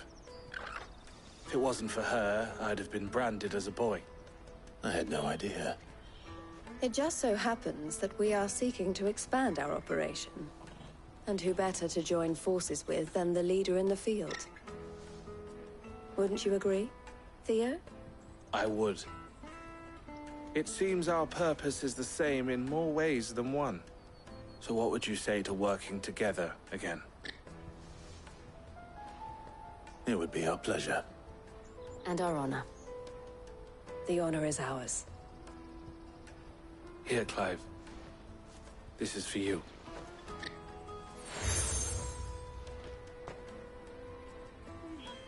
What is it?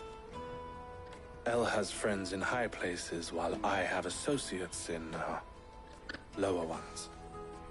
That mark is proof that you're a friend to us both.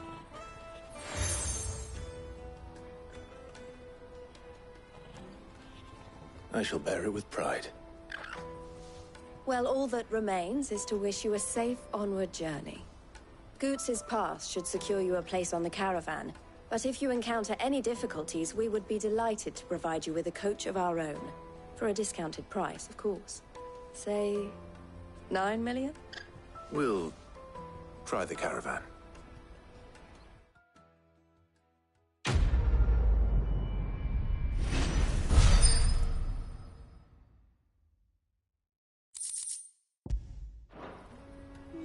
Right then. Let's get this back to Goots. And then it's on to the Dominion.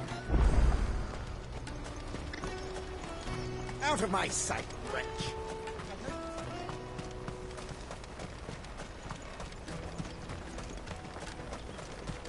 Come on, come on! The caravan stops next to the Juicy checkpoint. pears! Slake your thirst! What I really want to be. Here you are, Goods. Try not to lose it again. Me pass! You found it! Oh, thank you so much. Nan would have killed me if I'd come back without it. I'll have to say thanks to Elle and Theo, too. So should you, Hansa. You and your friends don't have to steal anymore. If anyone threatens you again, you know who to turn to. We do. And we already have. Miss Elle's given us a job shifting the chocobo shit out the stables. It's hard work, and the pay isn't half what we got from the Stones. But if we stick at it, we'll keep ourselves fit. You stick at it, then. And Goots, I'm sorry for stealing your pass. That's all right. I've got it back now. And all's well that ends well, eh? You said you're trained to be a blacksmith, right? Well, I'm gonna be your first customer. I'm gonna save up all my gil and get you to make me a massive sword. I'll do me best. Till then, eh?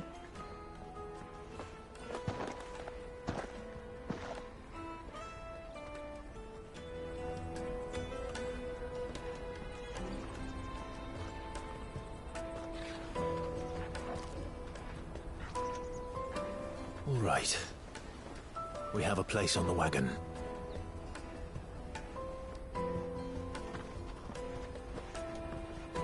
Remember, Goots, we're mercenaries.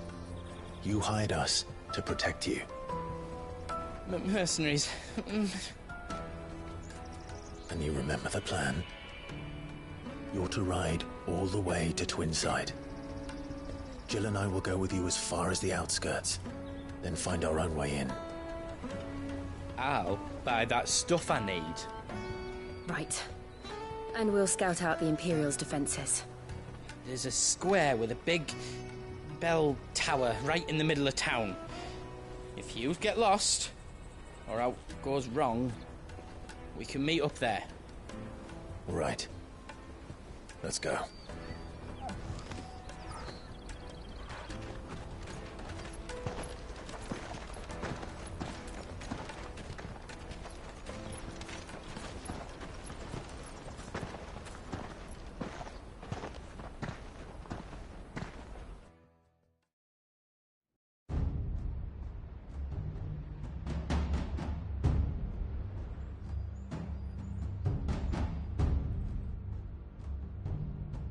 I see. And you're quite certain your father has no knowledge of Ultima? I am. I have no difficulty believing a sinister force has come to exert an influence on Sanbreque. But be that as it may, it is yet to claim my father. For better or worse, his radiance speaks his own mind. Then the fiend works from the shadows. I confess, when first you told me of this fiend, I had my doubts. And more than a few at that. A beast that labors to plunge Valisthea into turmoil, all in pursuit of your brother. But that wound is proof enough that evil is afoot. Then I have your answer, Your Highness. You will join me in my fight. I cannot. Not yet. Your Highness, please. As you are aware, the Dhalmekian army is at our gates. They have lost their mother crystal, and with it all hope of a negotiated withdrawal. It is but a matter of time before they invade. If Bahamut is not here to meet them, my people will be slaughtered. Though not by Hugo Kupka, thanks to Ultima's machinations. I know the fate of your people weighs heavy on your conscience, but if we do not put an end to Ultima's plans, they shall face a far darker fate. The chaos he would wreak would sweep all of Valisthea into the abyss. The lives of every man, woman, and child in the Twins are at stake. I believe what you say, Phoenix. But I have duties of my own, and I must discharge them. Come what may.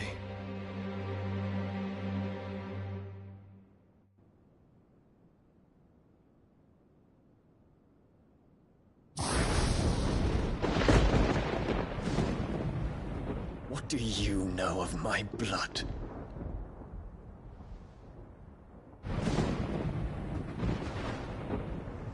I know that it is wholly unworthy of the highest offices of state, which rightly belong to those of purer breeding. Alas. Your bloodline runs through the Oriflamme gutter, from a whore who weighed her child's worth in gil. Have you threatened my father? Of course not. I merely whispered in his ear that his mongrel son is plotting a rebellion. What? Sylvester listens to the words of his astrologers. And they have ears too. You have been feeding them your lies! Should you remain loyal to Emperor Olivier, his radiance may yet crown your head with laurel, and not with tar. Fork-tongued witch!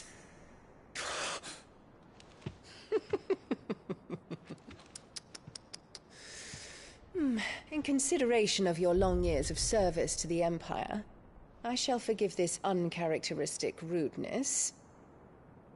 Now hurry and make ready, Your Imperial Highness. Emperor Olivier expects much of you, Dion. Or should I say, of Bahamut. May your fire reduce his enemies to ash, till all of Valisthea bows to its rightful ruler.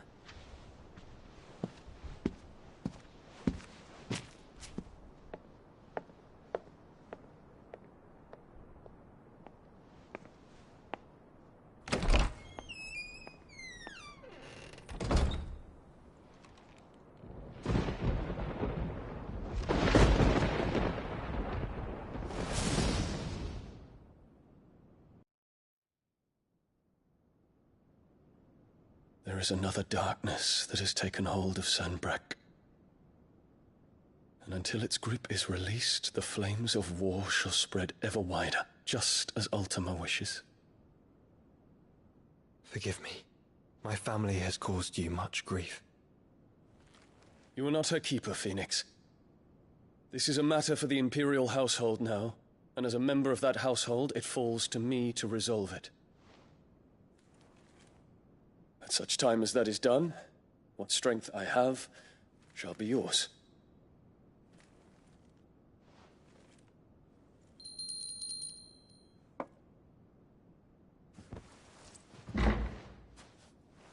Thank you, Your Highness.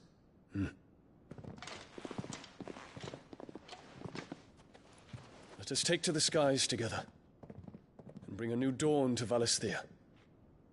I should like nothing more.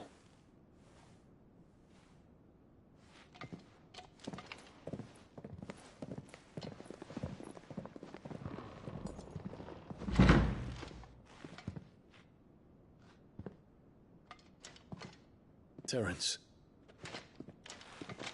My prince. Tell me true. Do you believe what I'm about to do is wrong? We dragoons have but one leader, Your Highness. And we shall follow him unto the very end. Thank you. And this is my decree. For their crimes against the crown, the traitorous Annabella and her usurping son shall be put to death, and the Empire restored.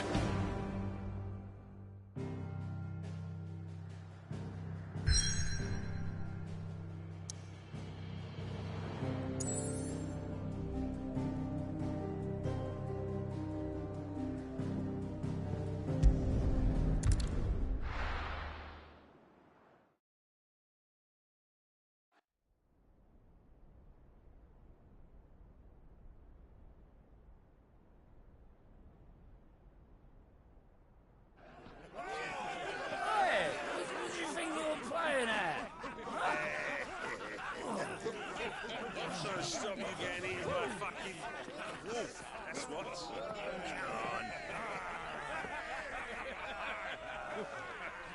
One would never guess that these people stood on the brink of war. And they're afraid. They turn to drink to forget their fears. Anything you want to forget?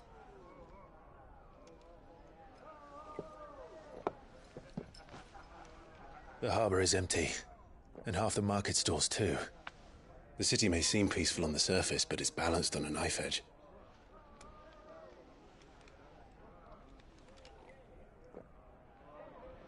Were we to give it a nudge, it might be just the distraction we need to reach the Mother Crystal.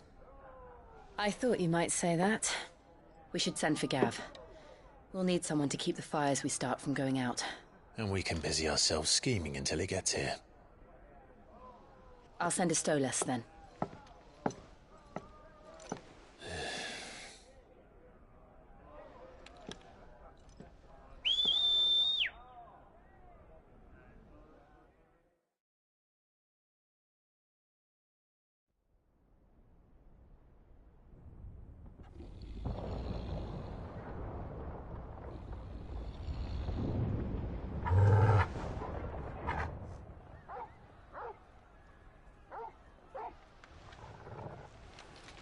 What is it, boy?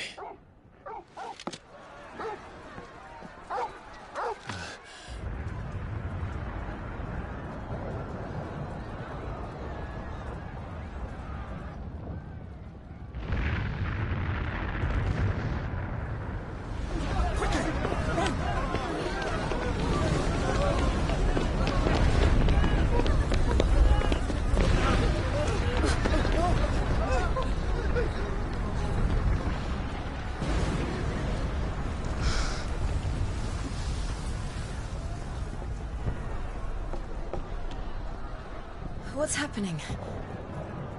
I don't know. Torgal!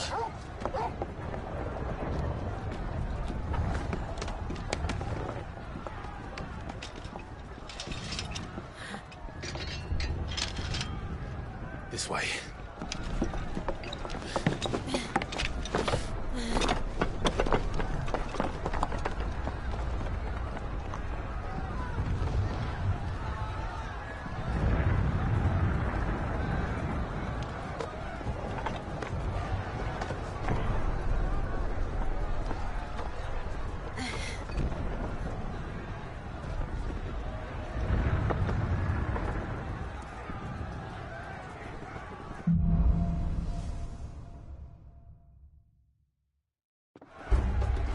The city's on fire. I'm sure Goots is fine. He'll be making for the square. The one with the bell tower. In the middle of town, right? Guard, watchman or sentry is to be slain on sight. But spare the citizenry. His Highness's orders were clear. Those were Imperial Dragoons.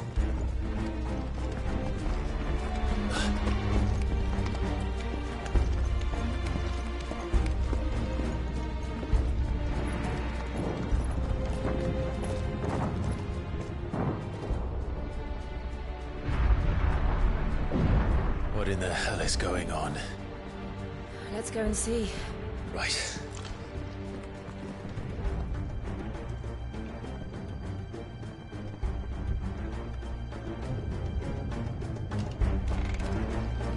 But first we find Goots.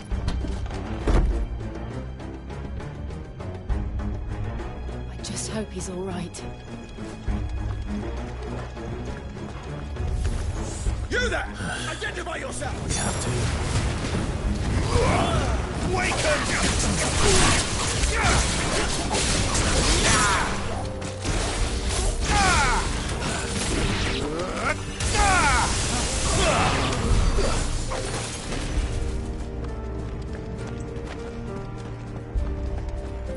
They're armed!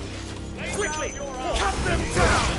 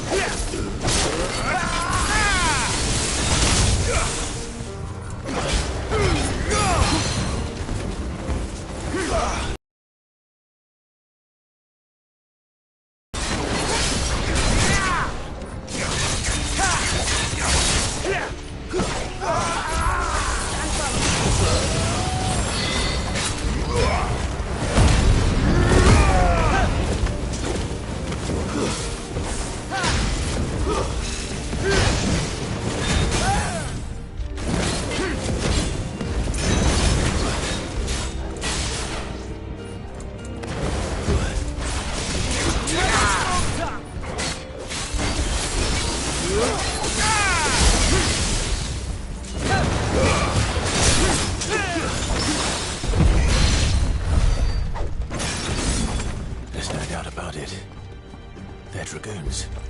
What is this then? The Civil War?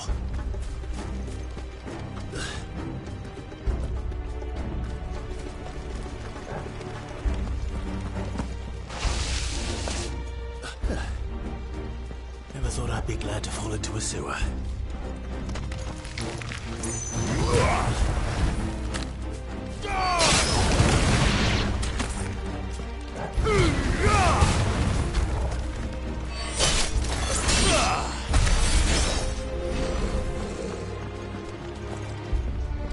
Ward secured, Captain. None of the empty forces remain. It's out of the men! We turned off to the council chamber. Yes, Captain.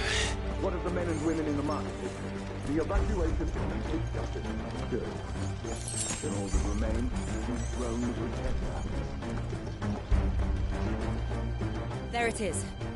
The bell tower. Right. Let's go.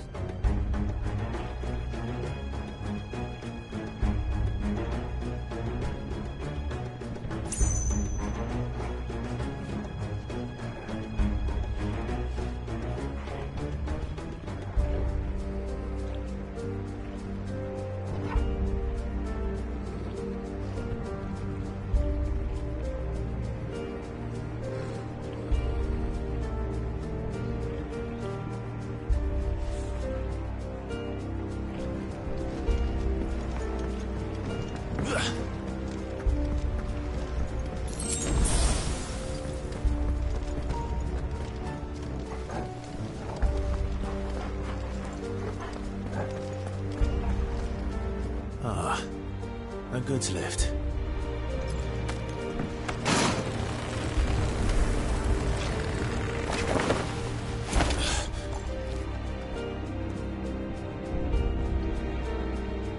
Where in Grigger's name did you come from? The Emperor.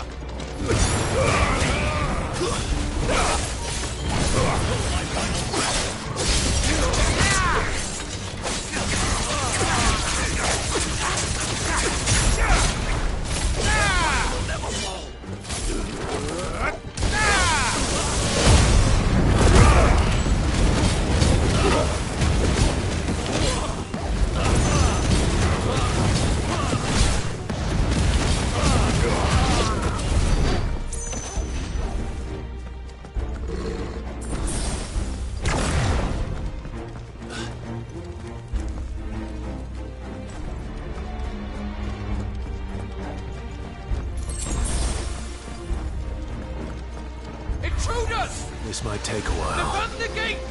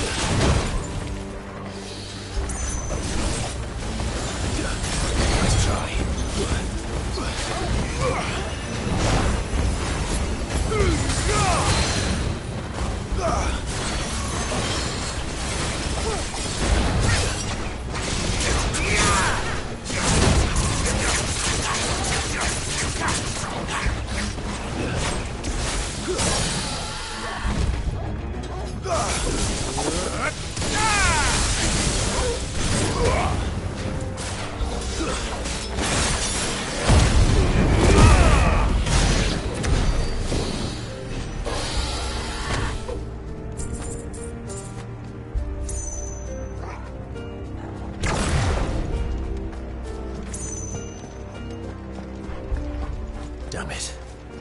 We'll have to find a way around.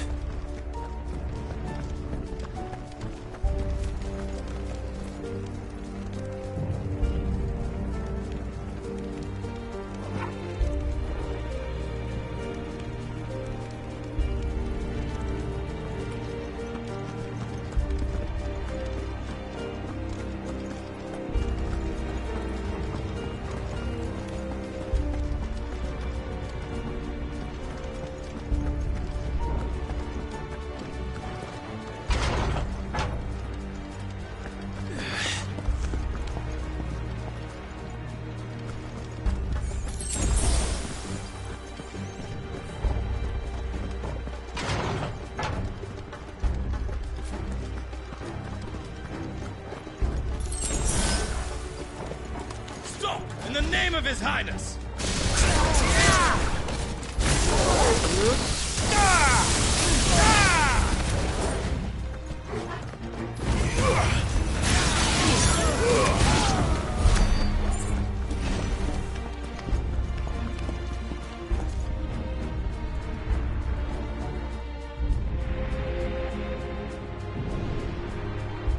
Hold on, kids. We're coming.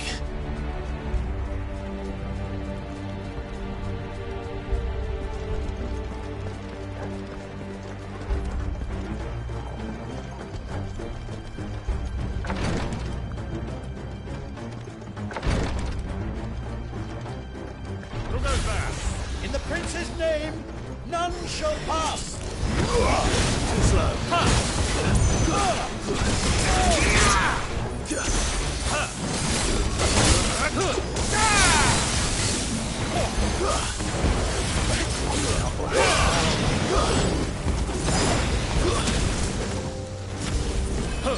Thanks, boy.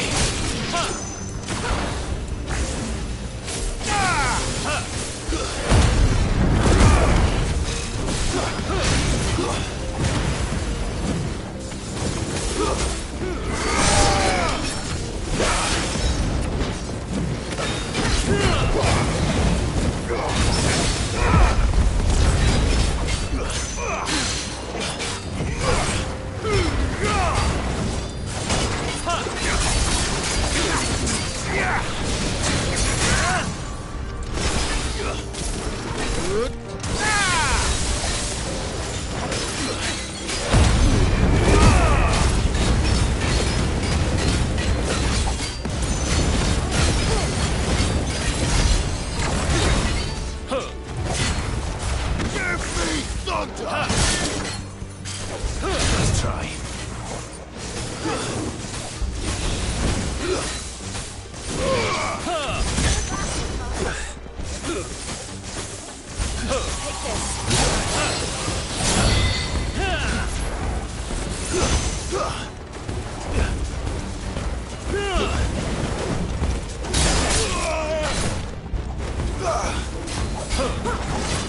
Nice try.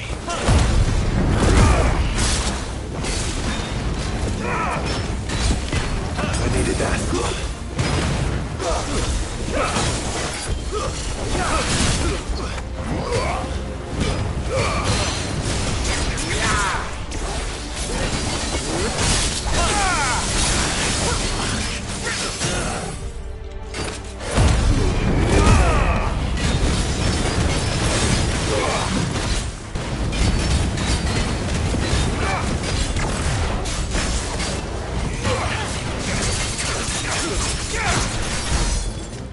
Let's roll ready.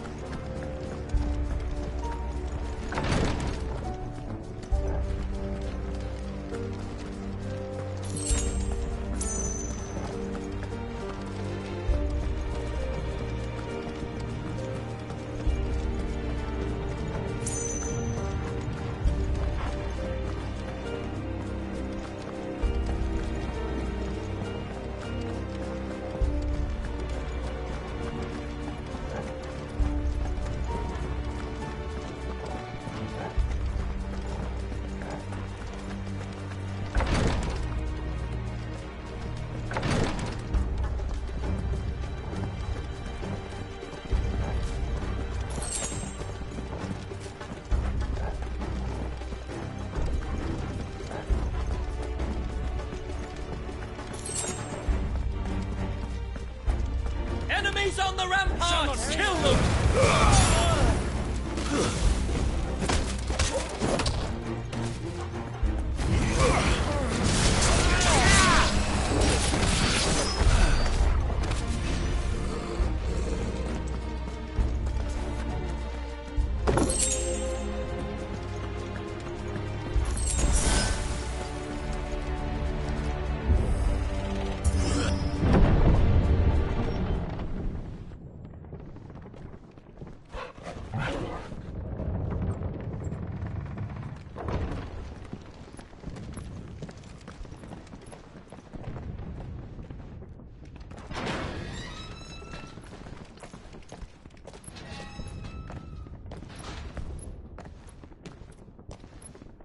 Can you see him anywhere?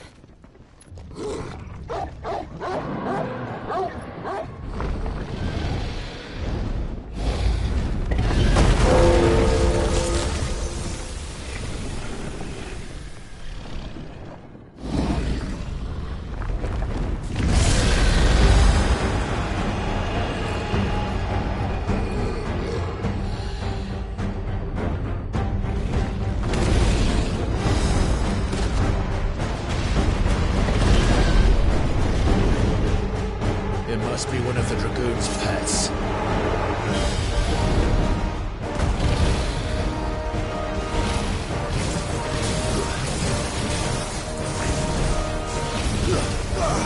Too slow.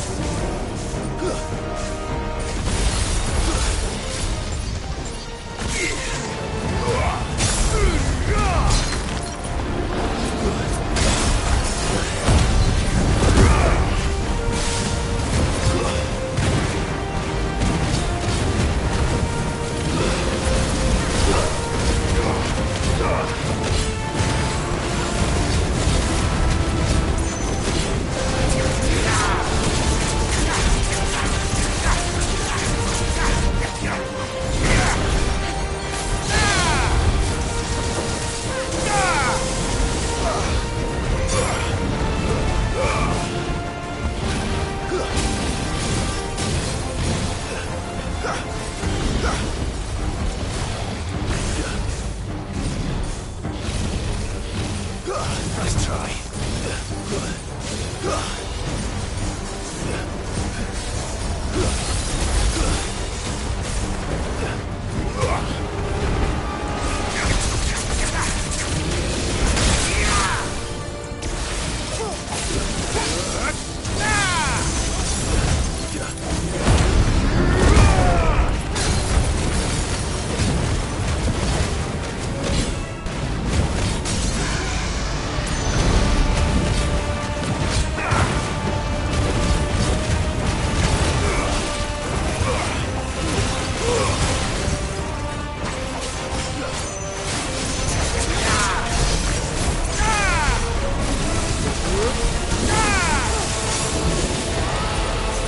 I think it has something in store for us.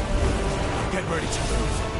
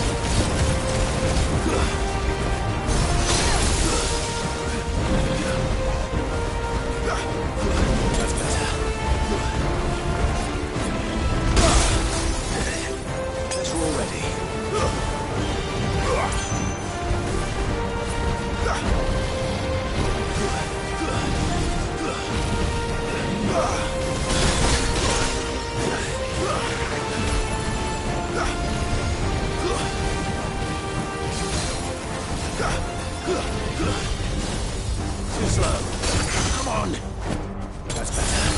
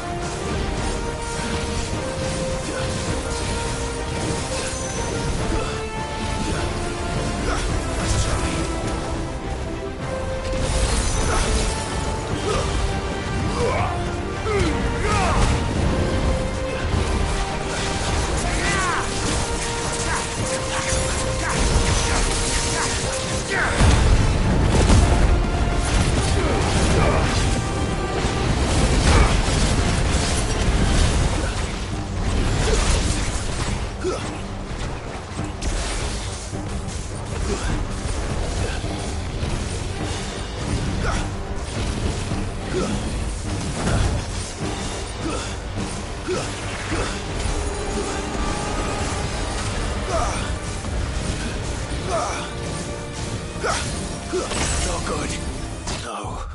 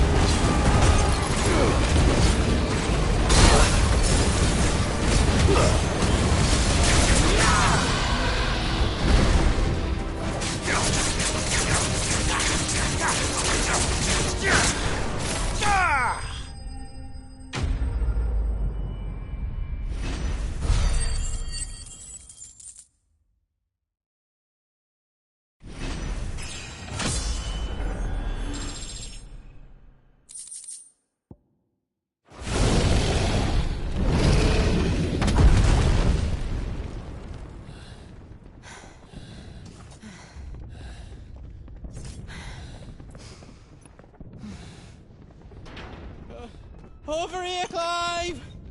Are you alright? Goots, there you are. I didn't know there'd be a dragon. All right. Let's get out of here. Oh! What now? Is that Mother Crystal's heart? What the hell is it doing up there?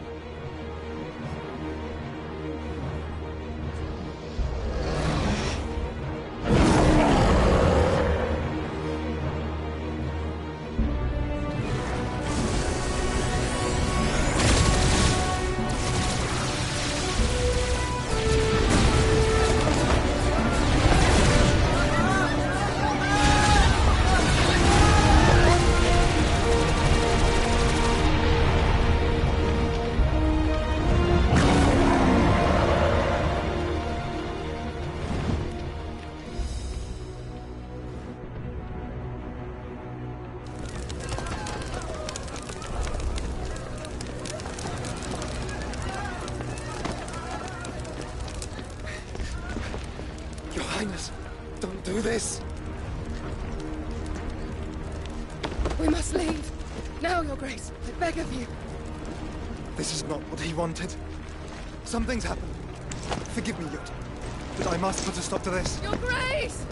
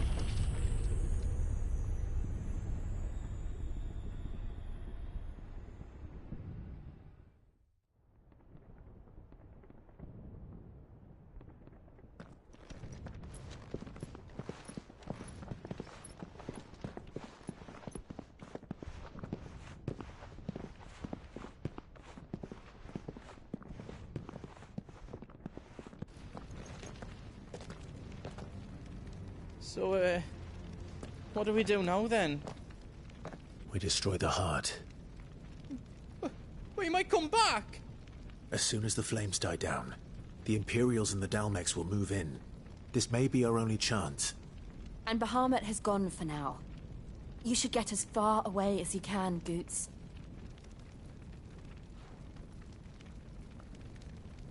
What? And leave you lot in the lurch? I can't do that. If you're staying, then so am I. I packed everything up before I made a run for it, so if there's out yous need, just ask. But I won't be giving it away for free. Nan'd never forgive us if I did. Thank you, Goots.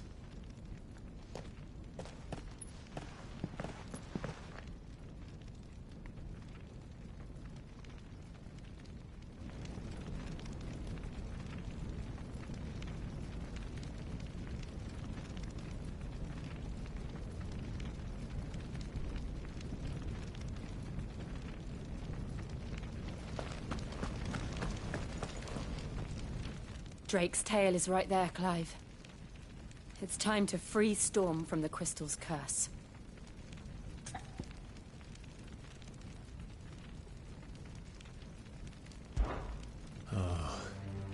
It's past time.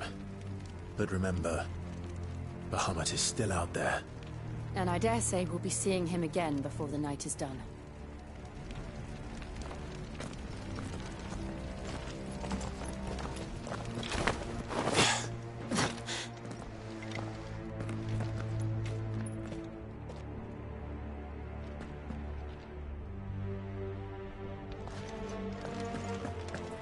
No more roads.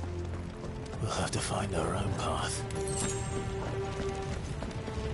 Do you feel that, Clive?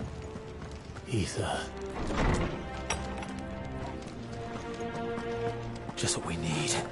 Another flood. It's already turned them. Then there's no reason to hold back.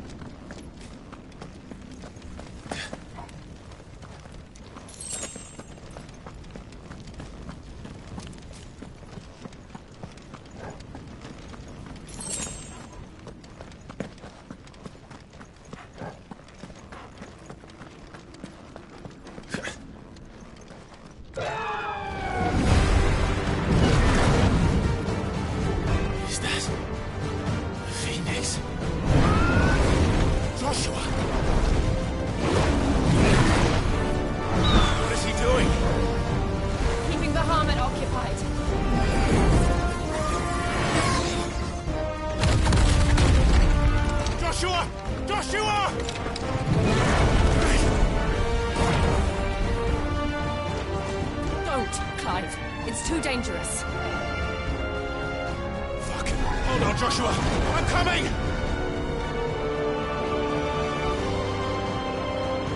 We have to save him. And we will. We just need to keep moving.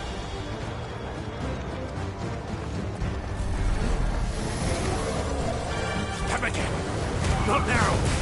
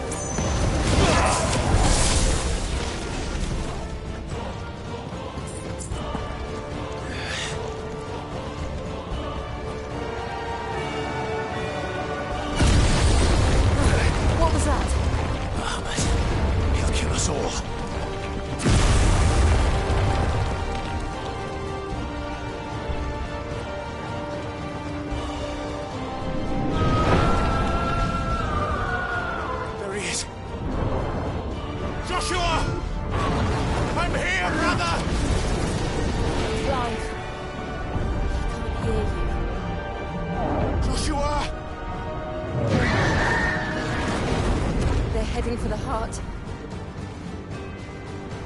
Then so should we.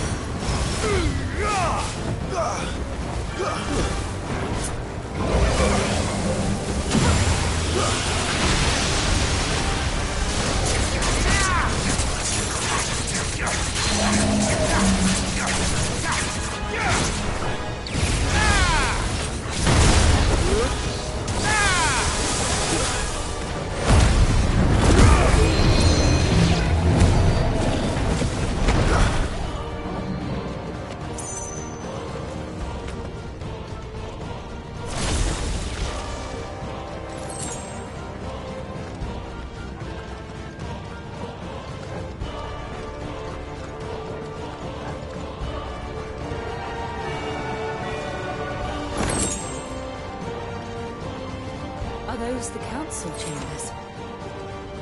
How are they still standing? I don't know.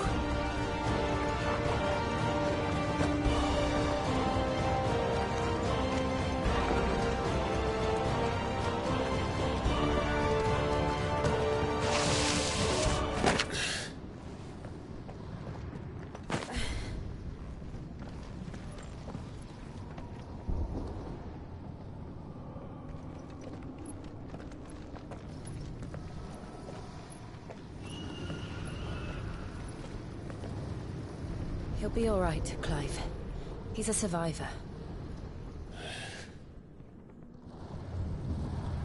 We're getting close.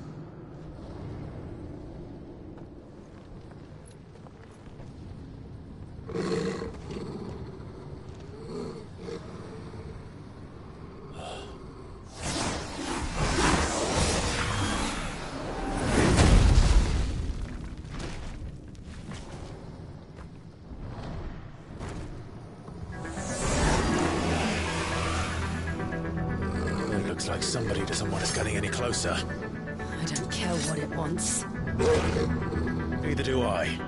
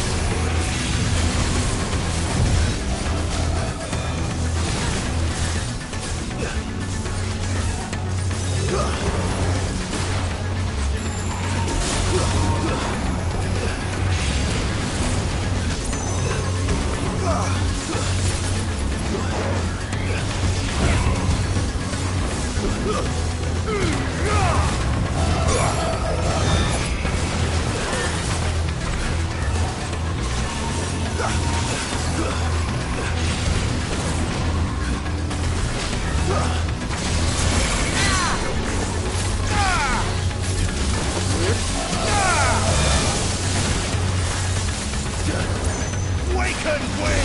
Slow.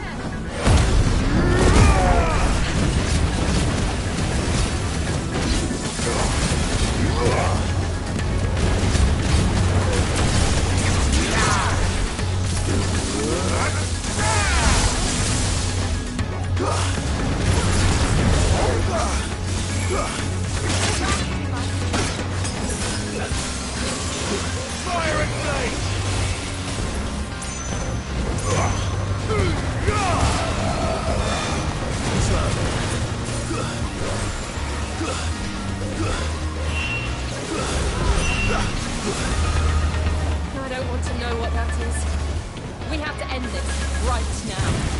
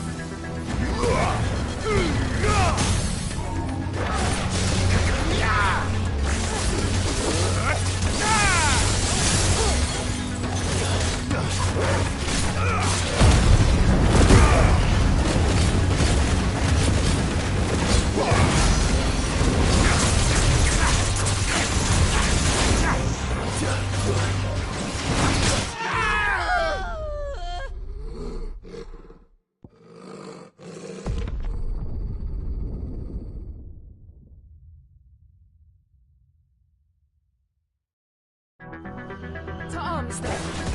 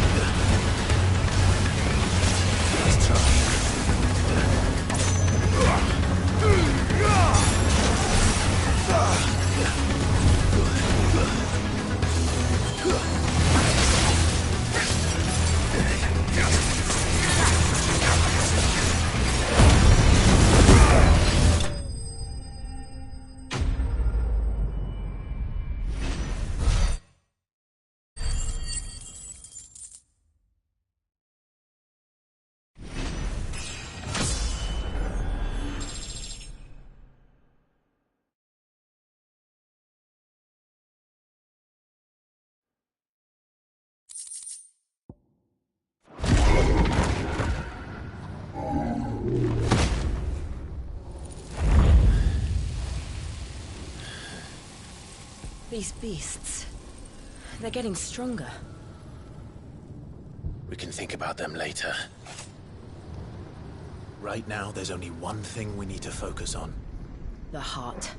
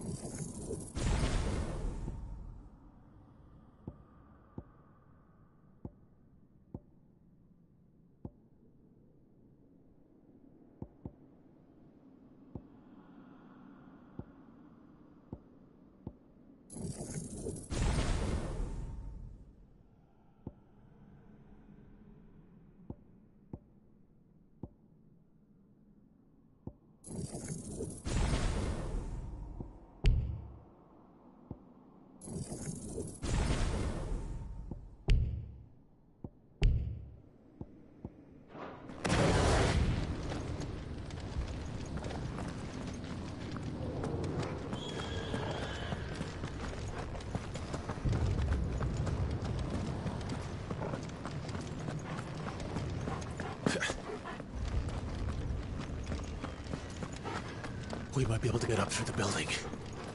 It's worth a try.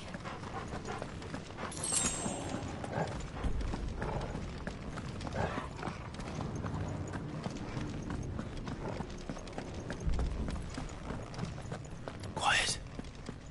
There's someone up there. Is someone there? Mother. It's you. What happened here? He tried to take him from me. Oh, my boy. My darling boy. Is this the child you made with the Emperor? Why, Mother? Why did you betray us all? You have no right!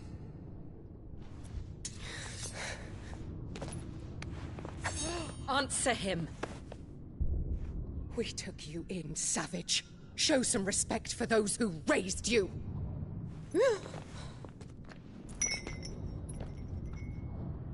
Honorable Elwyn, always thinking of his precious homeland. But what worth is a homeland in a world beset by the Blight? Father did not seek to protect his country. He sought to protect his people. A leader's duty is not to protect his people. It is to protect the source of his sovereignty. The noble blood that runs in his family's veins. So long as this bloodline remains unbroken, what does it matter if a nation falls? One can always found another. Unlike him, I did my duty. I preserved my line. I bore a son of the noblest blood, to whom the whole world might kneel. That is why I gave Rosaria to Sambrek, that I might join my line with the Lesages and birth a savior of this benighted land, blessed by both Bahamut and the Phoenix! You sold your country for a child. Why did he need another? You had Joshua. I had nothing. You were always your father's son, so very strong and bold and daring, and yet you failed to awaken. Would that Joshua had been granted 1/10 of your strength? Oh!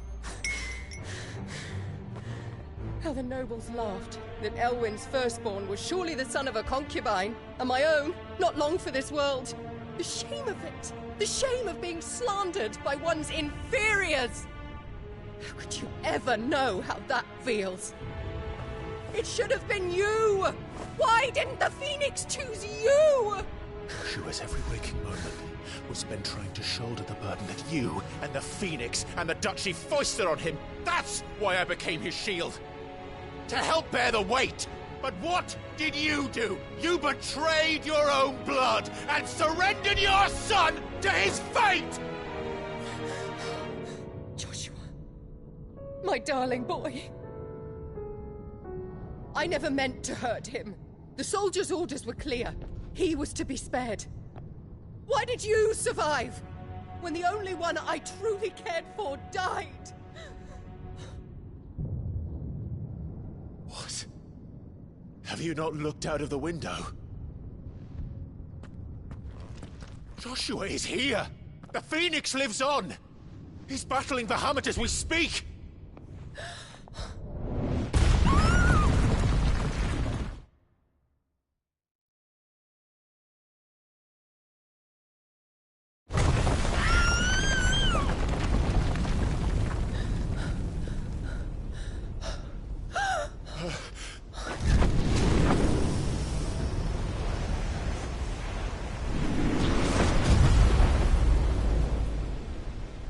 Joshua! Wake up!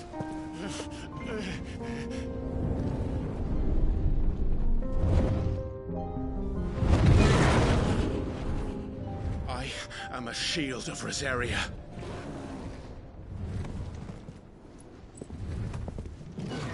And I will do my duty. What are you...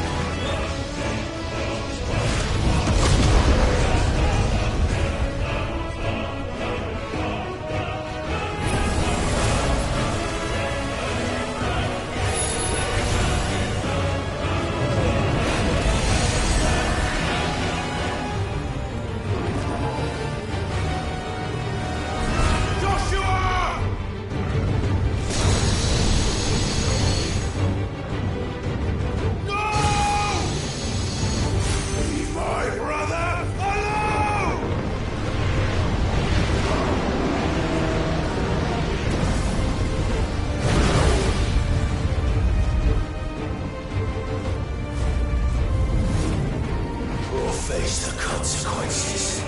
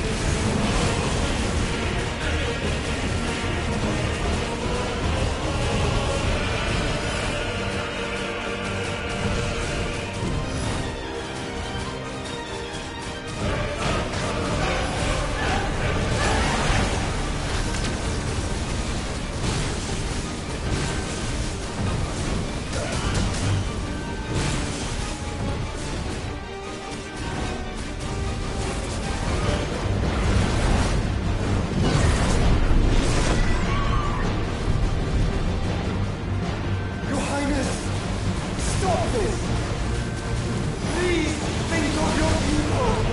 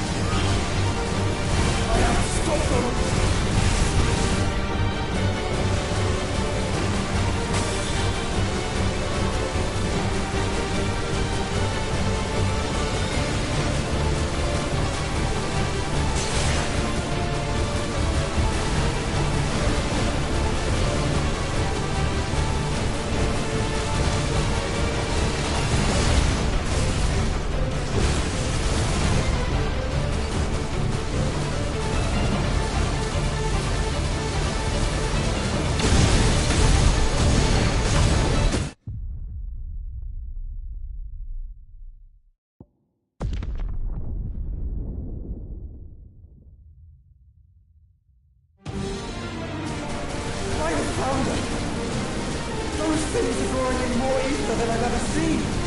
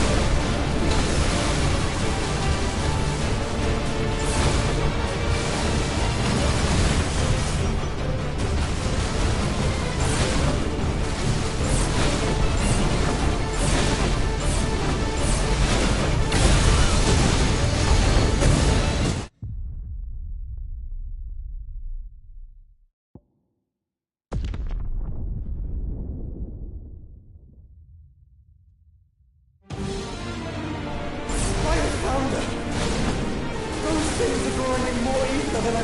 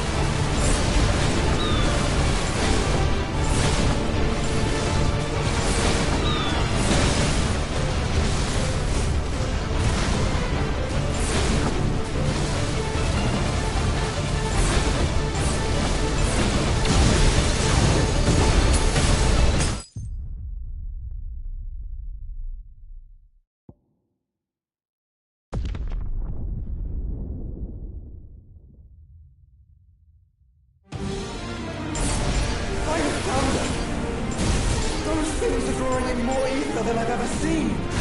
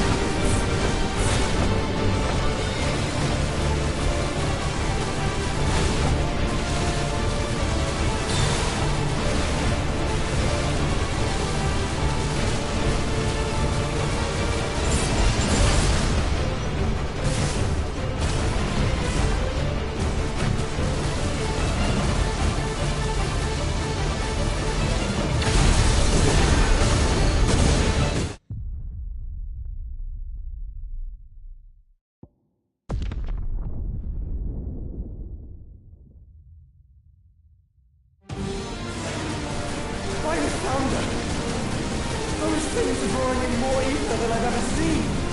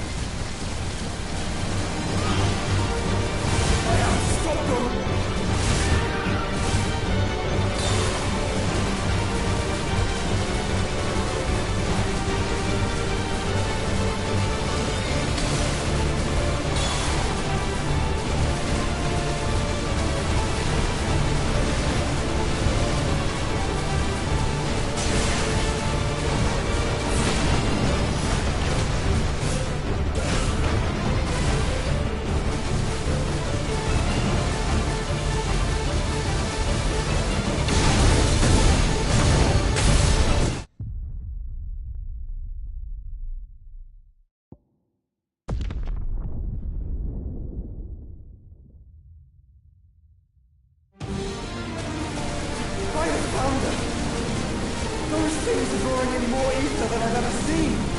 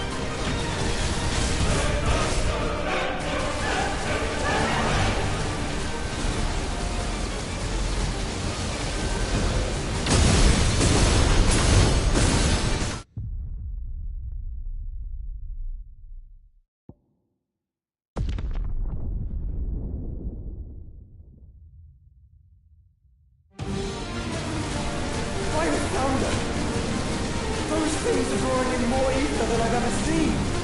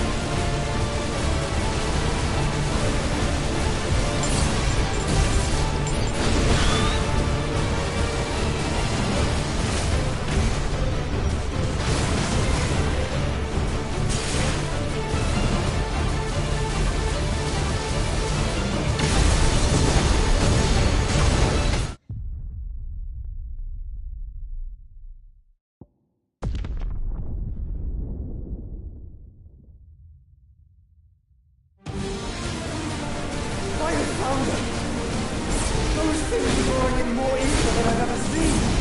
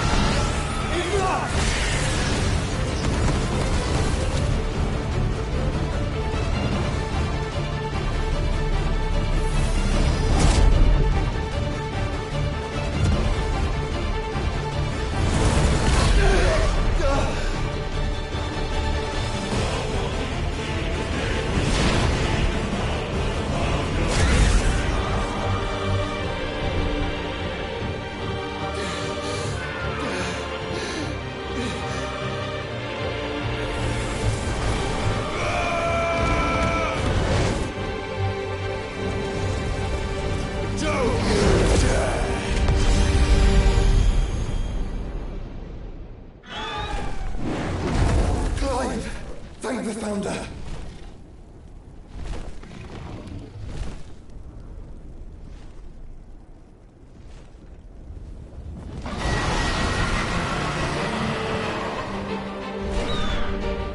It's now or never, Joshua.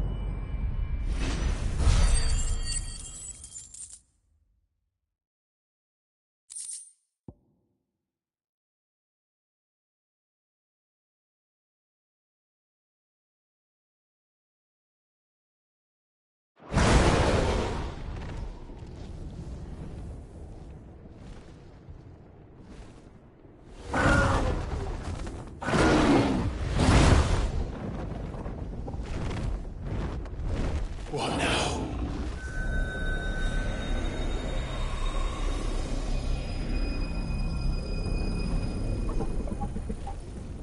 This is drinking me. We have to stop him.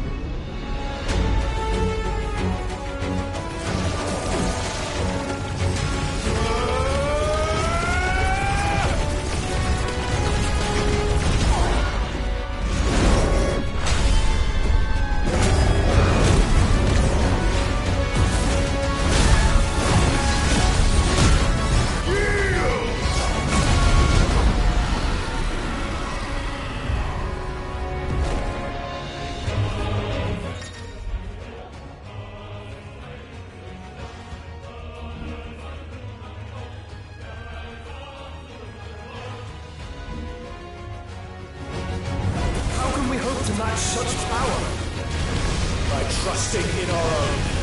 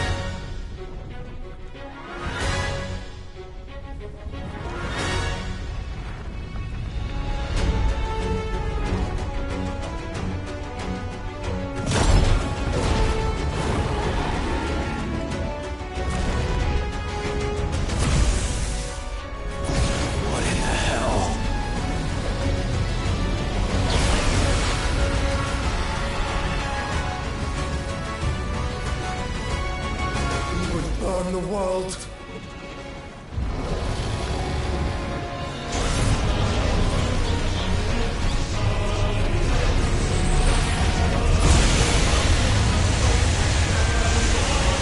Not today. Come on, Joshua!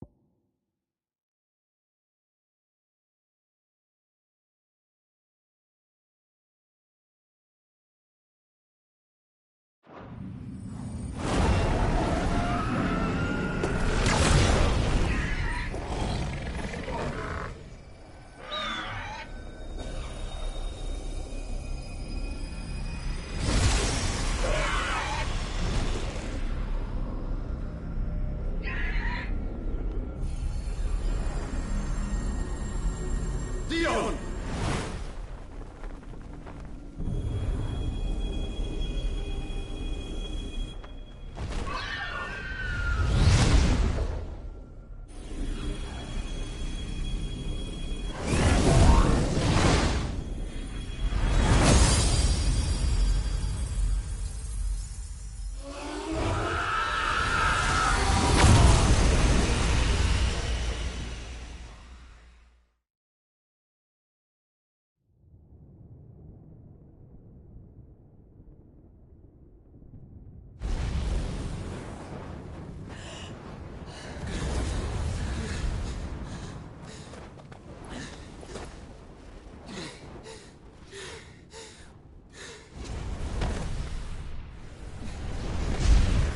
Joshua!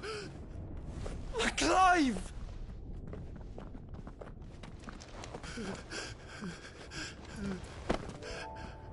My brother. I'm sorry. I'm so sorry. You're alive. We both are. Nothing else matters.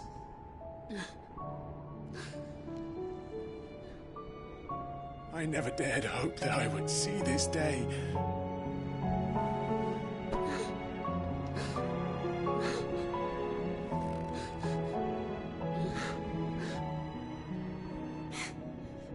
Reunited at last. Jill.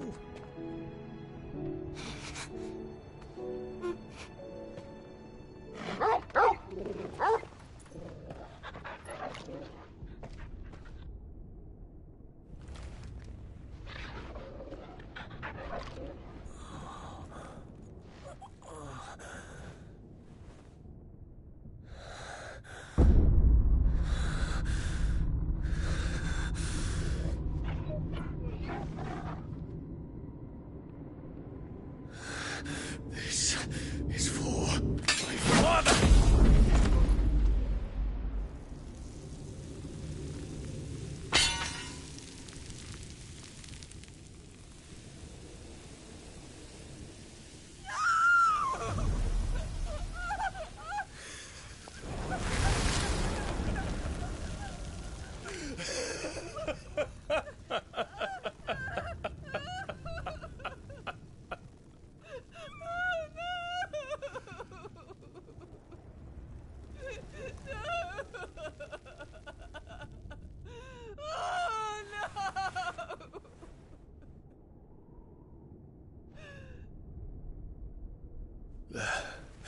It is done.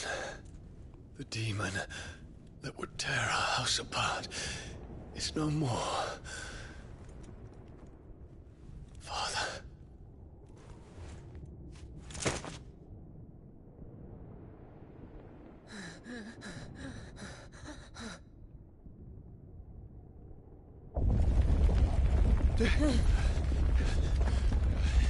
The Mother Crystal.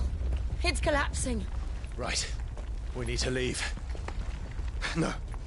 Wait.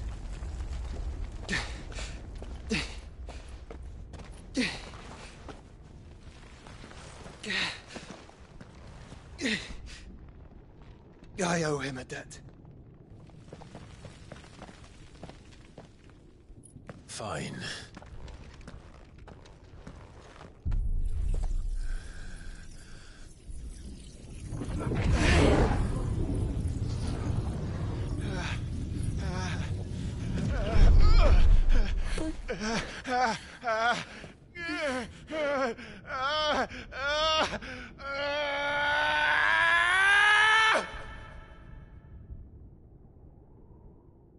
You there.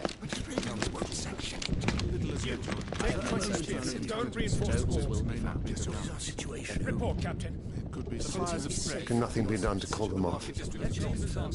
I regret not, Your Radiance. The Dragoons answer to none but His Imperial Highness. The Council is powerless to intervene. We're hearing reports of rebel Madness is this, Dion. throughout the neighboring districts. Focus all efforts on extinguishing the fires around the capital. The city can wait. What about stocks of weapons and armor? Don't dally, man. Go! Your Radiance. Are the doors And I want you to find out Make sure the doors are locked. Dalmek's movements. By the light. Dion. Have you taken leave of your senses? Call off the Dragoons at once. Fear not. The populace will come to no harm at their hands.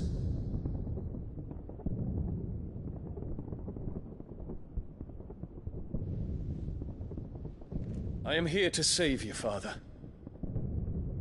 Save me? A creeping darkness hides in the heart of Sanbreque. It stems from your wife, the traitorous Annabella.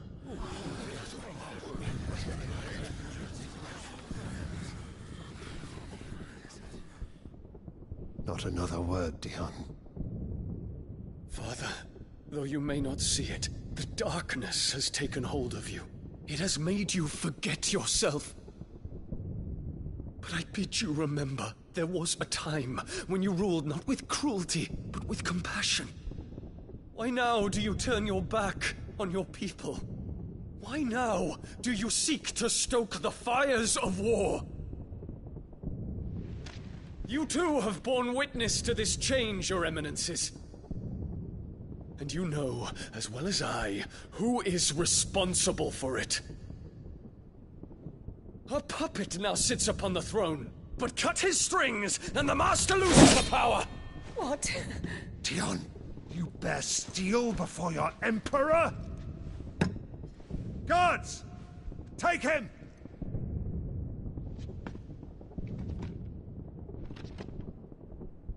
For every citizen who falls, another can be bred. For every home that burns, another can be built. Those were your words. But when the last of your citizens has fallen, and all of their homes have been reduced to ash, what will become of your empire, of its rulers, of your god? As the Mother Crystals crumble one by one, and the Blight sweeps in to claim all that we hold dear, our people look to their Emperor for protection. Yet he labors not to secure their futures, but to seize what is left of the twins for himself! Even if it should come at the cost of everything his loyal citizens have labored to build! Dion, you must understand. A small price to pay, is it not? You've been blessed with great power, Dion. Enough to win me the world. So go, claim Valisthea for me, brother.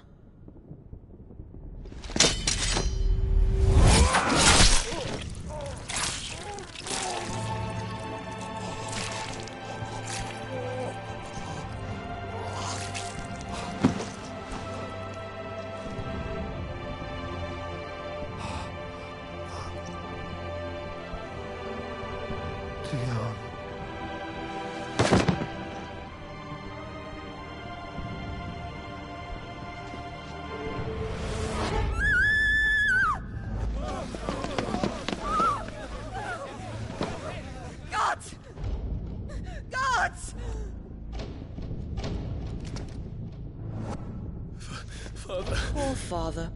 How he doted on his children. That he would die to protect me was plain. It was but a matter of when. You planned this? You did well to endure so long. But you broke in the end, as I knew you would. And now Muthos approaches. Put him to the proof. I would see if he breaks.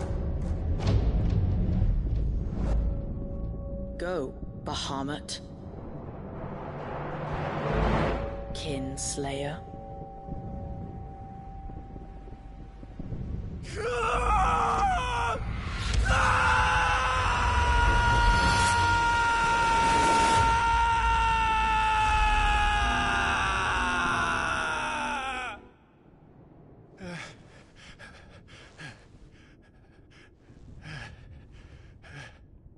Not again. Brother? It's a long story.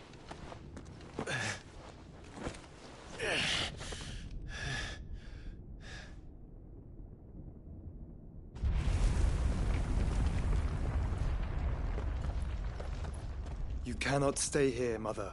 Come. Take my hand.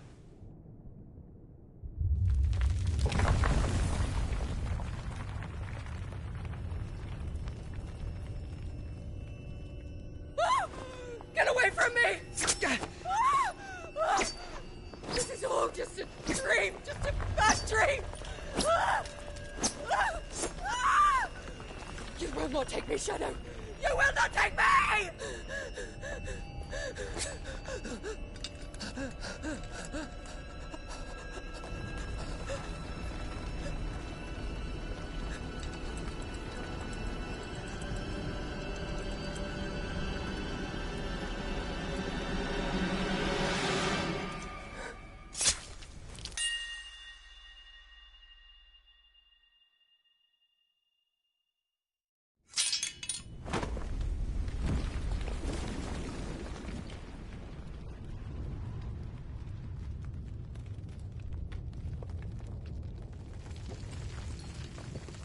Mother.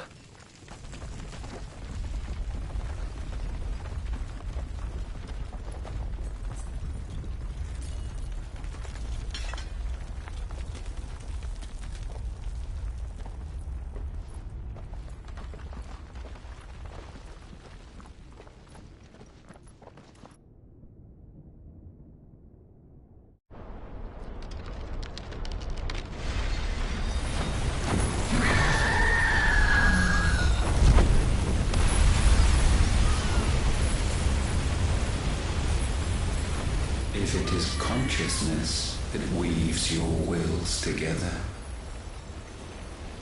consciousness that blurs the boundary between your own will and that of others,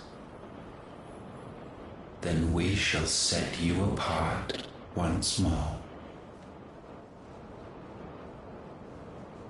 The ties that bind you shall be severed, and humanity return to its proper place.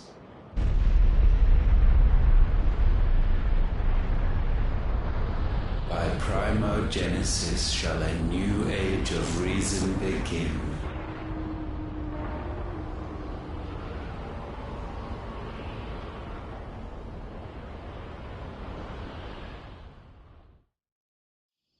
Relax, Your Majesty.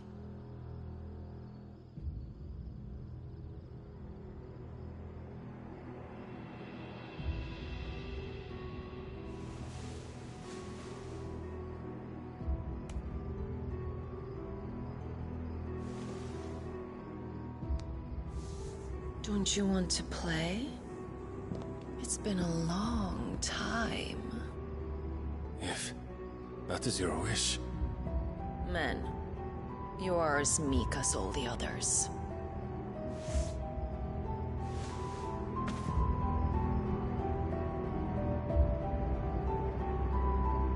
Such feeble creatures.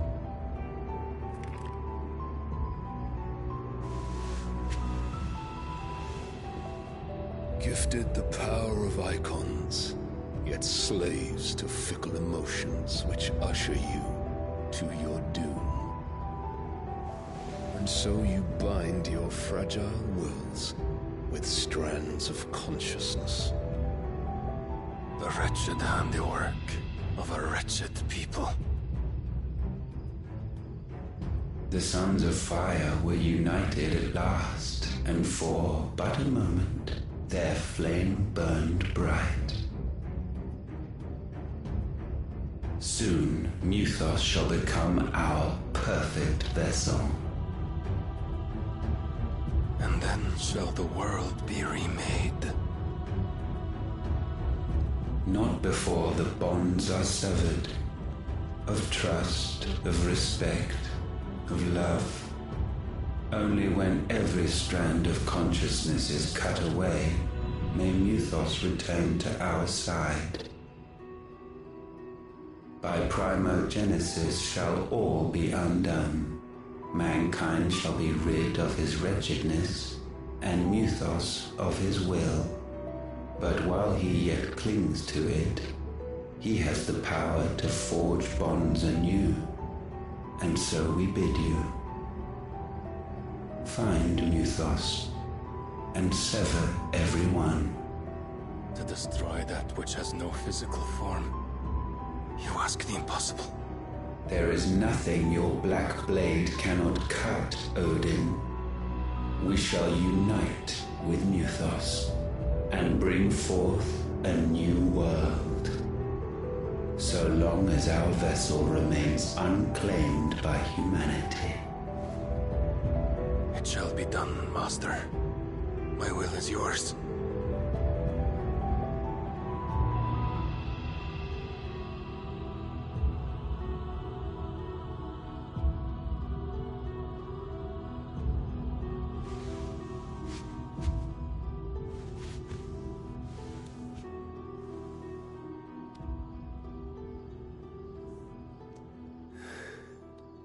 Mother.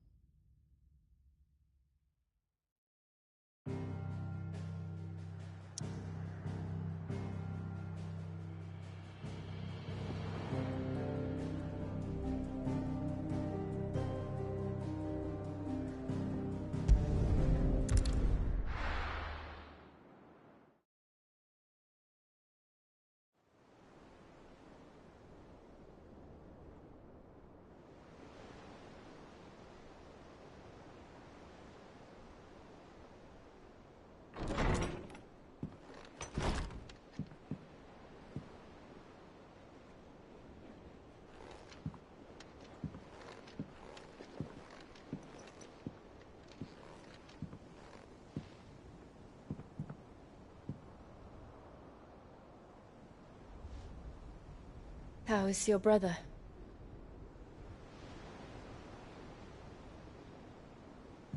Asleep, since I returned from the Dominion. Taya says he should be back on his feet soon enough. For a while, at least. She discovered something on his chest. A swelling, circled in stone. The curse.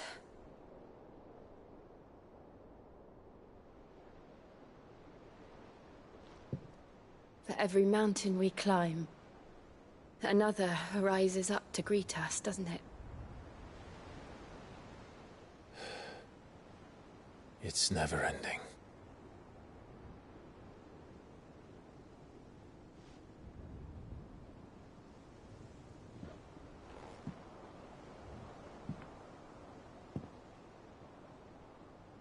Even the sky seems to have grown tired of it all.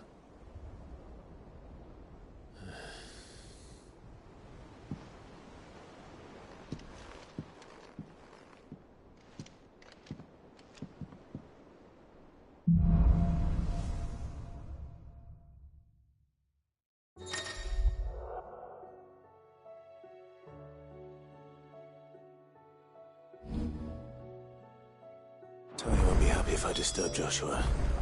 While he rests, I might as well see what Otto has to say.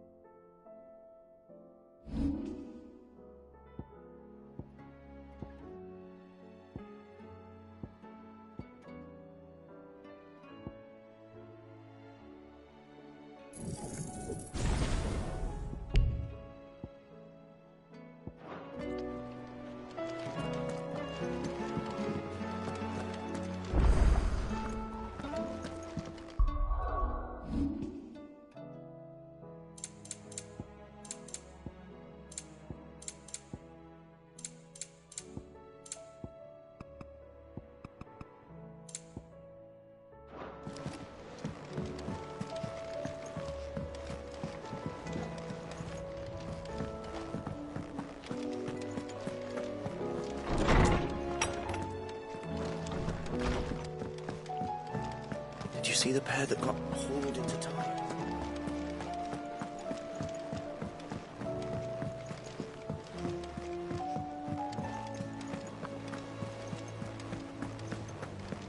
Did you see that? Tell me you saw that. What do you make of them skies, then? Otto, how fares the realm? The realm? Oh, she's just fine. As long as you look past the fat storms out of mother crystals and her skies are a roiling cesspit. And Gav? He's with your uncle in the Free Cities, helping Mid with her project. Sent an owl their way the moment the winds turned foul. Still waiting on a reply, though. Do you have any good news?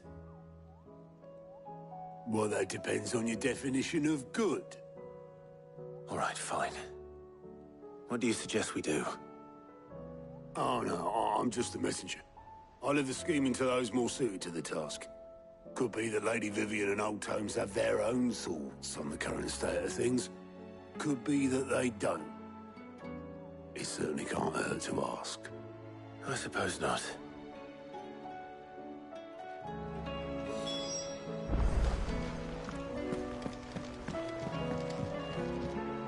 How is it that every one of your little excursions presages some inexplicable catastrophe? Not that you are to blame for the Dominion's fate. No one could have predicted the actions of the Crown Prince. I'm sorry I couldn't save your home. My countrymen are stronger than you think. A few toppled clock towers won't break their spirits. They'll be back on their feet in no time. I hope so. Look at us. Bluer than a pair of bog crabs. Tempting though it may be, sulking will not help us find a solution to this mess. You believe there's one to be found? I don't know. But I am certain we're more likely to find it if we first examine the facts.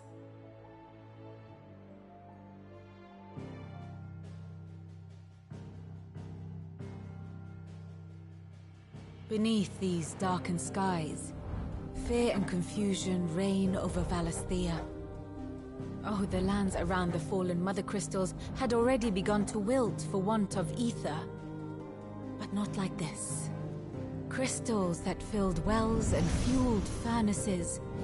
Now nothing but pretty shards of rock. And those that hang from the people's necks cast nary a glimmer of light to keep the dark at bay. It is only a matter of time before the common folk convince themselves that the end of days is upon us. Yet I fear a swift end is more than we can hope for. While most of the world thirsts for ether, the remainder drowns in it, spawning Akashic in droves. And amidst the hordes of mindless beasts, with magics as like to fail as function, even the strongest nation would falter. Rosaria and the Iron Kingdom teeter on the brink of collapse, while the tragedy in Twinside has all but paralyzed the Holy Empire. Dhalmekia fares little better. Rumor has it the ministers fled the capital after the fall of Drake's Fang, leaving their beloved republic to crumble.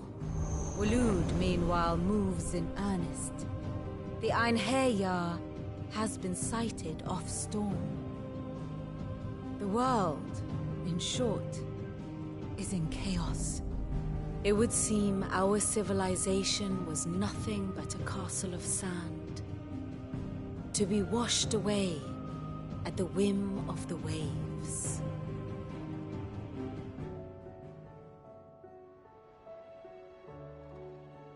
A castle of sand.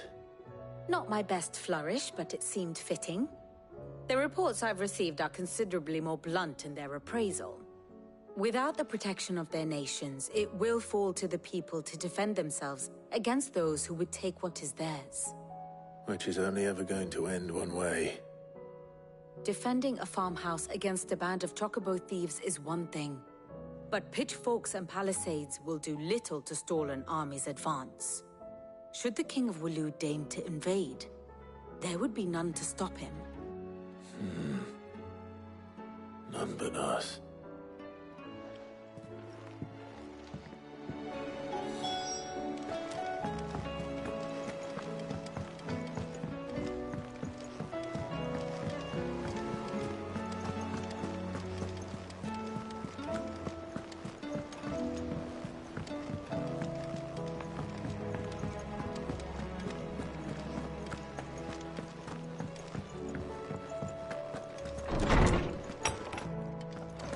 Is a storm coming, Sid?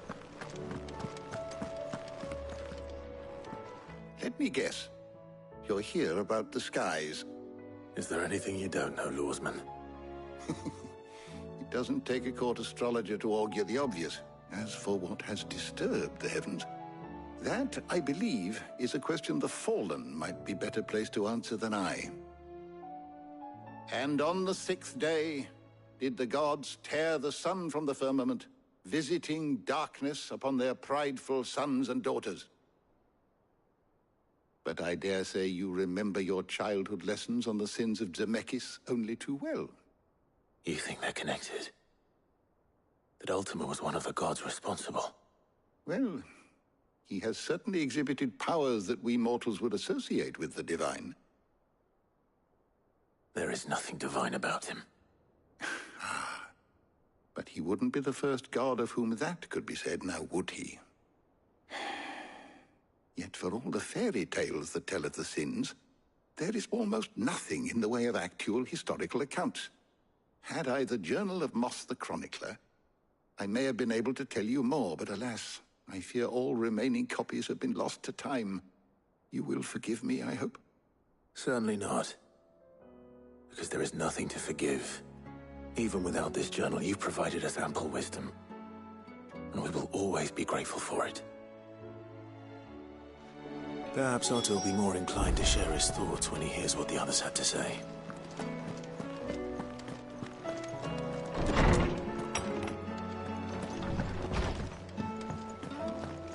It seems the hideaways.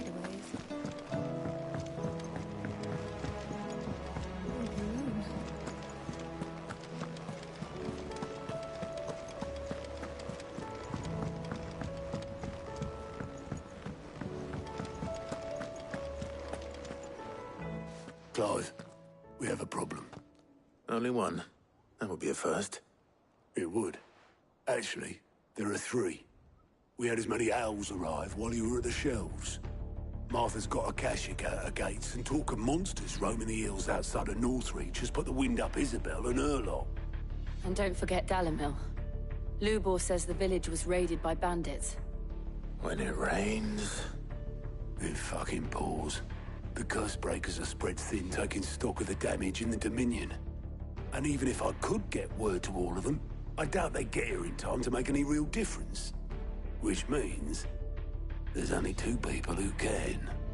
Jill and I. Let them know we're on our way.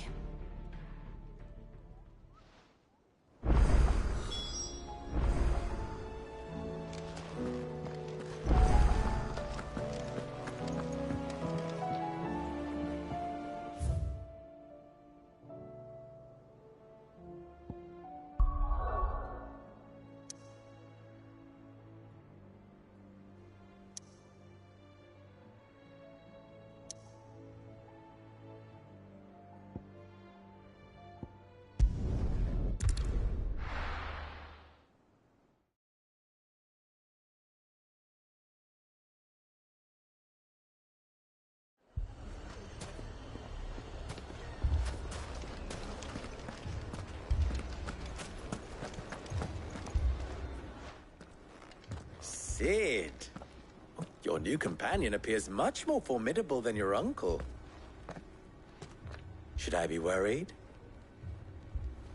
You haven't been introduced. Jill, Clive has told me much about you. All lies, I'm sure. Your Stolas said that Dalamil has a bandit problem. Indeed. Although, you're a little late. They left with our food and guild days ago. Any idea where they went?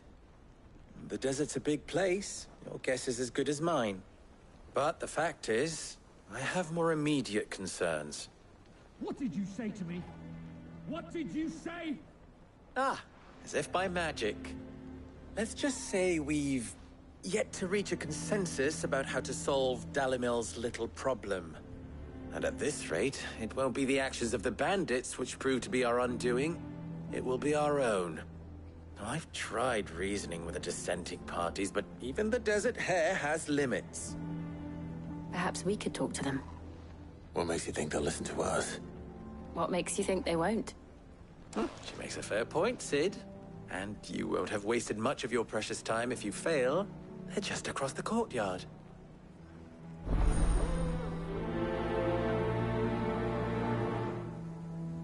Suppose we just follow the shouting.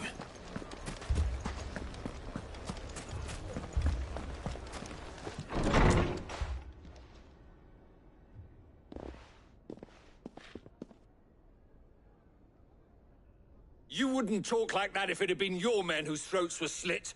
Blood for blood, it's the only way. We hire mercenaries and have them mount the bandits' heads on our walls as a lesson to the rest. And what happens when those mercenaries are slaughtered like your men? Are you going to hire more? We're better off using that coin to buy food and supplies. If we hire mercenaries, the only thing we're buying is the bandits' ire. And you cannot fill empty bellies with that. Do you hear me?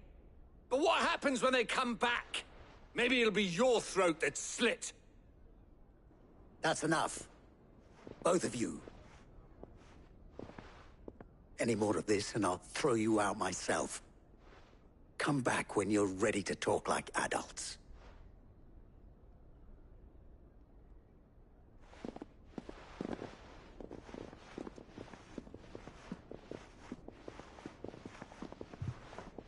Victor.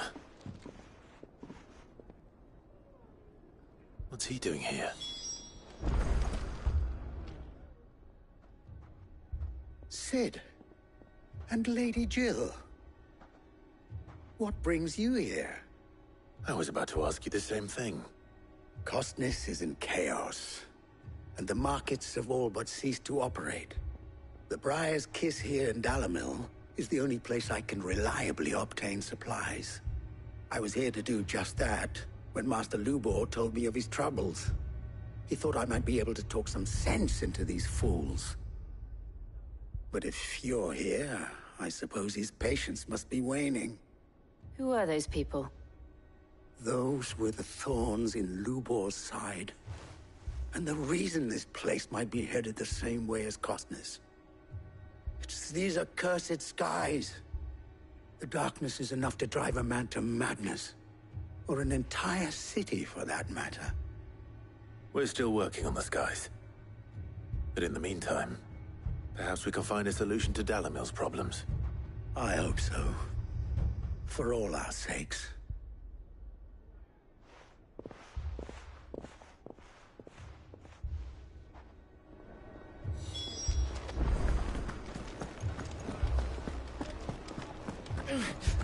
Fucking leave it. So, you see my predicament? What I saw was a room full of people who were angry and afraid. And with good reason by the sound of it. But if left to smolder, that anger and fear could set the entire town alight. My thoughts exactly. What to do? Both sides wish to protect their homes and livelihoods, if only they could agree on how. But as long as they are divided, we are vulnerable. And if there's one thing bandits like, it's an easy target. What would Cid the Outlaw suggest? Well, if it were my namesake. He'd let them choose for themselves, and be on hand to pick up the pieces when it all went wrong. That sounds like a recipe for disaster. A recipe for disaster is precisely what it is. But perhaps that realization would be enough to make them question the ingredients. While it's plain neither Conrad nor Natalie will countenance the other's proposal, it may still be possible to make them doubt their own, before presenting them with a third option. And that would be? To pool our resources and save the city ourselves. Why fight each other? When all that fear and anger can be directed at the bandits. It appears we have a plan of action. Victor, pay Conrad a visit. See if you can't convince him of his folly. I'll speak with Natalie. As you wish. Your faces are not well known in this town. That may prove useful. Don't worry, Victor and I will do most of the talking.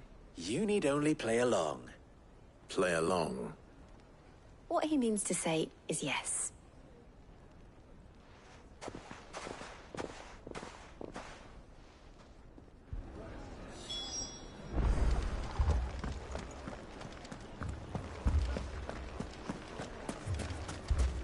Picture it, Conrad.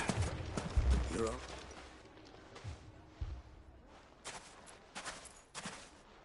Ah, here she is. The Lady of the Spear herself.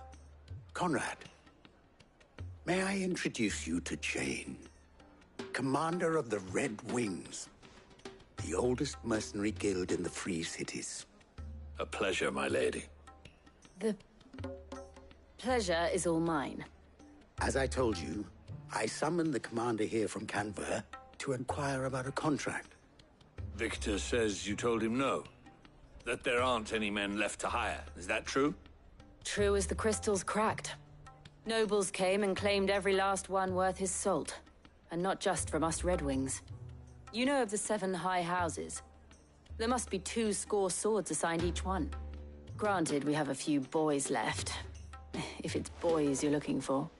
Well, Conrad, are you saying that Dalamil's finest cannot defend this town better than a gaggle of unblooded striplings?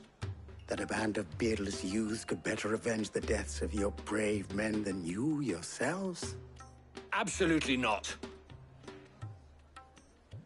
We'll show those bastards who they're dealing with.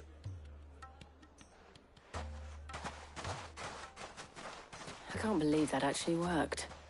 Conrad's not what you called the brightest candle in the crypt. And there's a reason why I had you do the talking and not Sid.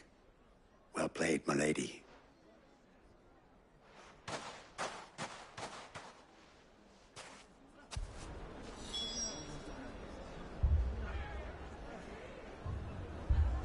Then let us band together and show these brutes.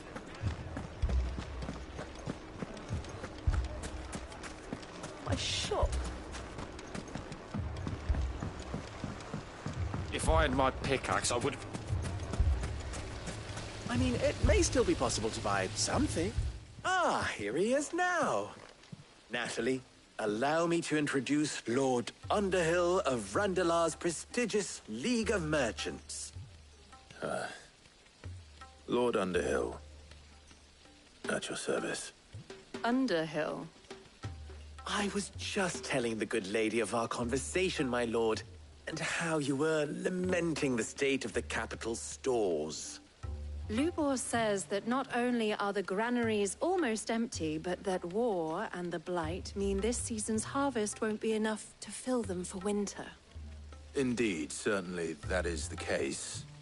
The nobles in the capital are buying up the city's stocks of barley and wine, driving the prices higher than most commoners can afford.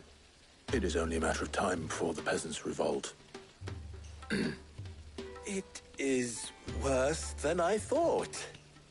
If what Lord Underhill says is true, I fear we have little hope of supplementing our stores meager though they regrettably are.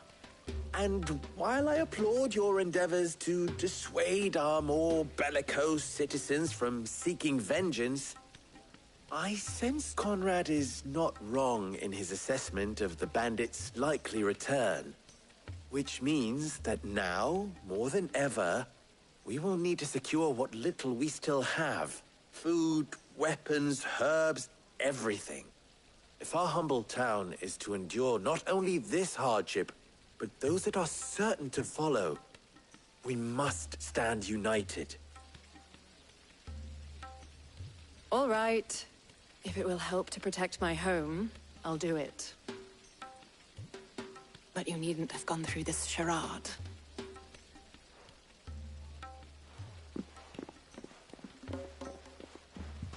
Thank you, Clive. Your performance was nothing if not workmanlike. She saw right through it. I didn't say it was good, merely that it produced the desired effect. Now, my scouts should be returning shortly. Meet me back at the Briar's Kiss, and we shall see what we face.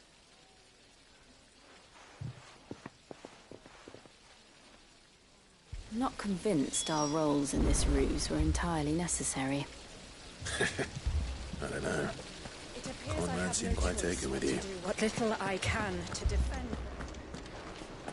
But I would not see any unnecessary blood spilt. Mummy, I'm scared. Oh, I'm ruined. Good news, Sid. Both Conrad and Natalie have somewhat gracefully accepted their new roles. With time, they may even learn to. Time no longer appears to be the luxury it was before lunch. I take it your scouts found the bandits. Technically, it would be the bandits who found my scouts. It appears they march for Dalimil as we speak. All of them. You're not serious.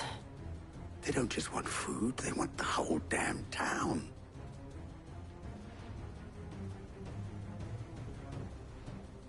I have a favor to ask. I'm told the bandits march in two groups, one from the south and one from the desert, in a move doubtless intended to stretch our already gossamer-thin defenses. Very well. Jill and I will meet those from the desert. But what of the rest? The rest, my friend, the city shall fight. Together. The stakes, I concede, are high. But if this does not unite Dalimil, nothing will. That is a lot of faith to put into those who had their hands around each other's throats but a moment ago. Then it will be for us to see that their hands are kept occupied. And I do mean us. I thought you might say that. We'll hold them off for as long as we can. And we will do the same.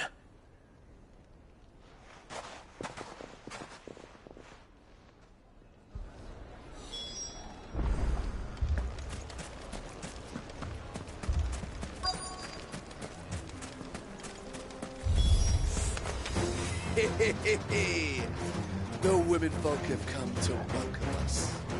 I'll take that one. It's all yours.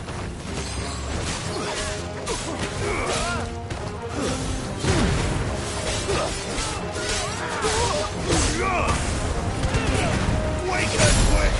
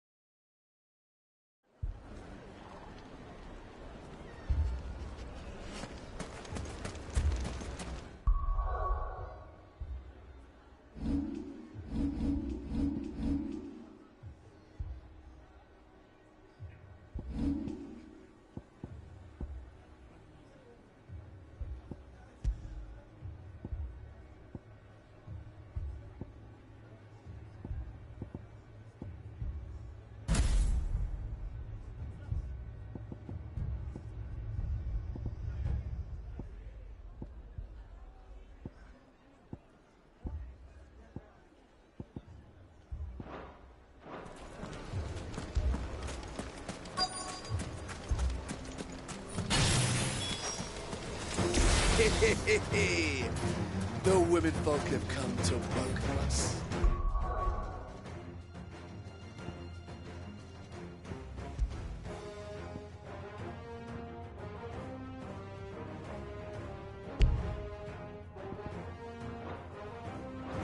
I'll take that one. He's all yours.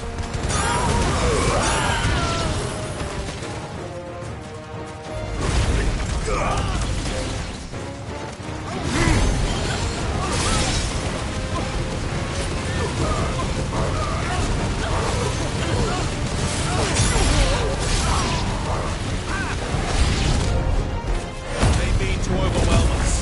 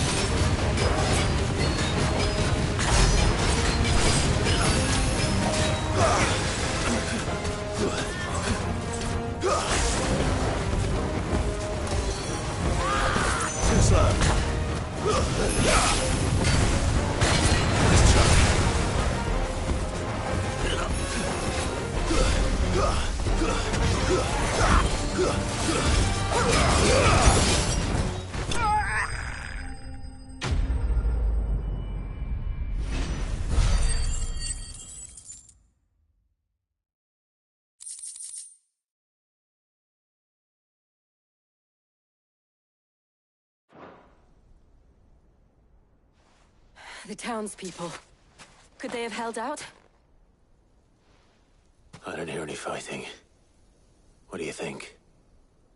That we should hurry.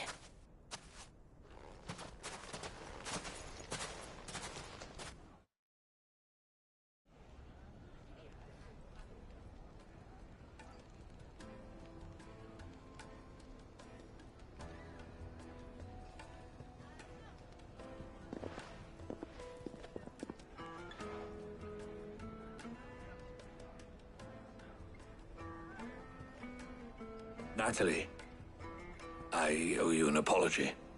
You did well out there. The inn would have been lost had you not held the line. Without you, there would have been no line to hold. You saved us, Conrad. You saved Dalimil. We all saved Dalimil.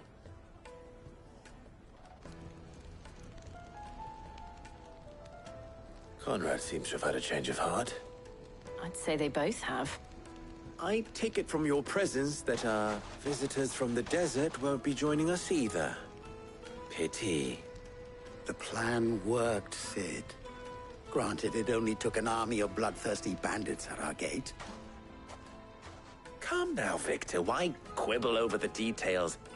We are united, and that is all that matters.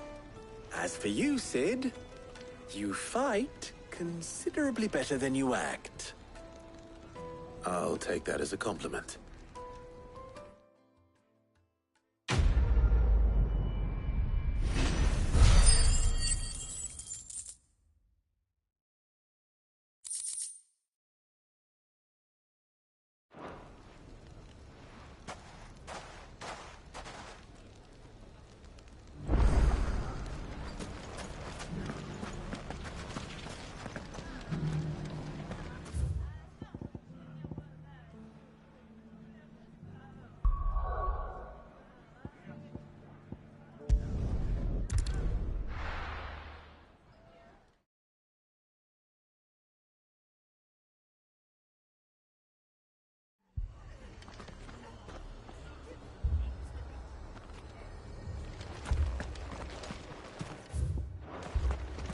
This man's gonna die if we don't get him to a healer.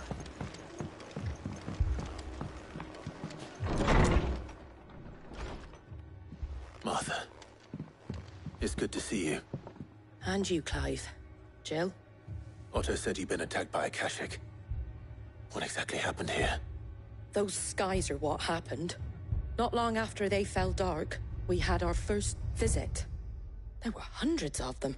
Tried to storm the hill. Only a handful made it up here, but that was more than enough. The rest are still down there now. And while we have a few willing fighters holding them back, they're sorely outnumbered. What do you think, Clive? That we join the fight? I thought you'd never offer. Now, where I need you is the Fallen Gate. That's where the fighting is fiercest. Let the men know you've come to help. Something tells me they'll be pleased to see you. We're on our way.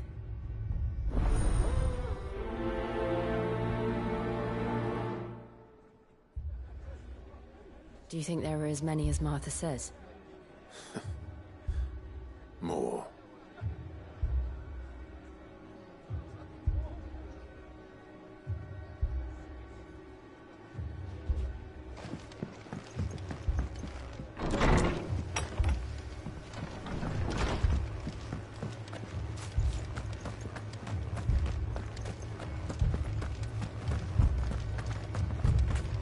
You don't think they've abandoned us, do you?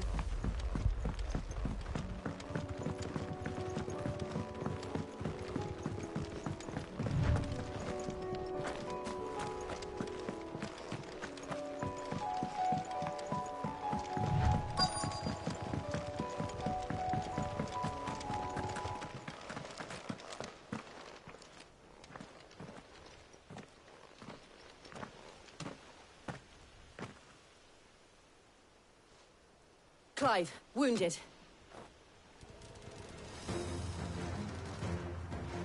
We deal with the Akashic first.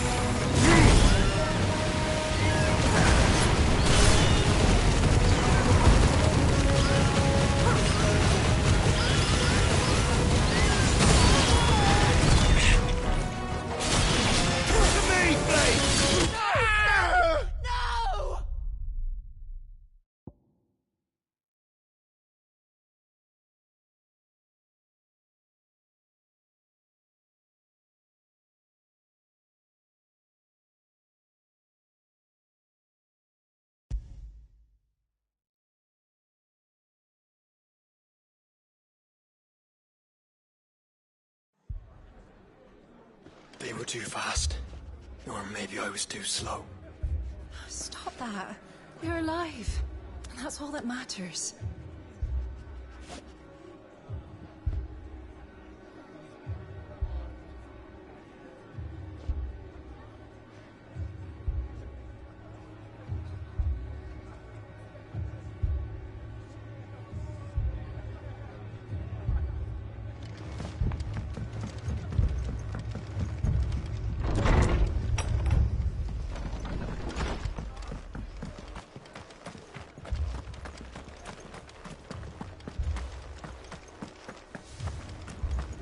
You don't think they've abandoned us, do you?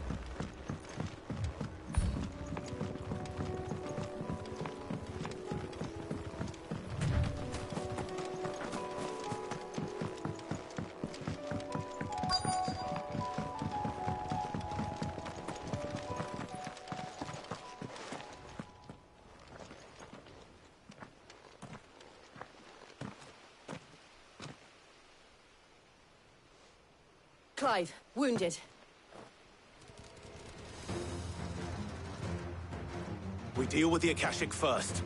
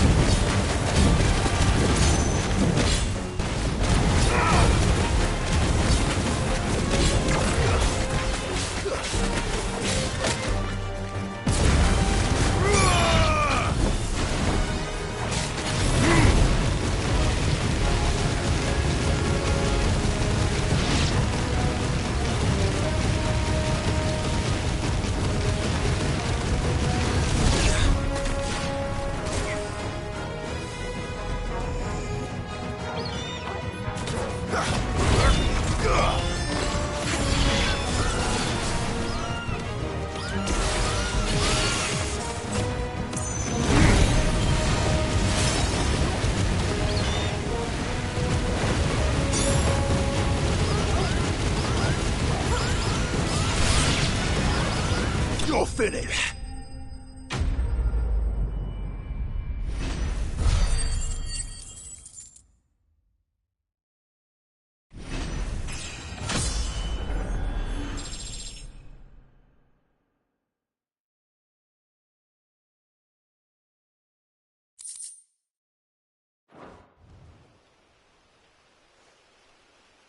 These men don't have the look of hired swords.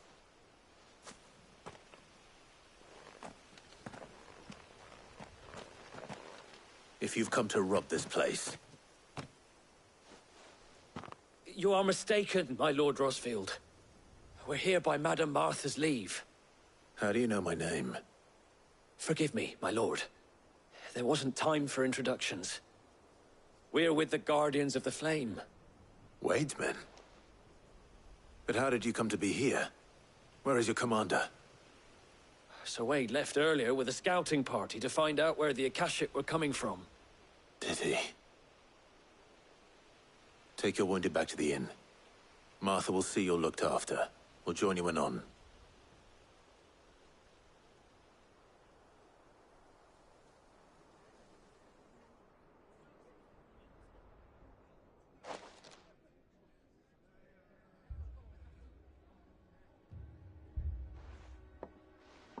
And to think you took them for thieves.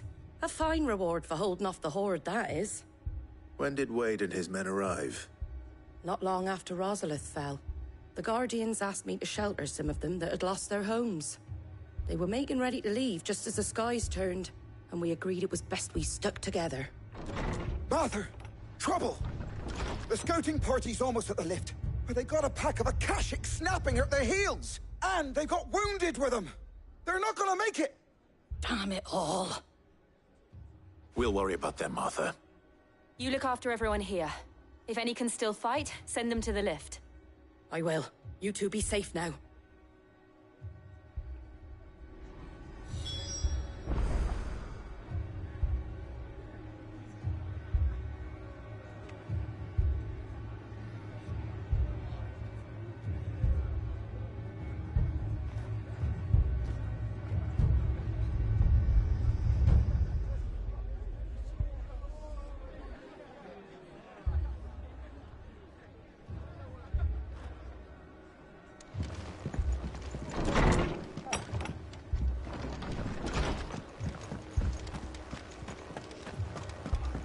My brothers.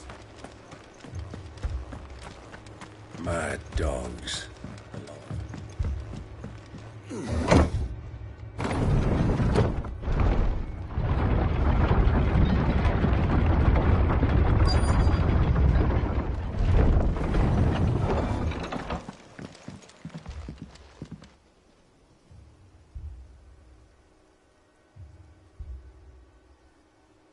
Squire, I need you to get those who can still walk up the lift to Martha's. But what about... I didn't ask, Oscar. Sir. Sir Wade. Lord Rosfield. If you aren't a sight for sore eyes. Martha seemed to think you might need some help. And by the looks of it... We thought we could sneak by them. But we didn't know there would be so many. How could we have? Behind you!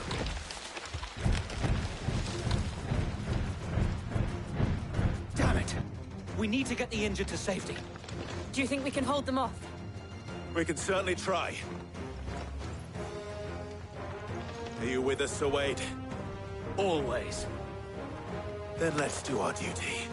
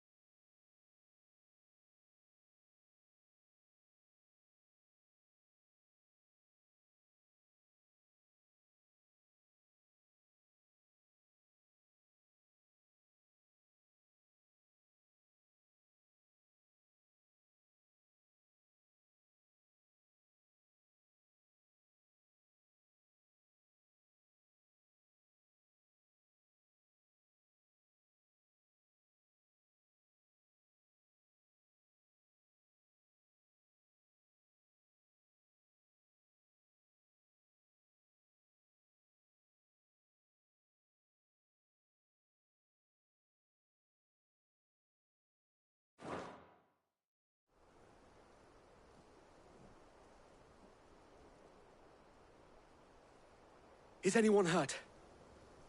I don't think so. And yet again, you've pulled me from the flames. It's just a pity I keep walking into them. You've never been one to shy away from danger, Sir Wade. Like any shield worthy of the name. I see you're all in one piece. Martha! Is something wrong? The lookout saw smoke coming from down Eastpool way. Too thick to be a hearth. A second horde.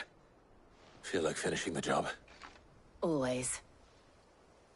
Jill and I will make for Eastpool. You'll need to move the injured without us.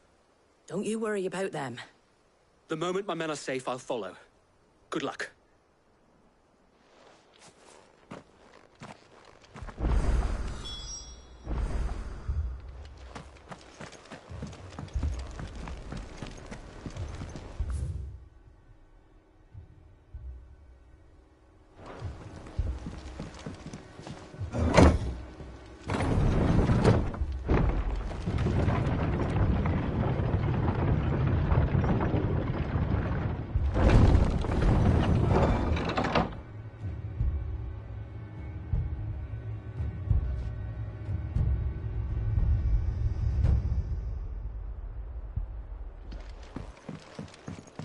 Mad dogs.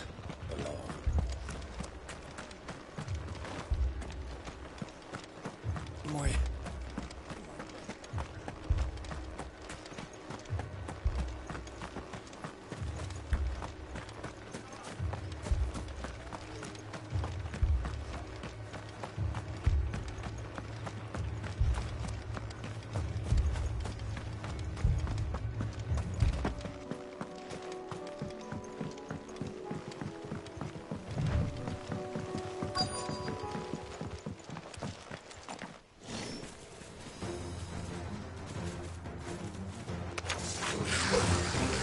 They're headed for the rest. We have to slow them down. Martha and the others won't be ready.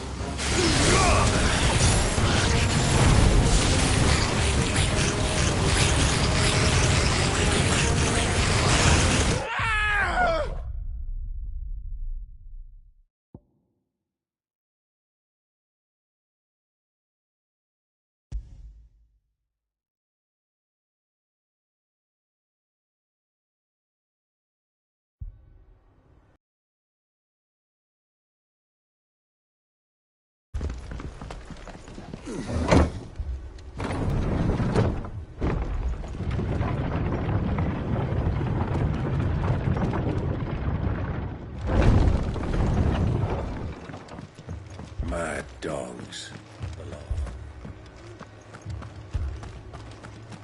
Muy.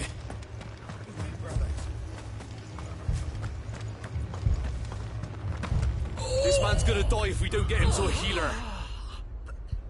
But all our beds are taken.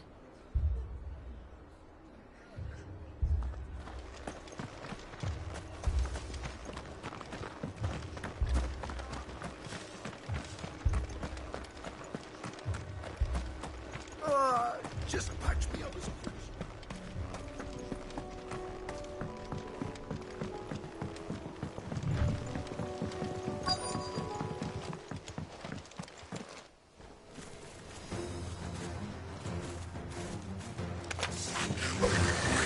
They're headed for the rest. We have to slow them down. Martha and the others won't be ready.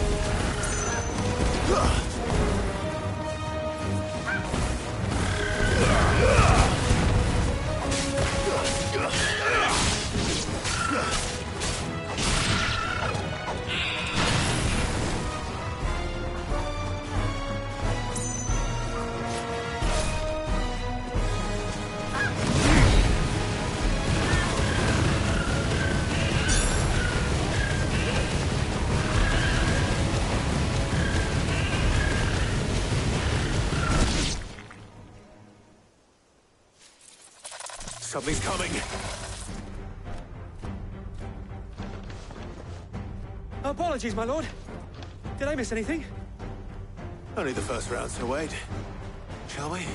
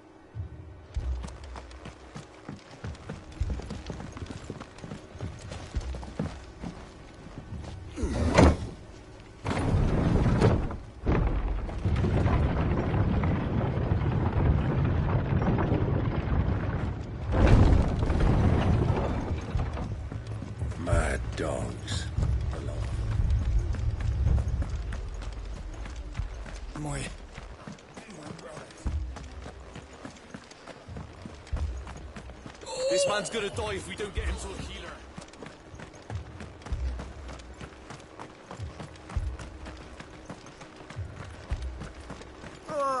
Just patch me up as quick.